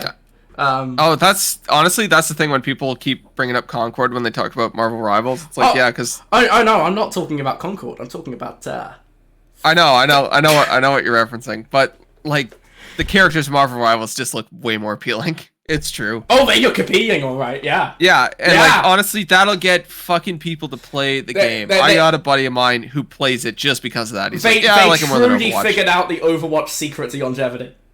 Yeah, they figured it out. Turns out, people like Widowmaker, you know? People like Goon! Yeah, people like Widowmaker not because she's a sniper. Nope. Oh, God. But no, seriously, I actually don't really care about the character designs in a hero shooter. That's not why I played Overwatch in the first place. Yeah. But I also played so much of Overwatch, I just didn't care for Concord or Marvel Rivals. When it comes to Marathon, I will say, even having only played a couple of these games, I played The Division's Dark Zone, which I actually did enjoy, but did not end up like the main thing I would do in The Division, because it just... I mean, 2 reasons. Number 1, the Dark Zone, which was kind of marketed as like the best place to get gear, didn't really end up being that. It was often PvE that would have the best gear. But also, I had fun. It was fun. Then I kind of just bounced off it and went back to doing PvE. The second is Battlefield's Hazard Zone, which was fun, but also very, very threadbare and did not have much in terms of the gameplay loop. It was just go extract credits, get out, do it again, but you've done that like 3 times and you have way more credits than you ever fucking need. So Hazard Zone was not very well thought out. Yeah. And somehow it was like one of the best parts of that fucking shit show. God, if that new Battlefield this year is bad, it will break my soul. But they just need to make Battlefield 4 again. Make Battlefield great again. By just making it the old one. Battlefield 1's the best. Battlefield 1 was fantastic, but Battlefield 4 is still the easiest to play. I don't know. I'm a sucker for Battlefield 1. Because like Battlefield 1, you still had like the World War 1 mechanics are really cool, but there's certain guns in that were just infinitely better because they were automatic. That's true, yeah. It was more cool for its immersion than it was for its realism, because it was not a very realistic game at all. It's very funny to me that nobody really ever talks about balance in a Battlefield game, because they're usually pretty balanced. But in the newer games, there was so much bullshit that I'm like, man, Battlefield 4 was actually perfect. It had a horrible launch, it had issues. I was gonna say,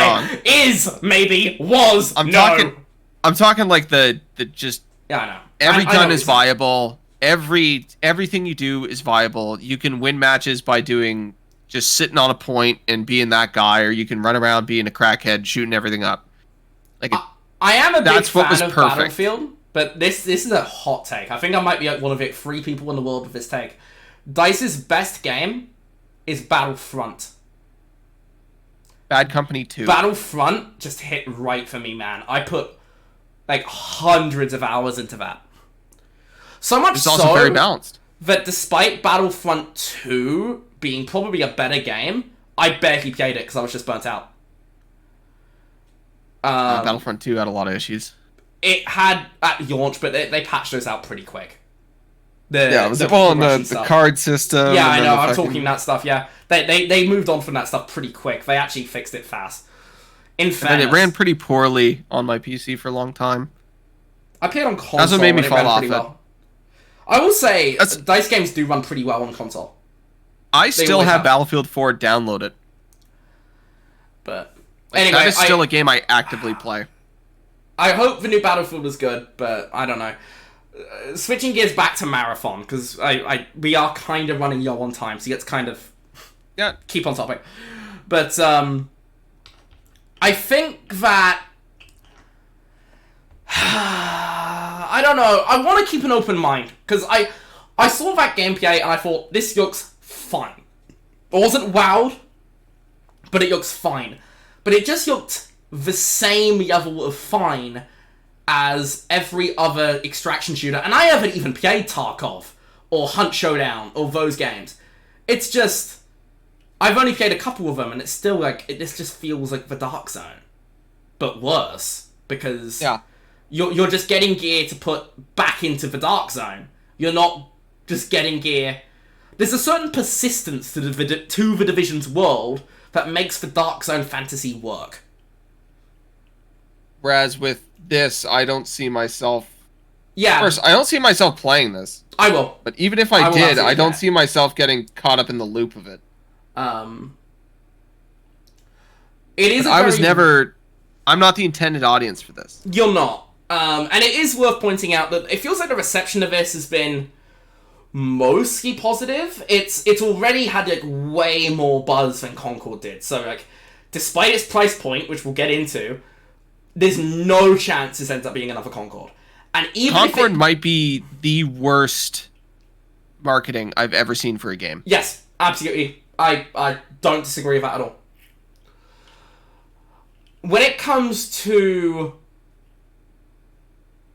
I mean, first off, I suspect that Marathon is going to launch pretty threadbare, given how Destiny 1 and 2 launched.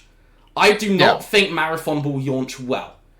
It is launching with 6 characters, so it's basically a hero shooter of sorts, kind of similar to Battlefield 2042 Specialists, which were a horrible idea, but that's a completely different topic. And it's only got 3 maps at launch.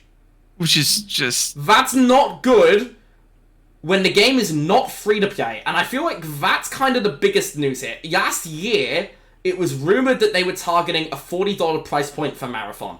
And I remember when that became public, everybody and their mother said that was a horrible idea.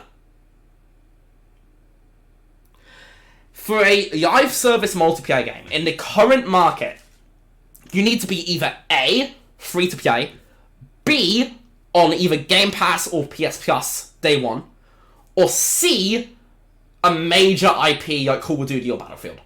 Call of Duty and Battlefield, they can get away with charging $60 day one. Nobody else can. Not even Halo can get away with it, which is why they made it free to play. Yeah. And Halo is probably like the third biggest beyond Call of Duty and Battlefield in terms of shooter IPs. And I don't think Bungie can I don't think they have another Halo in them. Well, the thing about Halo is it wasn't just a multiplayer game. Yeah. Also, it is worth pointing out that Bungie of 2024 are very, very different from the Bungie of 2007. And they used to be good. Yo, I will say, I'm actually quite a fan of Destiny. They've had some fucking dog shit expansions over the years, but on the whole, I enjoy Destiny in a huge part because of its core gunplay being very good. Like, very, very good. So on the whole, Destiny is good. But it's also filled with some fucking bullshit. And it's also a franchise and a studio in terms of Bungie that has been horrifically mismanaged over the years. And that came to light with multiple different exposés over the years. Bungie is a horrifically managed studio. They have basically run their own IP into the ground with Destiny. It still has a dedicated player base somehow, but Bungie have not handled that well. And no, not at all. Sony spent $3.6 billion on Bungie. That is half of the price of Bethesda. That is more than the current market value cap of Ubisoft. Yeah. And Bungie have released 3 expansions of Destiny in that time. It's been like 3.5 years. That's it. Now, PlayStation did make clear at the time, the goal with Bungie was that they would still be fully independent, separate from PlayStation, they would still be self-publishing, and their games would still be multiplayer. However, despite this not being a PlayStation title, Sony really wants this to hit, you can tell. Because Concord was a very expensive bomb, and if Marathon does hit, it will basically undo that. And if Marathon bombs, well, shit. Now what? Let's hope Fair Games does well. We've just gotta hope that Sony stops trying to make multiplayer games. They've never been those guys. I'm not opposed to Sony trying to make multiplayer games with different studios. Sony could get the world's greatest studio at a multiplayer game and it would still somehow fuck up. It's like a curse. I don't know, because they have had successful multiplayer in the past. I mean, obviously, MLB They've had really good multiplayer. MLB The Show is by far the best sports title on the market. Uncharted has fantastic multiplayer. Fantastic multiplayer. The problem with Naughty Dog multiplayer is they tried to make The Last of Us into like a service. Fucking Division or Destiny or whatever. Factions. That was a horrible decision. Naughty Dog trying to make Factions 2 into a persistent world MMO.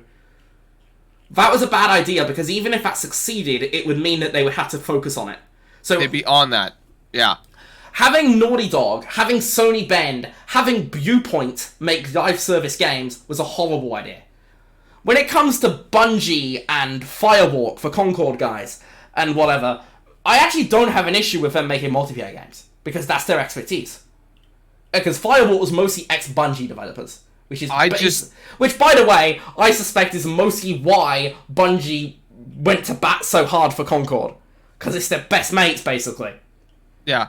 And I think that whatever Sony does involving multiplayer just crashes and burns. I think it has nothing to do with the developers and everything to do with Sony. And it's a curse. It's not management, not nothing. It's a curse that they picked up. I think they have 2 games in the works. First off, I'm not writing off Marathon yet. I want to play it first. I think that the Jason Blundell game, I think, will be successful, because he is very experienced with that. And I do think... Oh, this is main story stuff. I'll skip through this. I do think that... what's the other one? Horizon's multiplayer game. I think that's got a pretty decent chance of being a success. Hopefully. Because if not, it just proves the curse is real. Tsushima's multiplayer mode. I suspect Ghost of Yotei will also have some sort of multiplayer spin-off mode. Because Ghost of Tsushima's Legends mode was fantastic. It was actually very good. So... Tsushima is such a weird word. Tsushima. Is it Tsushima or Tsushima? First off. I think it's Tsushima. I think it's Tsushima, but I'm not sure. Yeah. Maybe Tsushima. I'm actually not sure. When it comes to Marathon, I think a boxed price for this is possibly a gigantic mistake. Yeah. Given Bungie's history of launching games pretty threadbare, having this be paid is not a good idea. I think the gaming industry has kind of backed themselves into a corner with the success of games like Fortnite and Warzone and whatever. Because now everybody expects multiplayer games will be free to play. And if you want to charge money for a multiplayer game, you better hope you got Call of Duty on the box. Even then, like Call of Duty, I don't know how well the next Call of Duty sells. Black Ops 6 was the biggest launch in the franchise. Yeah, I know, but like everybody has a good Call of Duty game right now. Will they buy the next one if it's not as like it has to be as good or better? Yeah, even at the successful Call of Duty still do well. But I think this is actually kind of a good point to segue. Basically what I wanted to say is that when it comes to Marathon, I don't know how to feel about it. I want to play it. For Bungie's sake, I hope it's good. Also for Sony's, because, you know, single-player games are very expensive and have relatively thin profit margins. I mean, Spider-Man 2 was a success, but it's not as much of a success as Helldivers, because Helldivers can make fucking money from skins or whatever. So, if Sony have a big... I mean, Helldivers is still doing okay, but, like... The reason Sony want a big live service game is, like, Siege has basically kept Ubisoft afloat over the years. After bomb, after bomb, after bomb. The only reason Ubisoft is still in business is Siege. And we know this because when fucking Tencent bought them, they only wanted 3 IPs. They wanted AC, Far Cry, and Rainbow Six. Because of Siege. And when it comes to Sony, I feel like they would be able to take more risks on single-player games if they have like a Fortnite or a fucking Warzone or whatever. And do I think it'll be successful? I think it's too early to tell, but my gut feeling is no. I don't think it's going to be another Concord. First off, we do not know the price for this. Even if it's $70, it's not going to be another Concord. No way. If it's $70, it's Concord too. Nope. Because the level of interest is way higher. Also, they're concerned it wasn't $70. They said it's not a full price title. So I think it'll have a small, dedicated group of people who play it, who constantly tell other people to play it, and nobody will. Okay, well, that's better than Concord, because Concord shut down in 2 weeks. Yeah, I think this shuts down in a year. First off, I will say, even if this thing tanks on launch, there is no way it shuts down in the near future, because Bungie stick with their games. They do it consistently. So, I think this will launch poorly. I think if I review it, it'll end up being a pretty mixed review. But 3 years from now, I think Marathon will be kicking, and it will be in a much better state. I don't think it'll ever scrape the top 3. What do you mean by top 3?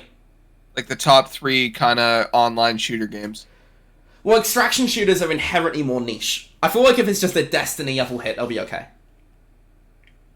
Not even necessarily needs to be a Destiny level hit.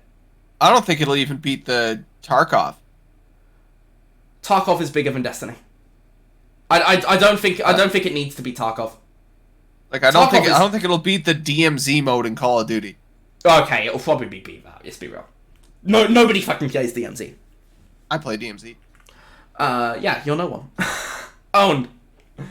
But yeah, high level take. I think this will launch poorly. I hope I'm wrong. Bungie, if you're listening to this, pretend I never said anything critical with you, and please give me a code. Bungie, if you're listening to this, when you release the BR for this game, it won't save it. I mean, they're not going to make a BR, are they? It's very they totally will. If it bombs, dude. If it's not going well, you bet your ass it's get that BR.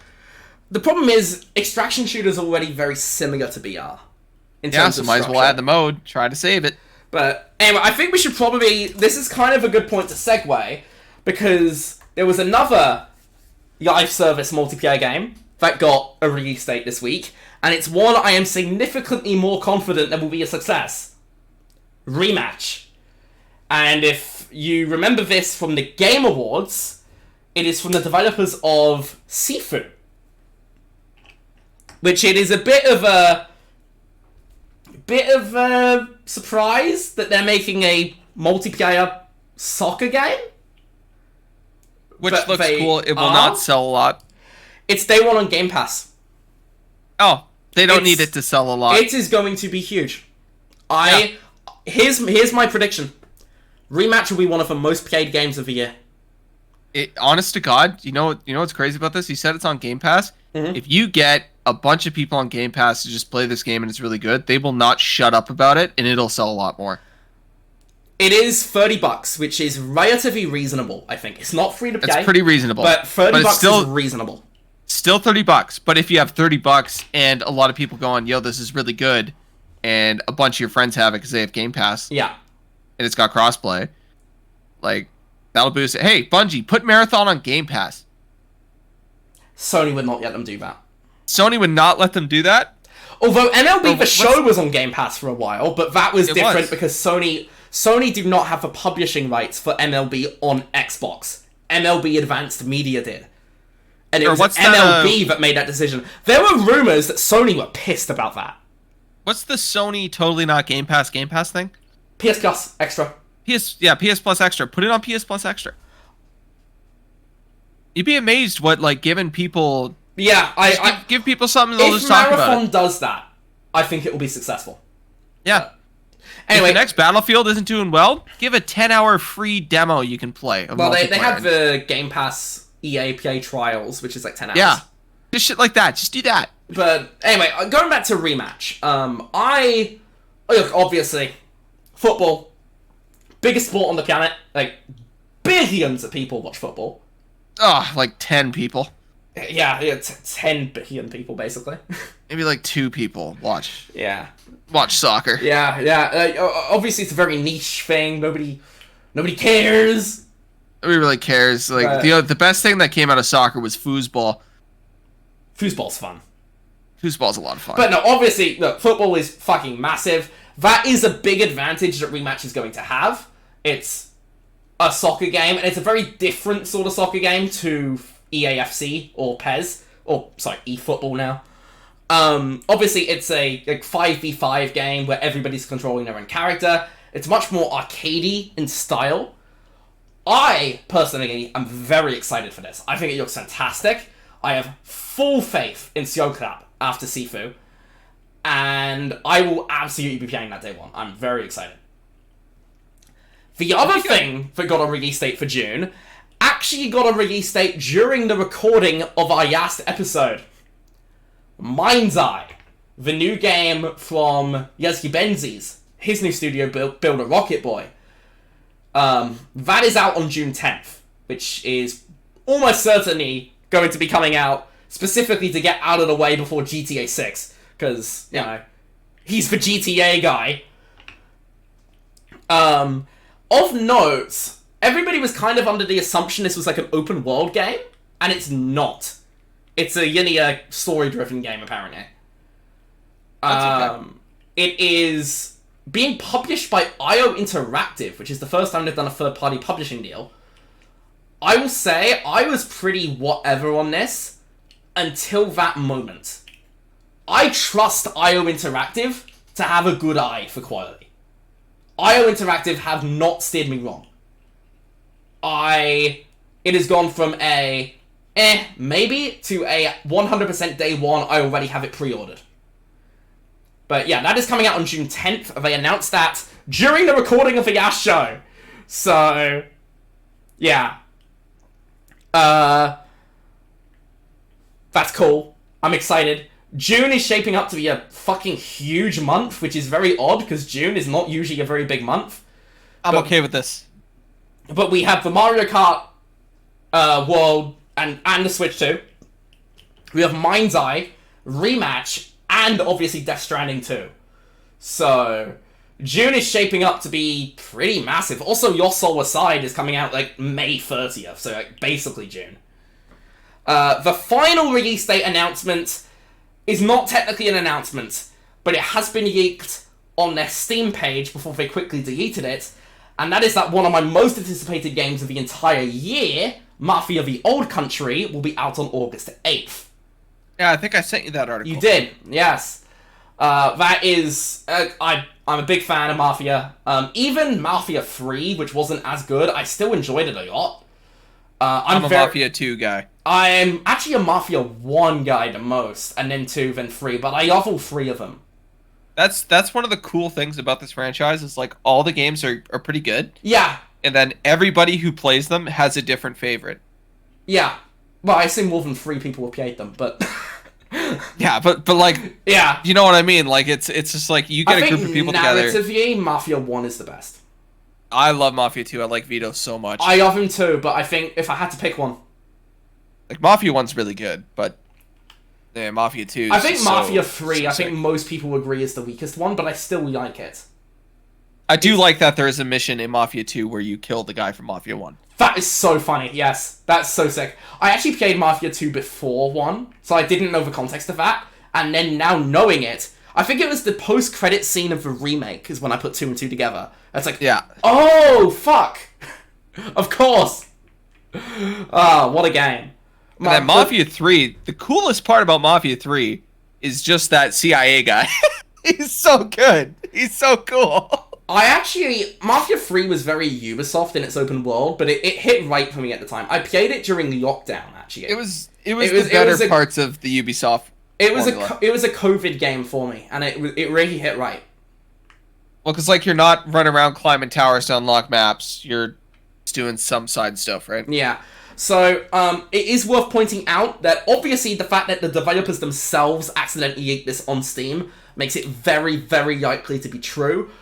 But, grain of salt, because Avowed also accidentally leaked on their website that they would be launching on November 12th last year. They can always push it. Yeah, and then that got pushed to February. So, now, I 100% believe that they were planning to launch Avowed on November 12th, but then they obviously decided not to, and that never became They could have public just not launched information it, outside period. of that accidental release date. They could have just kept Avowed as like a thing that they didn't do.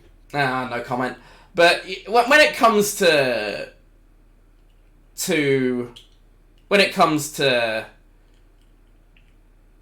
Mafia? yeah, I'm excited. I think it's like very likely this is true, but they can always change their mind, and you know, obligatory disclaimer. Couple of other quick blocks to get through before we get to the what we've been playing section. It's already been 3 hours, fucking hell. Yeah. There are a couple of news this week that were not so good. What was very briefly going to become the lead story of this show, even above the Switch 2 Direct, was that Titanfall 3 got a leak. And people were saying that it was nearly done and was out next year. It was running Unreal Engine 5, which was a bit of a weird one, and that's what made me a bit That's skeptical how I knew it was of fake. Then Jeff Grubb said, it's not real. Sorry, guys, it's not real. And then a couple of other people said, it's not real. It's not real. Sorry, guys. And it's like, fuck off! Yeah, I knew the second it said Unreal 5, I was like, no, they would never. They would never. If it's a shooting game, they're doing it in Source. Yeah, that was a bit weird to me. But Titanfall 1 and 2 are both fantastic. 2 is one of my favourite games, probably in my top 5 ever. I adore it. I detest Apex Legends, not because it's a bad game, it's fine, but because it basically killed the Titanfall franchise. So, yeah. Fuck you. The other thing that broke my heart was a rumour that... Not a rumour, actually, it was pretty concrete. Eidos Montreal pitched a new Deus Ex game. It was not green yet. Apparently. It's not been green yet, and it doesn't sound like they found a publisher yet.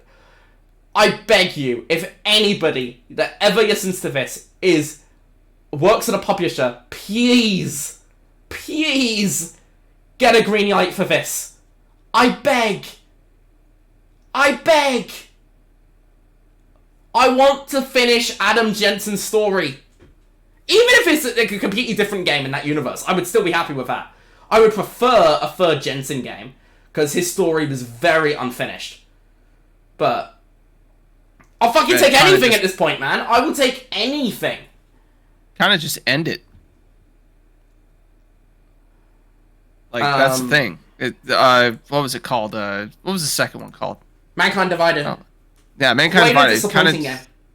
short, kind of just ended. I really liked it. I liked it, but it's also a disappointment. It's both. That is one game which I have every achievement, including the one where you can't die. Human Revolution is a amazing game. To this day, still looks phenomenal. Oh yeah, no, that's like a 2011 game, and it still holds. Yeah, good looking game. Like art direction on point. Also like a very fitting game in the modern day of like, you know, AI shit. I feel like a new Deus Ex would be very pertinent. Yeah. I'm begging. A publisher needs to pick this up because obviously, it's not Square Enix anymore. It's Embracer Group. So Tomb Raider found a publishing deal with Amazon Games, which is actually probably a good segue to that because apparently they cancelled the Tomb Raider series. Amazon. So I'll mention that real quick. Which is weird. I don't like. Is it that hard? Yeah, apparently it just never got very far in development and they've just kind of given up on it. They are still publishing the new game, but they were publishing that to tie into their series. So, but Crystal Dynamics are also working on Perfect Dark at the minute. And Eidos Montreal were working on Fable, by the way. Eidos Montreal were assisting on Fable. So Microsoft are hiring both of them at the moment. I'm also very surprised that we never got like an Uncharted TV show. It's also worth pointing out that I have to mention that Eidos recently got layoffs, so that is also very sad news. Yeah.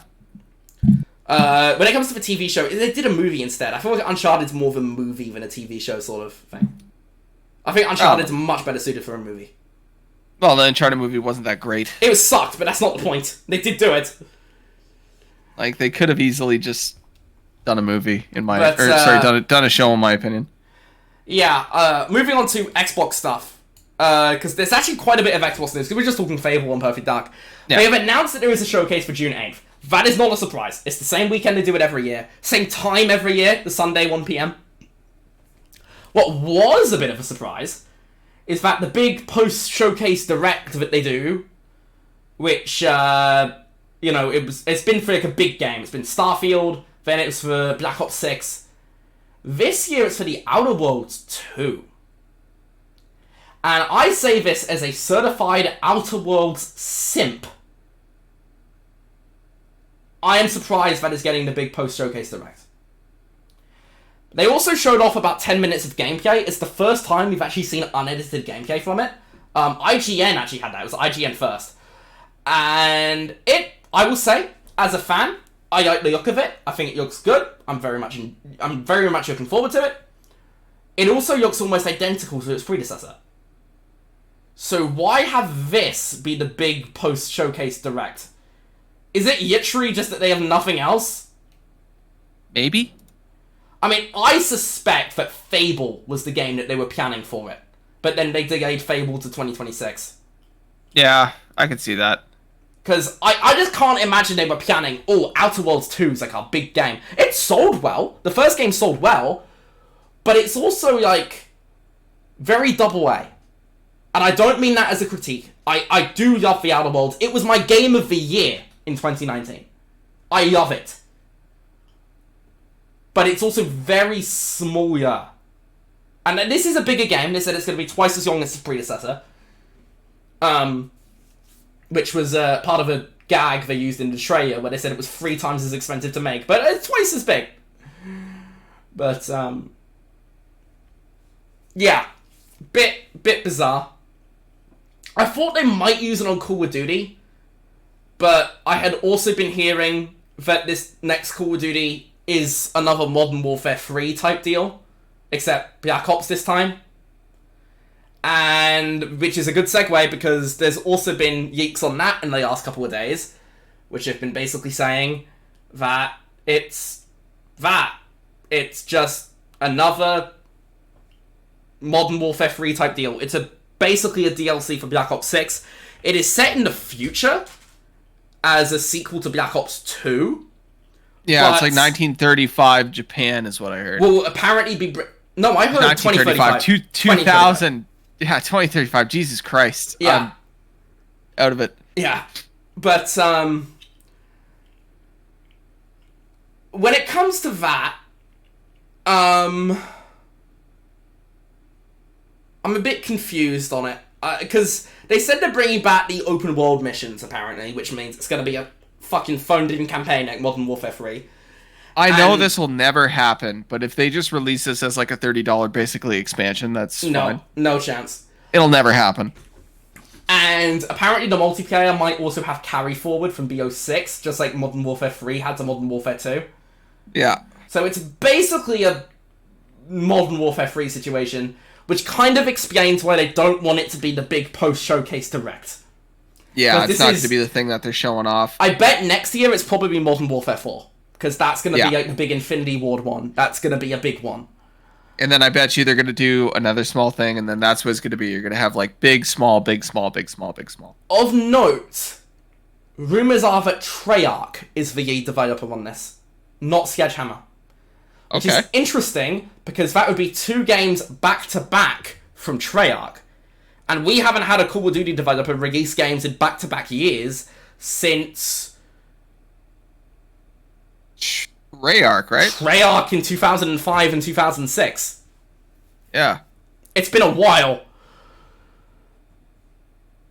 So, yeah, that'll be, It's gonna be a shit show, probably. It's probably gonna be another Modern Warfare 3. Another thing which was buried at the very bottom of this leak was that this is from a PA tester, so obviously take it all with a grain of salt. But he said he also played a new prototype game. Which is a very weird thing to put at the bottom of a completely unrelated game. When I first read that, by the way, I didn't see it was prototype. It was just like, yeah, Black Ops, you're going to be transforming into people in New York. I'm like, what the fuck?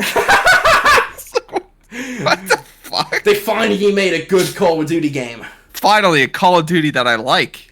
I remember I actually really enjoyed Prototype, but I never finished it because there was a bullshit boss fight in it. I think Prototype would be really cool if this is like a reboot with Alex Mercer, and it's a third. Apparently, it's like a new one. It's a sequel. Is it a third? Apparently, I would like it if it like you aren't off the bat this crazy powerful thing. Like if you actually have to use the stealth mechanics way more. I don't know. I found Prototype very fun, but also never finished it because there was like. It was like some bullshit. There was like a really bullshit boss fight in it. I could easily teach you how to beat it. Get the giant extendy tentacle arms and win every fight. But, yeah, maybe I'll go back to that one day. That was years and years and years ago now. But, yeah, I think that's pretty cool. I mean, we haven't had a prototype in a long time. I think the developer that made it is unfortunately shut now. So it would be a different dev. Yeah. Maybe that's... What if that's the game from the guys who left Rocksteady? Because the gameplay is not that different to Arkham. Yeah, it's open world, there's stealth mechanics. Because they are making a game for Xbox. You can throw a tank, but that's whatever. Batman could probably do that. Although, that deal was announced before Microsoft bought Activision. So probably not. Still could be. They might be the new Activision studio from Poland, though. Elsewhere Entertainment. That's probably it. Like, that's probably it. That's what I mean. Like, this lines up to, like, this could totally exist. Yeah. I hope it does, because I did enjoy Prototype, even though I never finished it. And if there's a new Prototype, hopefully we get a new Infamous. They have to come out near each other. Here's the thing. I enjoy Infamous, but I wouldn't want it over... Give it to a different dev. Yeah, it would have to be a different dev. I would not want Sucker Punch making it. Because I think Sucker Punch can make better games. Infamous 2 is great.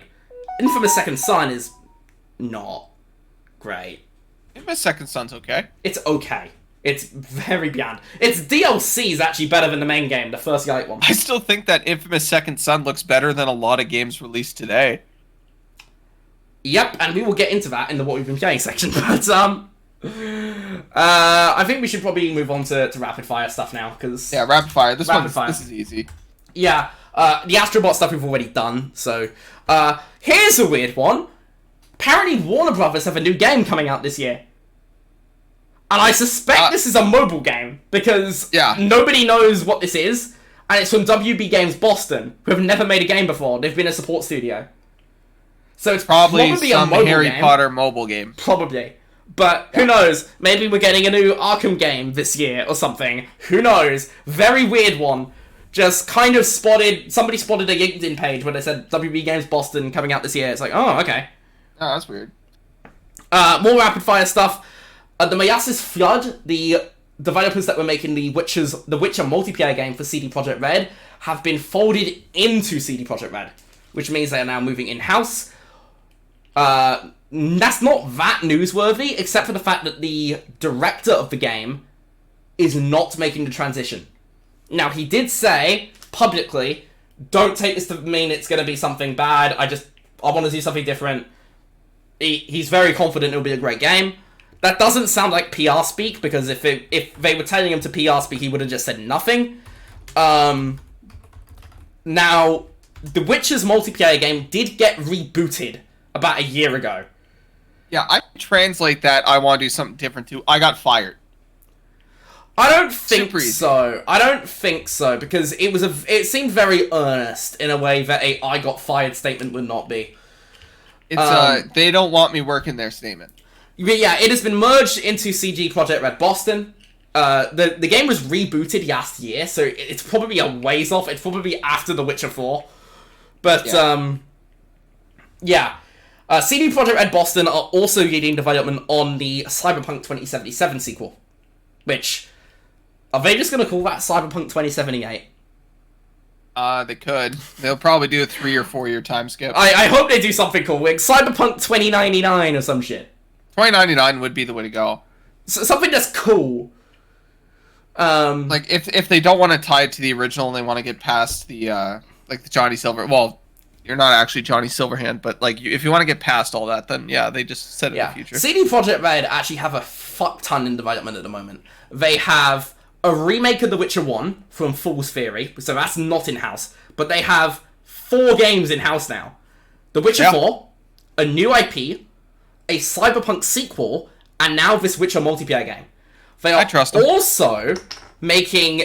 they have also partnered with now Saudi Arabian-owned Scopely to make a mobile game based on one of their IP.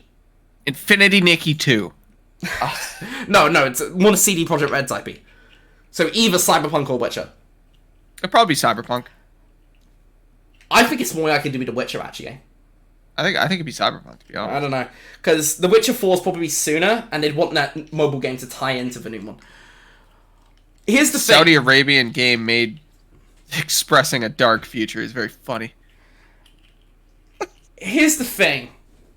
When it comes to CD Projekt Red, I say this as somebody that did actually enjoy and recommend Cyberpunk near launch, despite its problems. But I don't know how you look at Cyberpunk's launch state and then say, let's split this studio up into 5 games. I've watched a lot of things on how it was made, and I've talked to a lot of people on how it was made.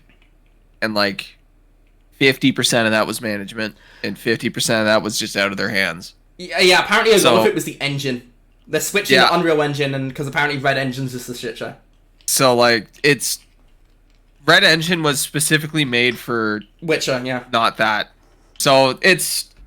I think the next Cyberpunk will be just fine. I hope so. Obviously, the main people that made Cyberpunk are not working on the sequel. They are working on The Witcher 4, so... Yeah, moving on to the next one. GTA 6 stuff. Pretty brief stuff on this, but the head of Take-Two, Strauss Zelnick, had an interview. He said that he wants their games to have shorter marketing cycles to maximize hype. Which kind of implies that GTA 6 might be this year. What Bethesda does. Here's the thing. I don't fucking buy this. I think this is bullshit. So they don't need to tell their investors that GTA 6 is going to be delayed yet. Because when that happens, it's going to affect the stock price. And...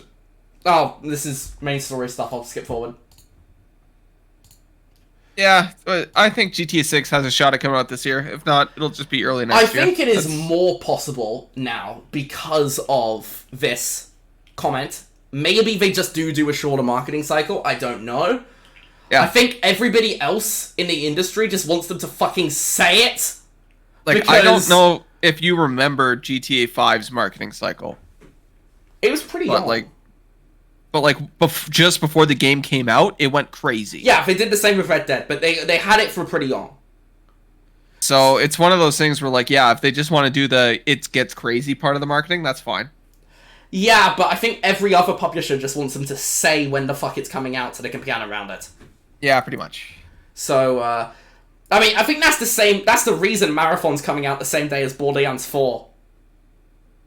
Because... Marathon's gonna be so ass. If the fact that Marathon's coming out the same day as Borderlands 4 means it can't be the same time as GTA 6. Because Borderlands and GTA from the same publisher. Yeah, they give it a month. More very brief news. The Lost Crown is getting a mobile port. So That's if cool. you want Hopefully it sells. If you want a really shitty way to play one of the best games of last year, that's a shitty way to play it. It's apparently coming out on like tomorrow, by the way. That's like very soon. Oh, that's cool. Also, ratings boards leaking that Modern Warfare 2 and 3 remasters are coming.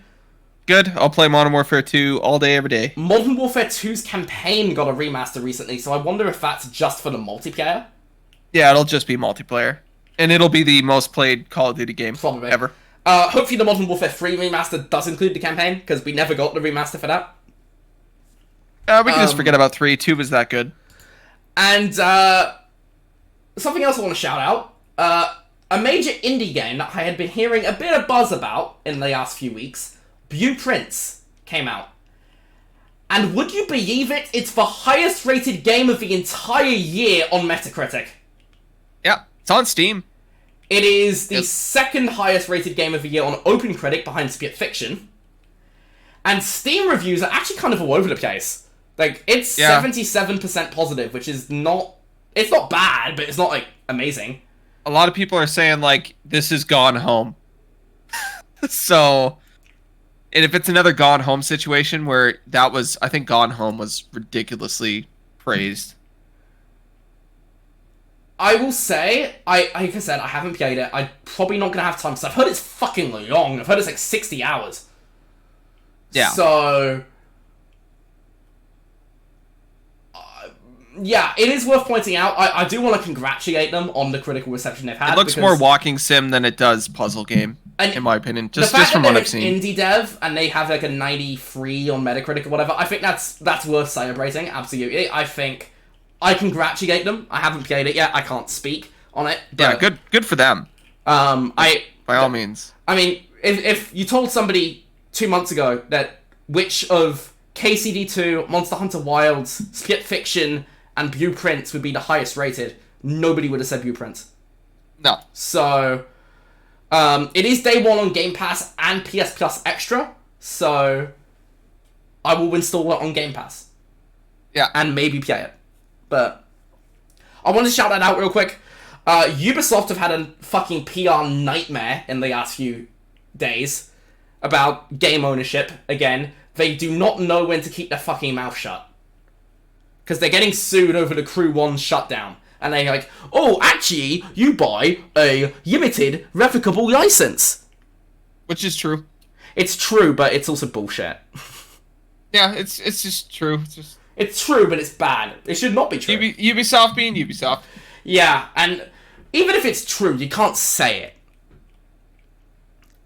Couple of different things on The Last of Us now, because obviously Season 2 premieres after this video will be up, because it will take longer than that to upload the video.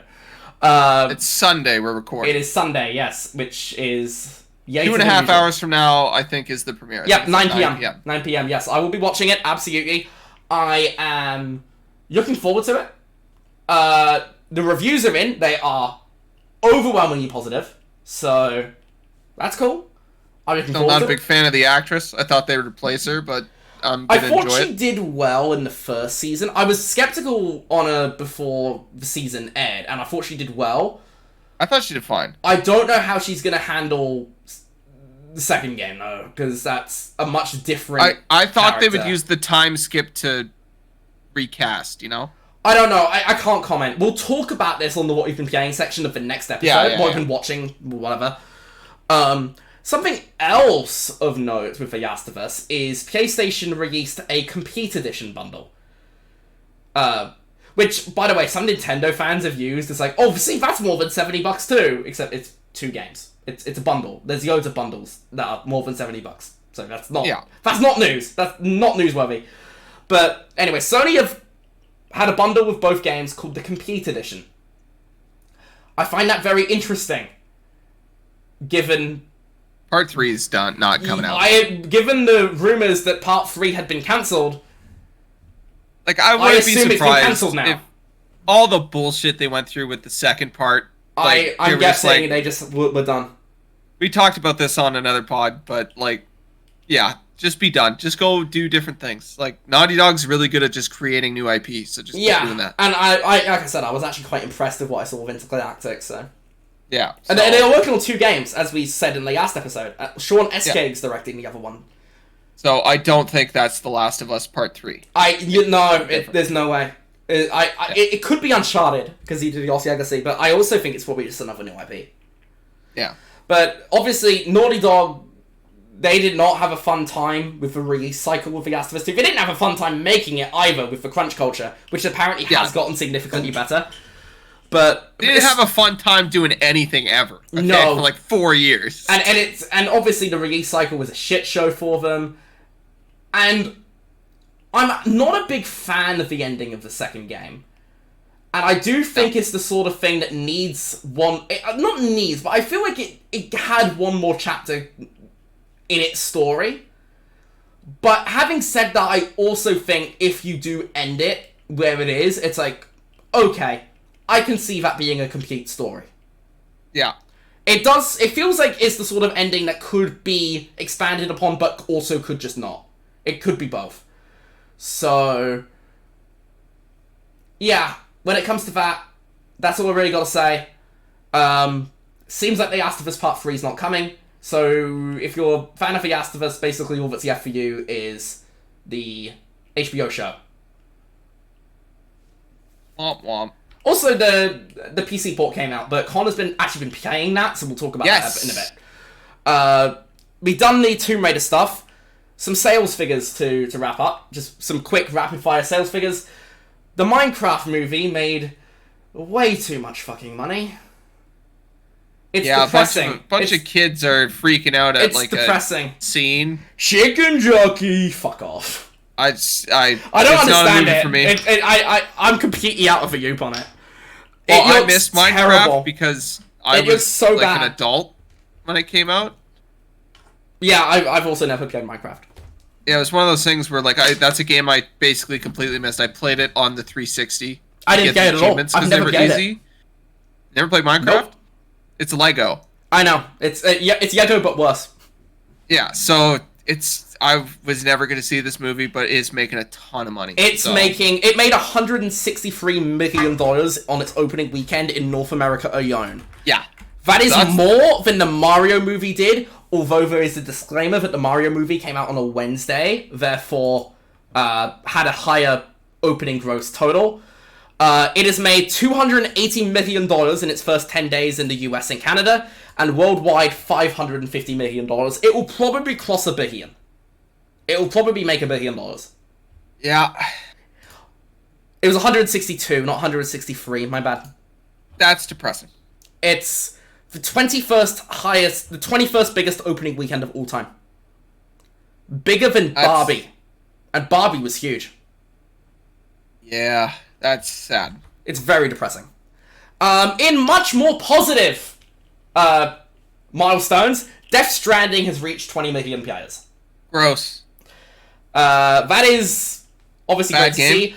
It is a game that launched and it actually underperformed sales at launch, so it's happy to see that Kojima has found success with it, because it's a fucking masterpiece. No, it's not. It's a fucking masterpiece. It's bad. So you're a fucking retard, Connor. It's not good. Fuck you. It's not good. It's anyway, bad game. Speaking of bad games, Monster Hunter Wilds has also hit a sales milestone. 10 million players. 10 mil.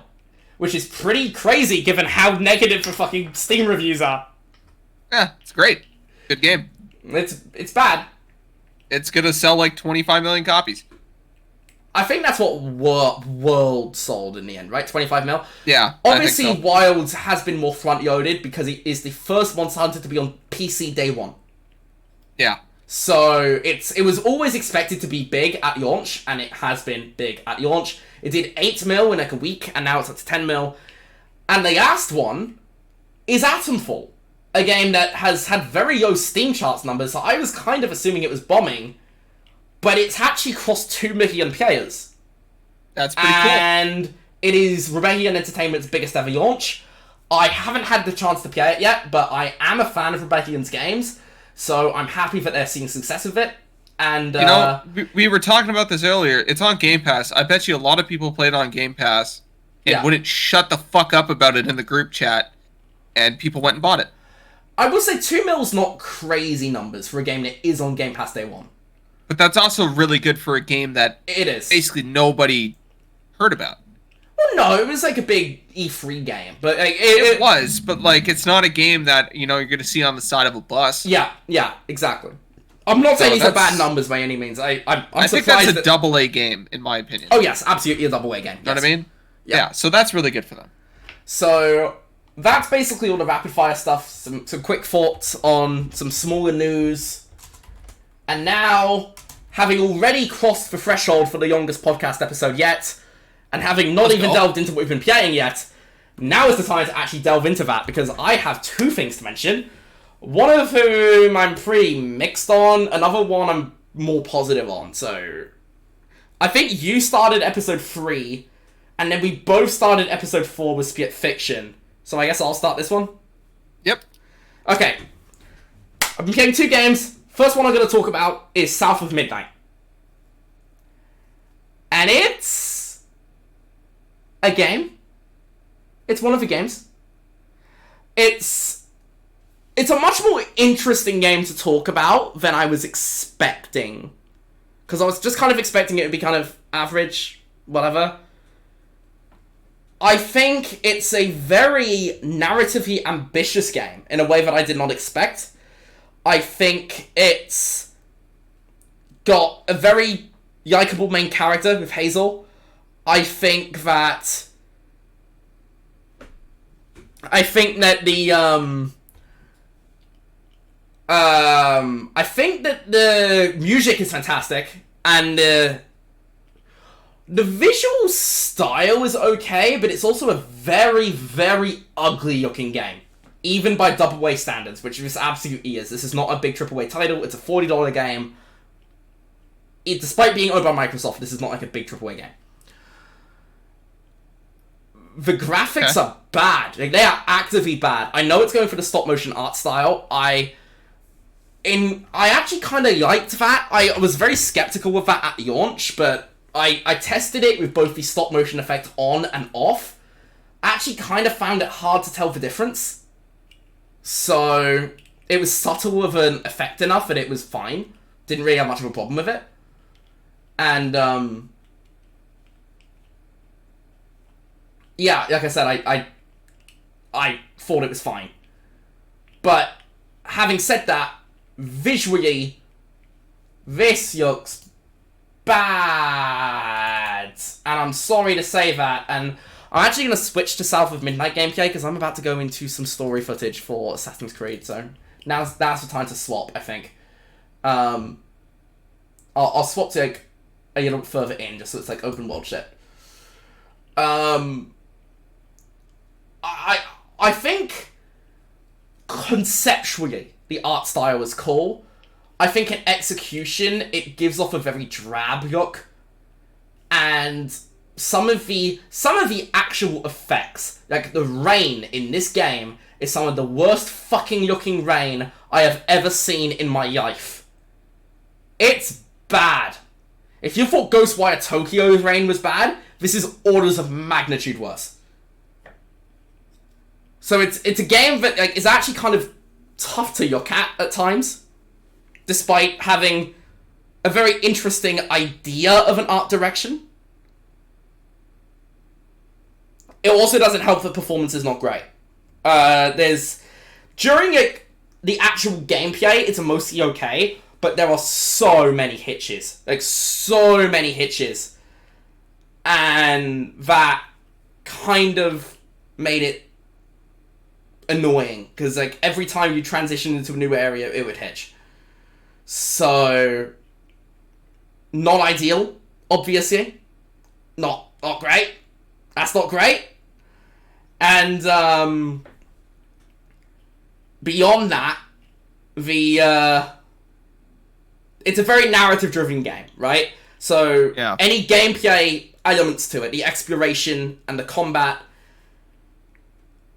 and there's not really much else to it in terms of gameplay. There's, like, puzzles in air quotes, but they're very simple. Like, basically don't exist. The platforming is fine. It's very floaty at times, and it's simultaneously on rails, but also kind of gets in your way a bit and kind of pushes you off. Which, those sound like those two things conflict, but they don't. It's very linear and on rails, but also not. And does that sound weird to you, Connor? Yeah. Okay, how do I explain this better? It's like... I don't know, what's the best way to put this? It's tough to describe, because like on rails, but yeah, it's... On rails, but floating. Yeah, it's like it's... So when it works, it's too easy. And when it doesn't work, it just feels bullshit. And you're like, what the fuck am I even doing here? Yeah.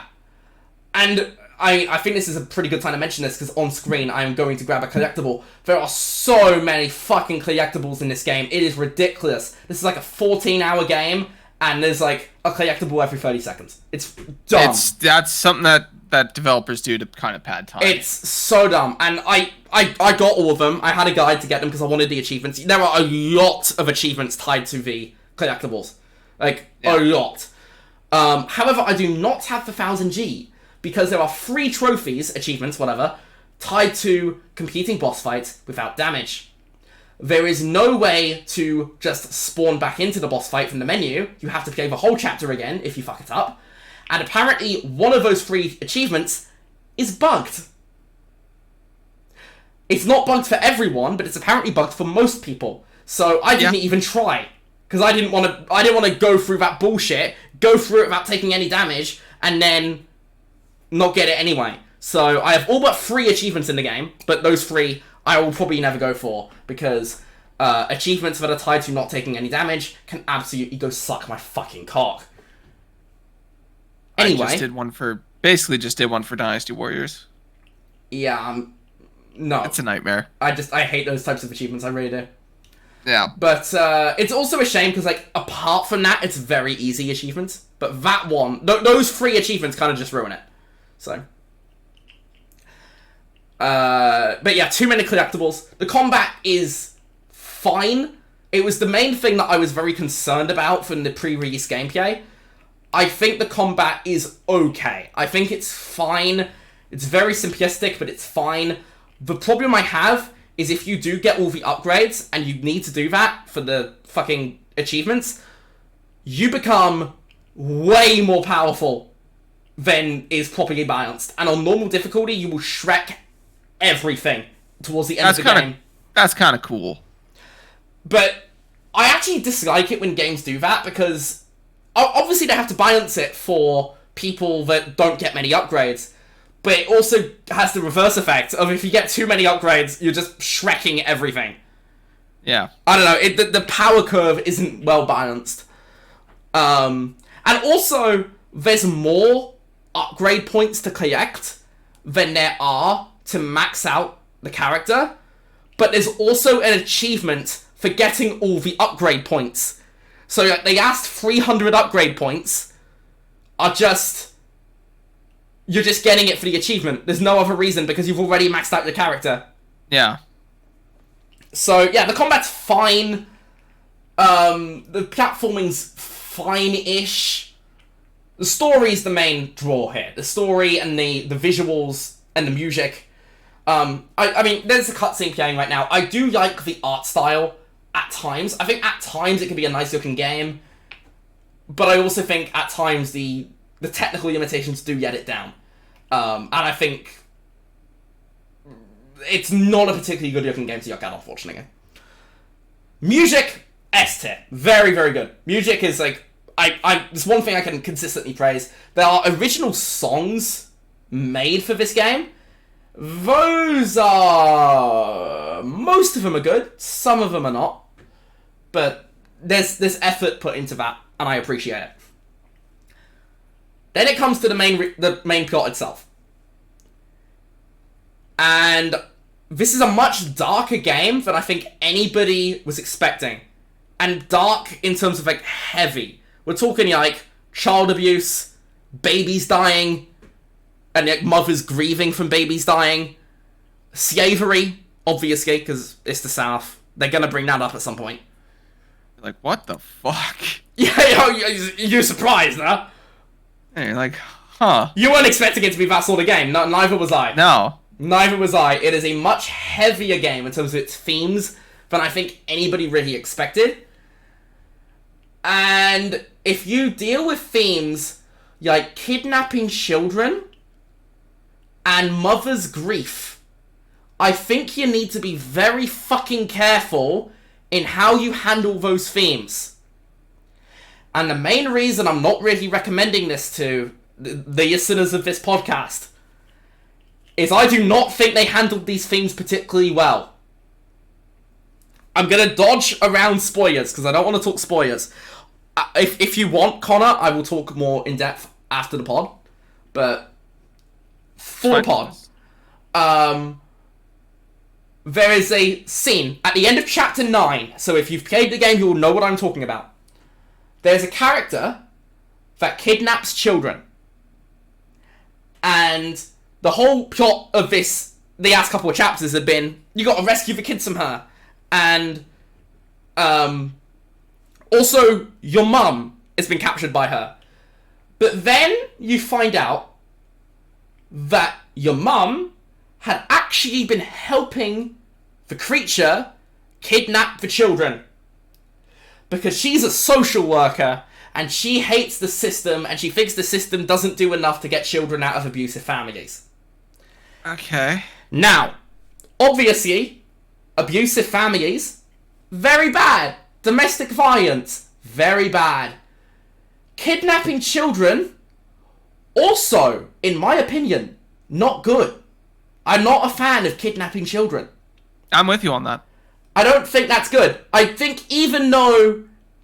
obviously, you want to get kids out of abusive situations, that's not the way to do it. Kidnapping children and leaving them on a fucking mountaintop... I don't know, man. That's kind of icky. And then, obviously, there's a whole thing where... you know, you defeat the boss, and then the kids come out. It's like, no, she's great. Stockholm Syndrome, basically. And then it's revealed that the mum was involved, and I swear to God, this is, like, never brought up again. She doesn't give a shit. Like, Hazel just doesn't fucking care. And I'm just like, at this point, my immersion in the story is just fucking broken. Yeah. Because it's just... what the fuck? What the fuck? Do we need to... Did you watch the movie Long Legs? No. This is the plot of the movie Long Legs. Interesting. Where it's the mother. Okay. She's the one, like, continuing working with the monster. And at some point, you're just like, what the fuck? But, like, is the mother considered a bad guy in that movie? Like, yes and no. Like, okay. No. Because the movie, in South of Midnight, this plot point is never brought up again. And Hazel only ever mentions it to her mother once. And it's very fleeting in a... her mother says, well, you haven't told me everything. And she's like, neither of you, apparently. It's paid off as, like, a joke. Yeah, that's... and it's like, that's not funny. I don't think that's funny. It's kind of fucked up, actually. That would be like if Kratos' kid was like, yo, Dad, you actually kill all those people and do all that shit? And he was like, pfft. come on, it was the 80s. Like, that's, like, you can't just brush it off, right? Yeah, exactly. But, like, I think God of War's actually a good comparison there, because obviously the whole plot of that is Kratos coming to terms with his past self. It's him coming to terms with just being a terrible person. Yeah, and South of Midnight kind of pulls the opposite. And look, obviously, you want to get kids out of abusive situations. But that is something you've got to do by the book. You gotta do that by the book. Kidnapping children, sending them to a fucking mountain, and having them basically Stockholm syndrome themselves into thinking that they're saving you. What the fuck? This is very funny to me. I genuinely wonder, what the fuck is in the drinking water at Compulsion Games? This is not played off as a remotely villainous thing. This is played off as a moral good. And it's like, nah. No. Absolutely not. So, that's the big problem I have with the narrative. I also think beyond that, the ending is a bit rushed. Some of the plot points, particularly with her mother's boyfriend, because her dad's dead. Her mother's boyfriend plot line is just kind of resolved, sort of. He says, oh, I left her because of my monstrous form, and, you know, I didn't want to put you in danger. It's like, okay, why don't you go help? It's like, okay, I'll help you find her. Gives her a ride, and then just fucks off. Which I assume is for gameplay reasons, because they can't program a friendly AI. But it's very immersion breaking, and that's only briefly mentioned in a post-credit scene after that. Like, very, very fleetingly. And the last major plot point is with her grandmother, and I don't want to get into too many plot points of this, because it's very specific to, like, it's the core overwhelming plot of the main game. But the final chapter, there's a MacGuffin in the last few chapters of the game, which Hazel's like, oh, these people were being brainwashed into thinking that these are, you know, that this is a nice place to be, but it's actually permanent torment. And then at the end of the game, she just sends her grandmother to it. She makes a deal with the devil, basically, and sends her grandmother to what is essentially purgatory. But, like, purgatory where they, like... Because obviously, like... I kind of can't avoid spoiling this. The grandmother's grieving the death of her granddaughter, which was, like, you know, years and years and years ago, when her dad was a kid, right? Yeah. And she'd been trying to bring her back.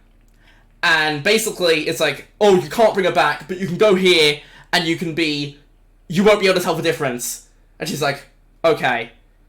Even though the main character, Hazel, had been like, oh, I bet this sounds good, but in reality it's just mental torment. Like, she saw behind the curtain. And then she still makes a deal with the motherfucker doing this, to do it, to her own grandmother. And yeah, I get it, her grandmother's, like, kind of evil and whatever. But that's still kind of fucked up.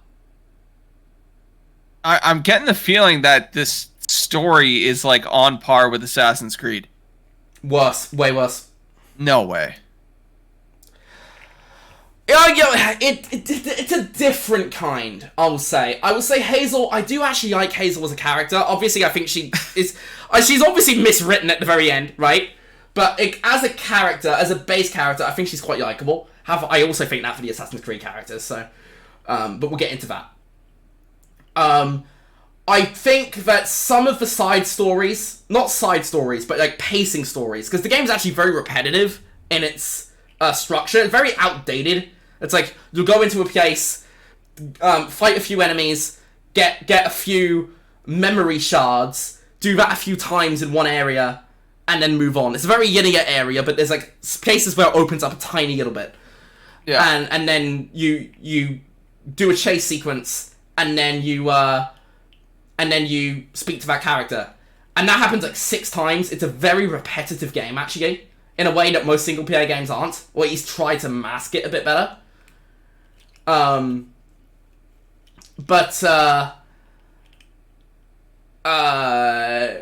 Hazel as a character is likable. Obviously, she makes some stupid fucking decisions at the end, but as a base character trait, she's alright. Some of the stories within those 6 stories are very heartfelt. It is a game that is very earnest in its motivations. You can tell that the developers actually did want to tell those stories, about, being bullied for being autistic or whatever. I don't know. They don't say autistic, but it's probably autistic. Or, domestic abuse or whatever. There's very clearly heavy themes at play here. And I think some of them are handled well, but ultimately the 2 big ones in the main story, they botch it. And in the case of the kidnapping children one, they botch it hard. And I think if you are making a game and you tackle heavy themes like kidnapping children, it's very fucking important you don't botch that. So yeah, South of Midnight. Bit of a weird one. It feels like they tried a little too hard. I don't think that's true. I actually kind of respect the game for its ambition. I made a tweet thread when I finished the game. I sent it to you, so you probably read it. Or maybe you haven't, I don't know. But I said it's a game that I would recommend if you're in Game Pass and you like this sort of narrative-heavy game that deals with heavy topics. I'm almost wondering if they should have spread it out. That was 6 days ago. Having now thought about it for longer, it's gone down significantly in my mind after having actually thought about it. So I've gone from a reserved recommendation on Game Pass, but probably don't spend $40 for it, to, I don't know, neutral. Because I do think it does some things well, but I also think, for a game like this, you can't botch those themes. You can't. And it's not a game that's got strong enough gameplay to say it's worth to play for its gameplay alone. It's the sort of game that you would only play for the story. And kind of similar to Hellblade, actually. Hellblade 2 is a good comparison to this. Because I think this is a better game than Hellblade 2, absolutely. It's got more combat, it's got better combat, the pacing's much better, it's much less of a walking sim. It's an actual game. Yeah, it's much less of a walking sim. It's a much better game than Hellblade, absolutely. But it's also very similar to Hellblade in terms of its structure. It's very narrative heavy. It's a game that is made or broken by the narrative, and Hellblade 2 was ultimately broken by it. And I think this game has decent enough gameplay and pacing to kind of survive it, but it is a 6 out of 10 neutral game. And on stream I gave it a 7, which would have been a reserved recommendation on Game Pass. Now I'm like, I don't know, kind of an inconclusive one. Kind of a bit of both. Bit of good, bit of bad. Interesting game to talk about. I'm glad I played it, I will say. It was worth the time for me. I'm glad I played it. Would I recommend this to someone? I don't know. I don't think so, but maybe. But also, don't kidnap children. Compulsion? I'm a little bit concerned now for the mental well-being of the developers at Compulsion Games. That's all I'm gonna say. I mean, that's a good way to move on, I think. But a much heavier game than I expected, and in some ways I respect it for that. But I also think if you deal with heavy topics, that you need to. It's very important. It's not like Assassin's Creed, which we're gonna get to it. The story fucking sucks, but it's not dealing with heavy topics like this, so it doesn't matter as much. I feel like there's some parts of the story that South of Midnight does much better than that, but also parts where I feel like they've really dropped the ball where it matters most. And that's why I'm like, I don't think I can recommend this. But it's also not like a skip either, it's a maybe. So, kind of yawned on it the same way I did Star Wars Outlaws for the exact opposite reasons to Star Wars Outlaws. So, The other game I've been playing, we've both been playing, so we can kind of get into that. Assassin's Creed Shadows. At the end of episode 4, this is episode 5, right? I believe so, yes. Episode 4, I said that I had played about 6 hours. I was very early into it. I'm now 42 hours in and over halfway through it. I am about 37 hours in. Yeah, about 20 hours in, I was loving this. I was like, yeah, this is good. They've nailed it. It's fucking great. It's Assassin's Creed. Actual Assassins again. Cool. I am now 42 hours in. I've over halfway through the game. I've actually only been to 4 of the 9 regions, but I'm over halfway through the game. I am still loving it, frankly, but it's a much more complicated love than before. I don't like it. That's interesting to me because you were liking it on the last podcast. I was high on it. I was, but after roughly the 20-hour mark, it just turned into like a bug-ridden mess with a shit story. And I will say, I have not ran into many bugs. I've ran into a few, but not many. It has been by far... I'm on PC. Yeah, I am on PS5 Pro, which I should probably mention, because I was going to mention this before, because we were talking about the PS5 Pro. Fucking gorgeous game. Like, stunningly beautiful. One of the best looking open worlds ever. It is fucking phenomenal looking. Particularly on the PS5 Pro. It is... I will say, if you have the PS5 Pro, you got a bit of buyer's remorse, buy this game, because that will fucking just take it from you. It is a beautiful looking game on the PS5 Pro. I think it is the sort of game you want to buy just for that, frankly. Because it's a sort of game that's skip all the cutscenes. Don't pay attention to the story, you'll have a great time. The story is atrocious. It's bad. I think it might be the worst written game in the entire franchise. It might be the worst written Assassin's... It might be the worst written Ubisoft game, period. No, Skull and Bones. No. Skull and Bones was awful, sorry. Like, Skull and Bones was truly awful. But, like this is... I love playing a pirate game and having people moan in my ear about the dawn of capitalism. True. Avatar. Actually, Avatar was actually offensively awful. They've just gotten worse. It's just gotten worse. Star Wars Outlaws was also kind of disappointing as well. Probably the best of the recent crop of Ubisoft stories, but also one that kind of dropped the ball at the end. I shat on that game from the moment it announced to the moment it came out, and I was correct. I thought you were kind of mixed on Outlaws. Nah, check the bots. Oh, okay. I was like, man, this looks like ass. I thought as a game it was okay, but also just kind of okay. I think, let me say this, Shadows is a much better game than Outlaws. Shadows is really good, but also really bad. Yeah, it's one of those. It is one of those. You know what I mean? Yeah. No, I get that. If I had stopped playing at 20 hours, which is what I assume most reviewers did, I don't buy into the whole reviewers don't finish games thing, by the way. That's a myth. I do not know how they gave it high scores if... I'm still at an 8.5.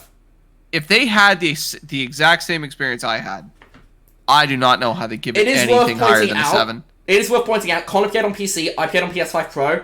I have had very few bugs. Like, I've had a couple, but most of them are very surface level, like janky animations and shit. It is by far the most polished Ubisoft game I have played in, like, most of the last decade, frankly. It is... I have so many issues. Yeah, and Connor's had almost the exact opposite experience. I have so many issues. Which also happened with Valhalla. Yeah, Valhalla was a buggy mess for me. Valhalla was like moderate levels of buggy. Like, way worse than Shadows, but like, not Starfield level, right? It's not Terminal. Wasn't even Outlaws level. I have friends who have asked me, like, hey, should I buy Shadows? Because they see I'm playing it. Like, I talked about playing it, and I just go, no. Like, it's a glitchy, buggy mess. They're on PC too, right? Okay. So I'm like, no, just wait. Like, wait a year or however long before it's not like this. Because, like, it's... There were some points where it was almost unplayable. Like, it was like bug after bug after bug. It's like, assassination doesn't work. Fall through the floor, That's game crash. very interesting, and it makes me think it's an issue for PC port. Or, like, combat randomly glitches out, and I can't attack anymore. It's just shit like that just makes it go like, I don't want to even touch this. Like, I keep finding excuses to put the game down. I think if you look at the Metacritic, because OpenCritic does not sort by platform, but I think if you look at the Metacritic, most reviewers played on PS5. I don't know, what is the... It is a very polished game on PS5, so I think it is worth pointing out that these are two very different experiences on two different platforms. Yeah. So I suspect that's an issue with the PC port. Yeah, on PC, it's at a 79. On Xbox, it's at an 85. And it's but look at the number of reviews. Way higher on PS5 and everywhere else. Yeah, 81 on PS5. So it's a 2-point differential between the two there. It is worth it, the Steam reviews that it's a pretty positive. Like, the Steam reviews are like 81% positive. That's what I mean. Like, Maybe this it's is just a very... You. Maybe it's just your PC. Maybe it's just bad yuck. And like, I got a decent PC. Like, it's maybe you just had bad yuck. I don't know. It was like me with Starfield. I had every single fucking bug in Starfield. But no. Yeah, and I didn't. My experience with Assassin's Creed has been remarkably polished, especially by Ubisoft standards, which is not a huge endorsement, but still. It is a beautiful game to look at. I really enjoy just existing in this world of feudal Japan. I think if you enjoyed Tsushima for its Japan stuff, I think you'll really enjoy this as well. The combat is not as good as Tsushima, but decent. It's basically just Assassin's Creed combat. It's a little bit better, but mostly just Assassin's Creed combat. However, there is a much larger emphasis on stealth than there was in Odyssey of Valhalla. And that is why I am enjoying it so much. It is just a proper fucking Assassin's Creed game again. And I am enjoying it for that. I am enjoying using the Hidden Blade and assassinating motherfuckers. And I am still loving it.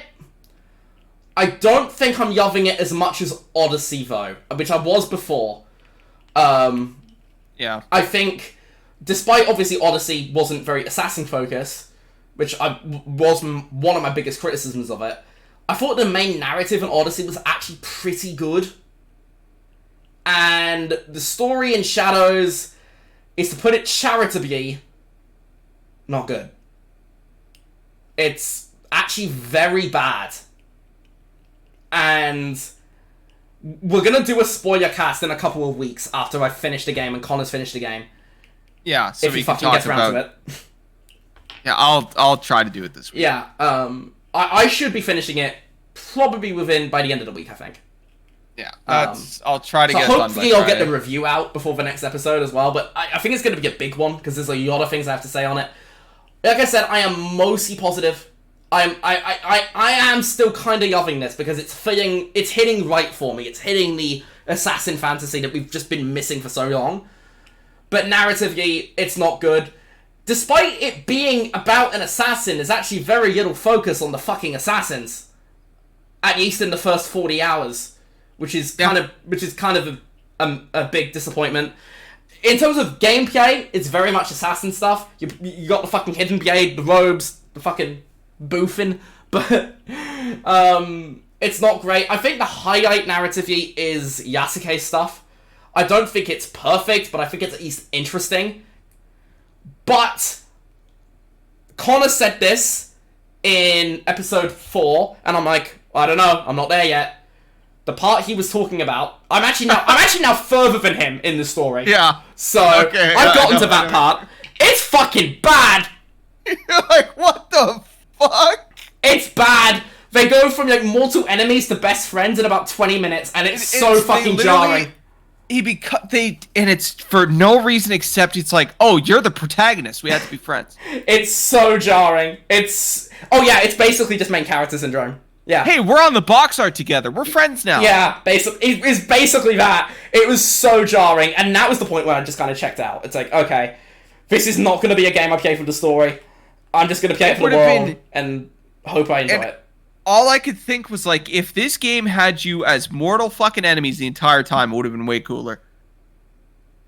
Or at least, like, reluctant allies that, like, have tension of each other. These two motherfuckers are best mates. They have no tension at all. Yeah. We have more tension. Like, there's We scenes have more in tension Ghost when of we bring up Final Tsushima. Fantasy. Yeah, like in Ghost of Tsushima, there's scenes where there's people you're working with that actively do not like you. Yeah. Like, put it this way. The biggest thing that me and Connor argue about is, like, fucking Final Fantasy, Death Stranding, whatever. Biomutant, Final Fantasy. Fucking whatever, right?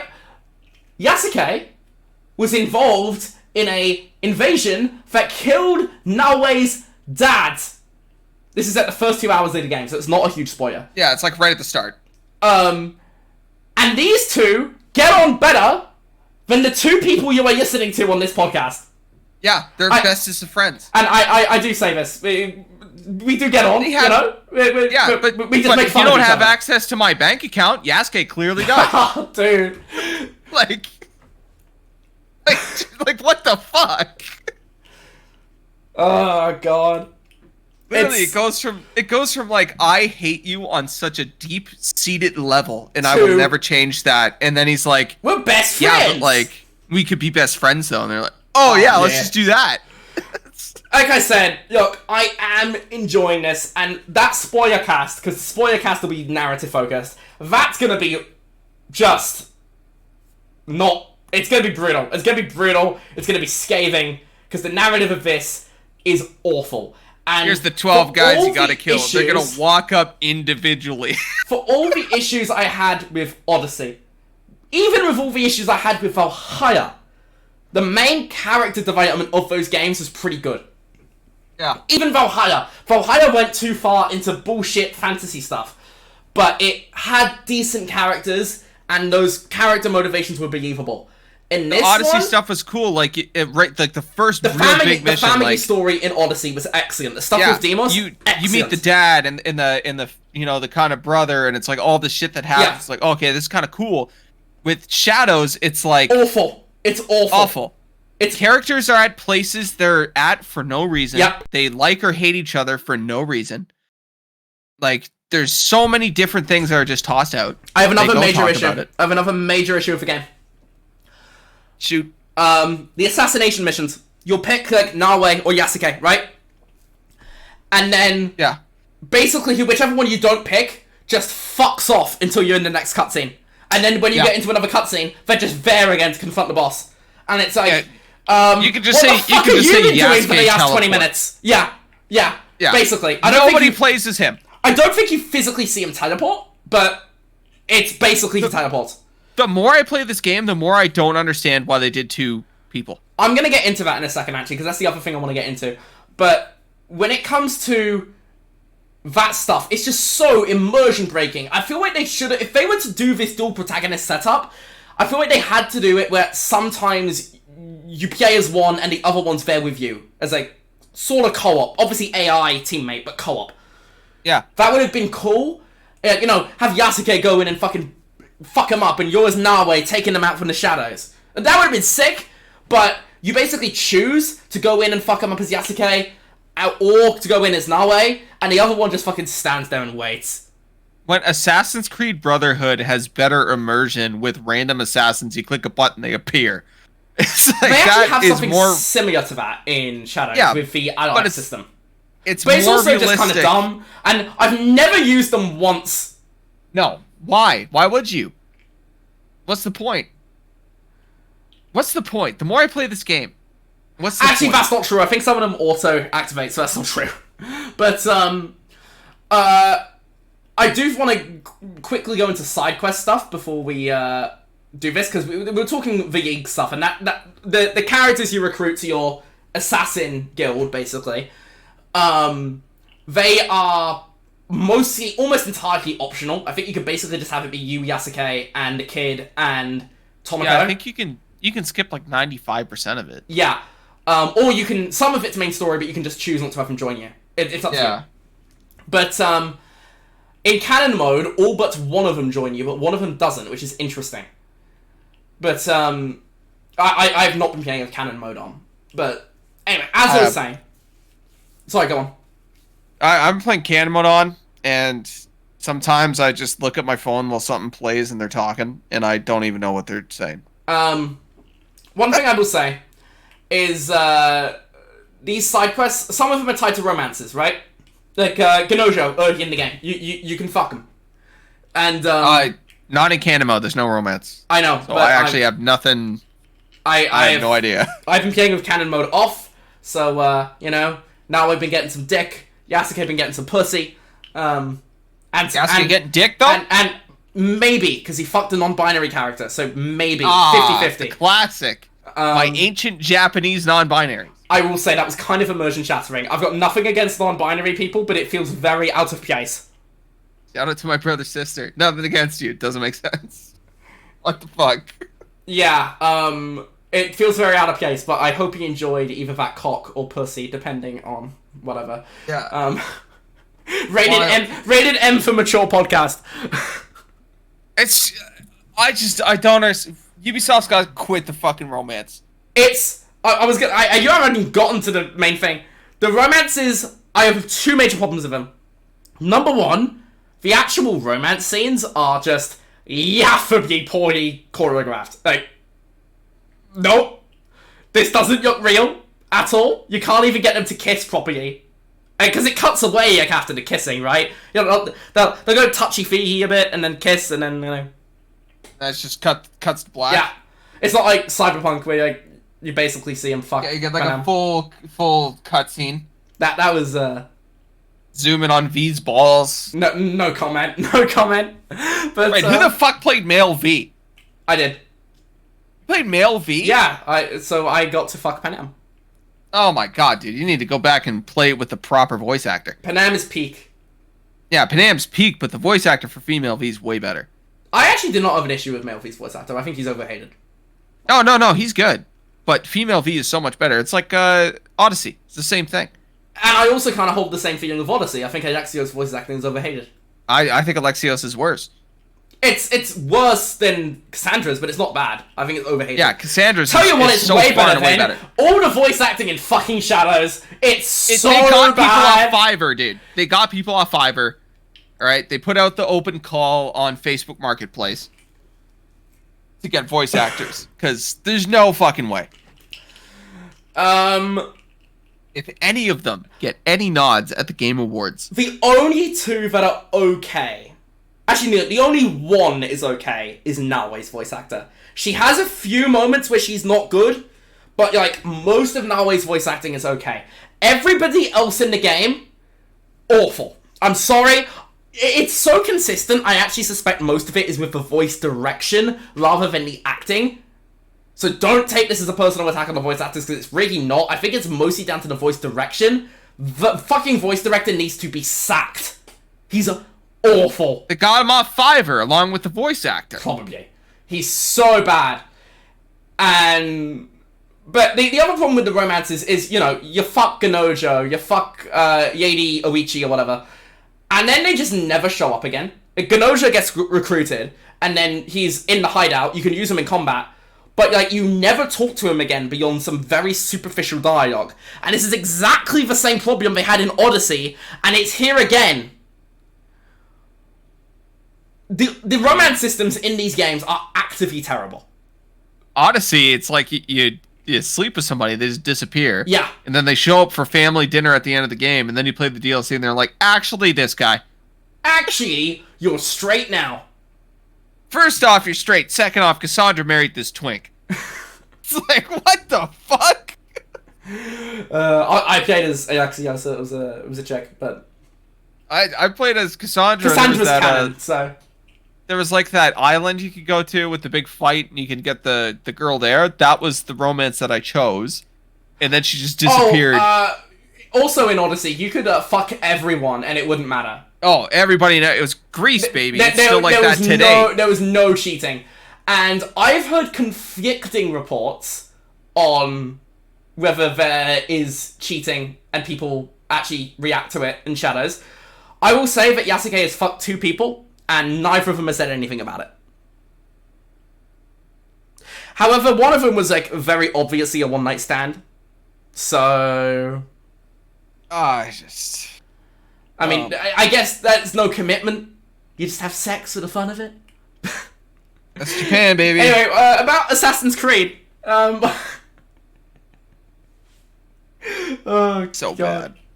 So good, but also kind of...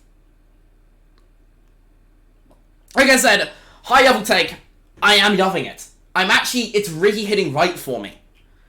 So... I feel like that's kind of... Or I'm trying to think of other things I have to say. The romance system... Oh! Yasuke. Right, Yasuke. In theory, I was kind of okay with the idea of having 2 playable characters. You know, have one that's, like, more self-focused, have one that's more gameplay-focused. These two are too different from each other. And that sounds like a dumb criticism, but Yasuke is fucking useless outside of combat. And in combat, he is so overtuned to the fact that if you die in combat, and yes, you are extremely underleveled, you're just fucking bad. It is nearly impossible to die in combat as Yasuke against enemies of the same level. Impossible. Naoe's combat is much better. It's much more challenging. It's fine. If anything, she feels a little bit too weak, but not like crazy weak either. But Yasuke is just overtuned. He is a fucking unit. And he's also useless in stealth. And basically useless in parkour. And I was okay with the idea of having 2 characters. I think in terms of a narrative, it's actually like one of the stronger aspects, the Yasuke stuff. But the gameplay experiment, I don't think it's worked. I do not want to see them do this again. No. I have been playing as Naoe for the vast majority of my time, because it's just better. There is some stuff you have to do as Yasuke, so I have been playing as both. But I heard somebody say you can do like 95% of this game as either character. That was a fucking lie. That was just not true. But most of it you can do as either one.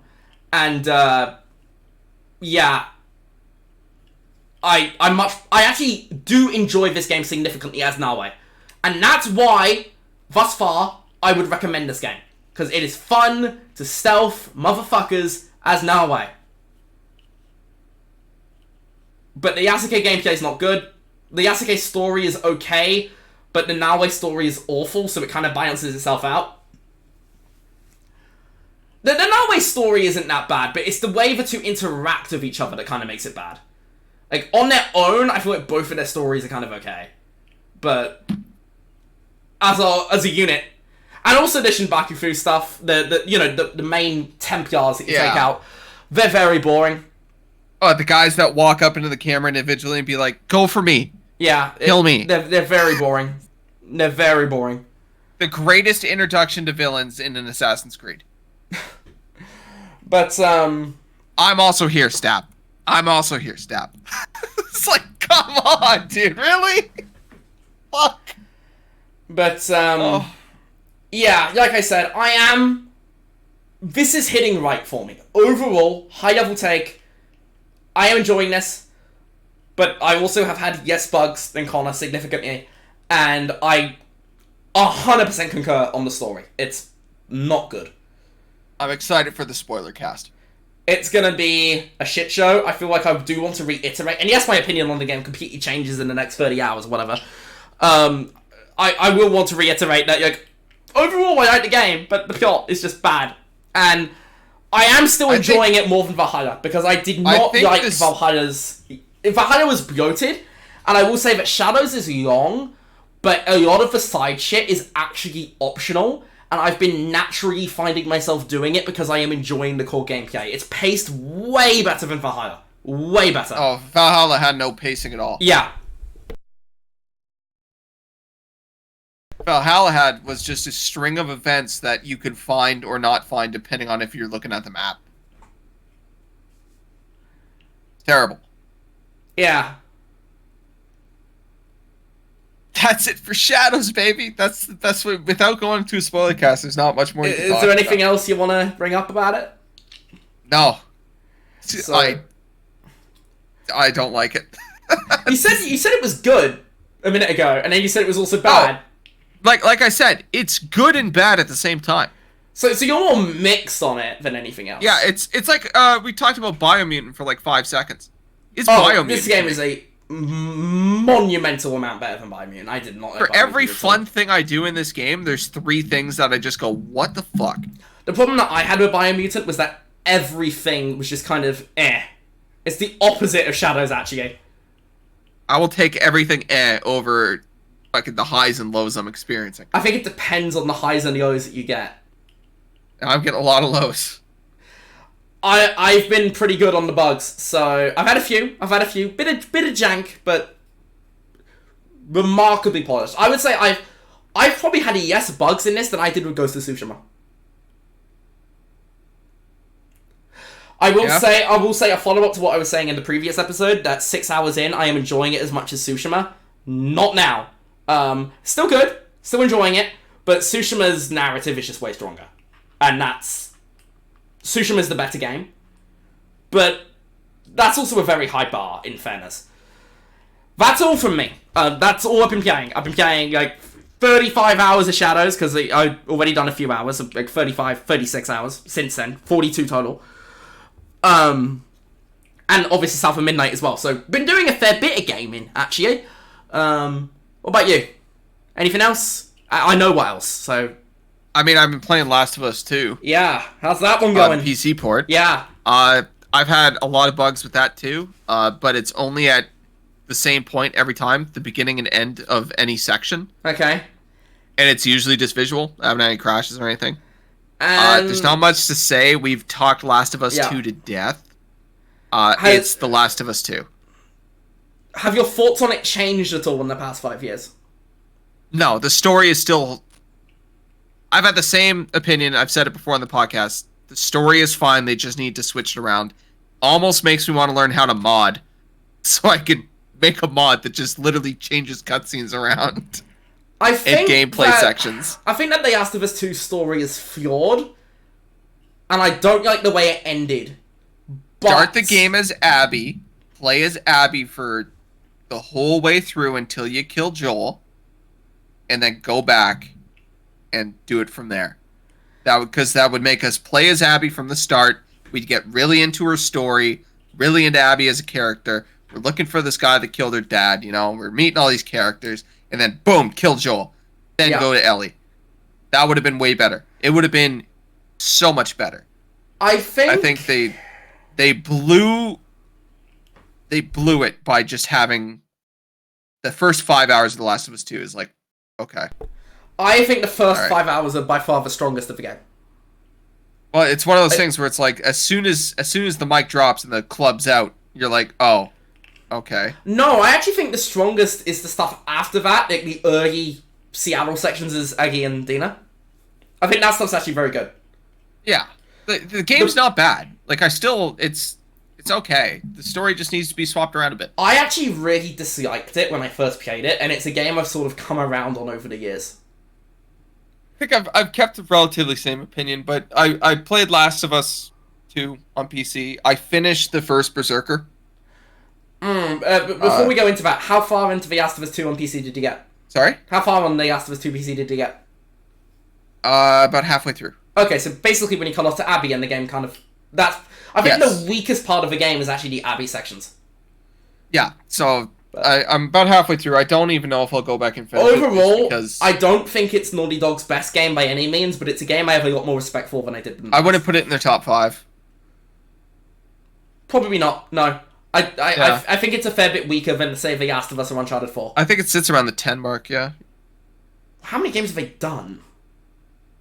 Jack 1, 2, and 3. I'd probably put it above any of all the pre-Uncharted. I'd probably put it above any of the pre-Uncharted ones. No, I wouldn't put it above Jack and Dexter. I mean, I think Naughty Dog's 2 best games are Uncharted 2 and The Last of Us 1. Those are their 2 best. Uncharted 2 and Jack and Dexter. No.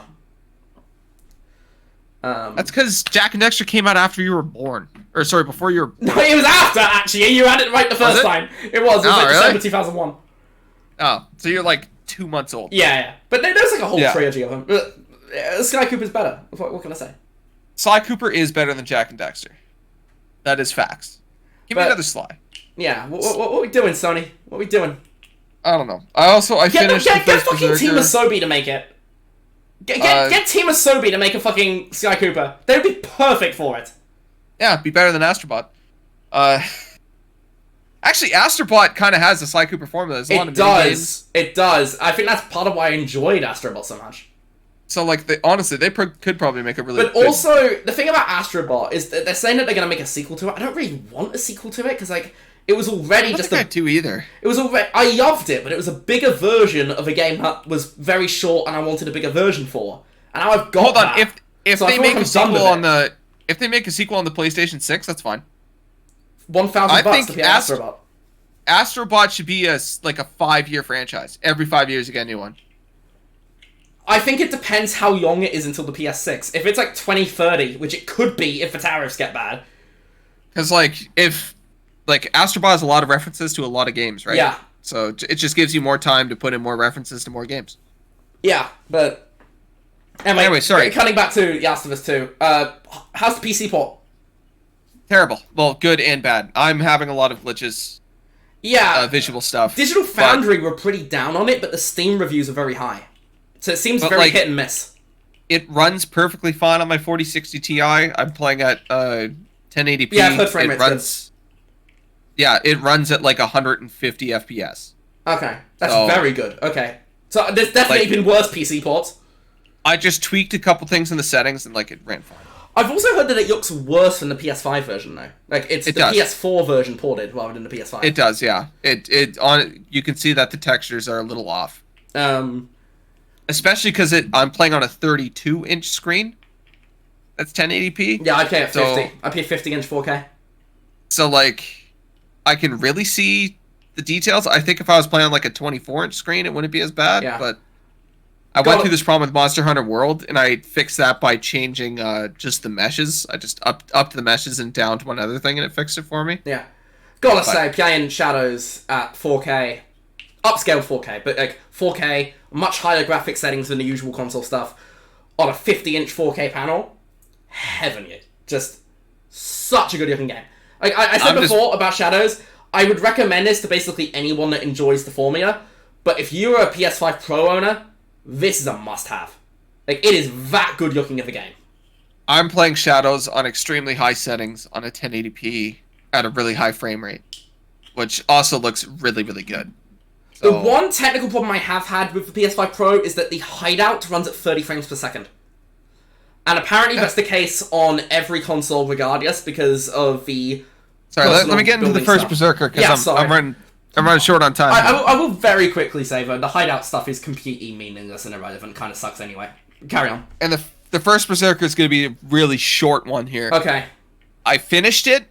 It was difficult at first. It gets easier. The spear is absolutely fucking broken. There's only 3 weapons. But is it good? It is a 7.5 out of 10. Probably the best game we've talked about this whole show. Yes. But the thing about these Souls-like games is that when a new Souls-like comes out, the first one is always just okay, and the second one usually picks it up and is way better. I do want to quickly point out that I would definitely be giving Shadows above a 7.5, but Connor probably wouldn't be. So, Connor would probably be much more skeptical on it. I don't think that you should play it. I don't think you'd like it. It doesn't seem like my sort of game. It seems very Souls-like. If you like Souls-like games and you like the art style, you'll like it a lot. Okay. I'm a huge fan of the Berserk franchise. This has nothing to do with the Berserk franchise. It's got nothing to do with the Berserk franchise. But it takes a lot of it takes a lot of visual cues from it. It does seem very similar visually. So did you actually think it was in the same franchise? No. Berserk would never produce something good outside of the manga. It seems like loads of people thought it was. Oh, and there's the domestic abuse we were talking about in the South of Midnight on screen. In the gameplay. Yeah. But it's domestic abuse, God. It's a good game. It ran flawlessly. I had no issues with it. I think the cell shaded kind of look that they went with. Well, one other makes thing. It. Sorry, you just reminded me of one thing I forgot to say about Shadows. Performance has been very solid outside of the hideout. Been very solid 60. Sorry, carry on. The cell shading that they went with, this game looks phenomenal. Okay. Like, it is so I will say it does bright. look interesting visually. I will say that. It is so bright and so dark at the same time. And that's something you can really only do with the cell shading. Mm-hmm. Where it's just every single thing I did in this game looked really good. So it's very distinctive, very, very fun. But there's a lot of little things, hiccups that I'm like, okay. And again, the spear is so ungodly fucking broken that it ruins all balance. Okay. Anything else? Range is key. But yeah, it's good. I enjoyed. You know, maybe if it's on for like $10, like 5-10 years from now, maybe you pick it up It'll and probably hate be it on for Game 20 Pass minutes. one day. Yeah, like it's the type of game where So you wouldn't recommend it at full price? I wouldn't recommend it to somebody who doesn't like Souls games at full price. If you do like Souls games, just buy it. Like it'll scratch that itch. Okay. And that it? That's it. That's all I played. Last of Us, First Berserker. Yeah. As for what I've watched, Did you play Titanfall? Sorry? Did you play Titanfall? About 20 minutes. Okay. So not enough to say anything about it. Not enough to say anything about it. The load screen looks great. Yes, yo! The menu screen in looks so awesome. The big 2025 must be on the Switch too. I really want to play it. I just haven't had the time. So do I, but I'm probably just not going to have time at any point in the near future as well, because as soon as I get done with Shadows, it's Expedition 33. Yeah, there's so much shit coming out. And Expedition 33 looks fucking good. Yeah, it's right around the corner. I just want to play Expedition 33. I'm sure we'll talk briefly about that on the next episode, of course. As for what I'm watching, I watched Daredevil. Okay. The Anything penultimate new? episode. Very good penultimate episode. I'd heard that like the few episodes before that were pretty weak, and then that one got good. I thought they were all like decently good. Okay. There was a show that had a pretty tumultuous production. Apparently, some parts of it were pre-rewrite. And I can see the rewrites because I can see what they wanted to do, and all the actors were like, no. So you can see where it kind of pivots, but like he's actually kind of Daredevil again, which is cool. Yeah. And yeah, I'm very excited for the season finale. I think it's gonna be really good. What else have I watched? I watched. I rewatched an anime series, Vinland Saga. You ever heard of Vinland Saga I've heard before? of it. I haven't seen it, but I've heard of it. Still extremely good. It's a story about the invasion of England by the Vikings. It's about a kid who his dad gets killed.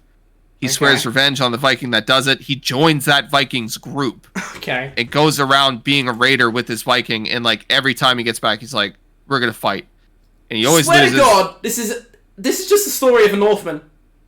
Yeah, he always loses. But Vinland Saga's been going on forever. The Northman's such a weird movie for me. Like it's good, but also not good. Well, when I watched The Northman, I'm like, okay, this is Vinland Saga. But that's funny because I just had the exact opposite reaction when you were describing the Vinland Saga. The real interesting part of Vinland Saga is actually it's not part one because there's multiple parts of the story. It's eventually he gets to the point where the guy he's trying to take revenge on, like all this shit happens around him and everything gets kind of tossed up, and he realizes that like there's no point anymore in doing any of this, and he just tries to flee to Canada. That is the story. He's trying to get to Vinland. Vinland is Canada. They found so then it goes from this like revenge Viking story to a story of a guy who does not want to fight in the middle of an invasion of England, and he's trying to escape, and it's so good. Anything else? It's so fucking good. That's all I've been watching. Okay. Watch Vinland Saga.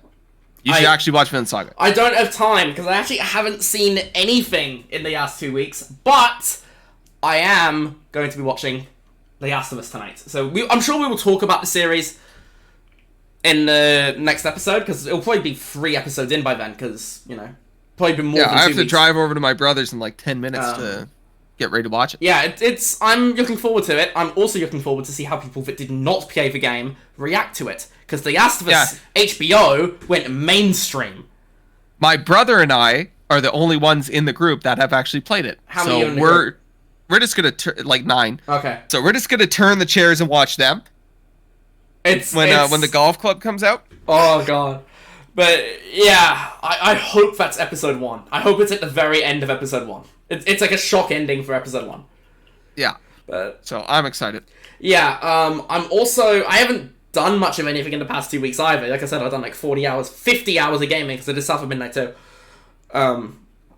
And I had some shit to prepare for the move, which I've also done. So I haven't really had much time for other stuff. So I am going to the hockey on Tuesday, because it's the Frontenacs versus the Barrie Colts in the playoffs. And for those that don't know, I used to live near Barrie. I am a Colts fan. Go Colts. 2-0 up in the series. I'm going to go to game 3. Rangers? They're doing pretty well, I heard. Yeah, they are.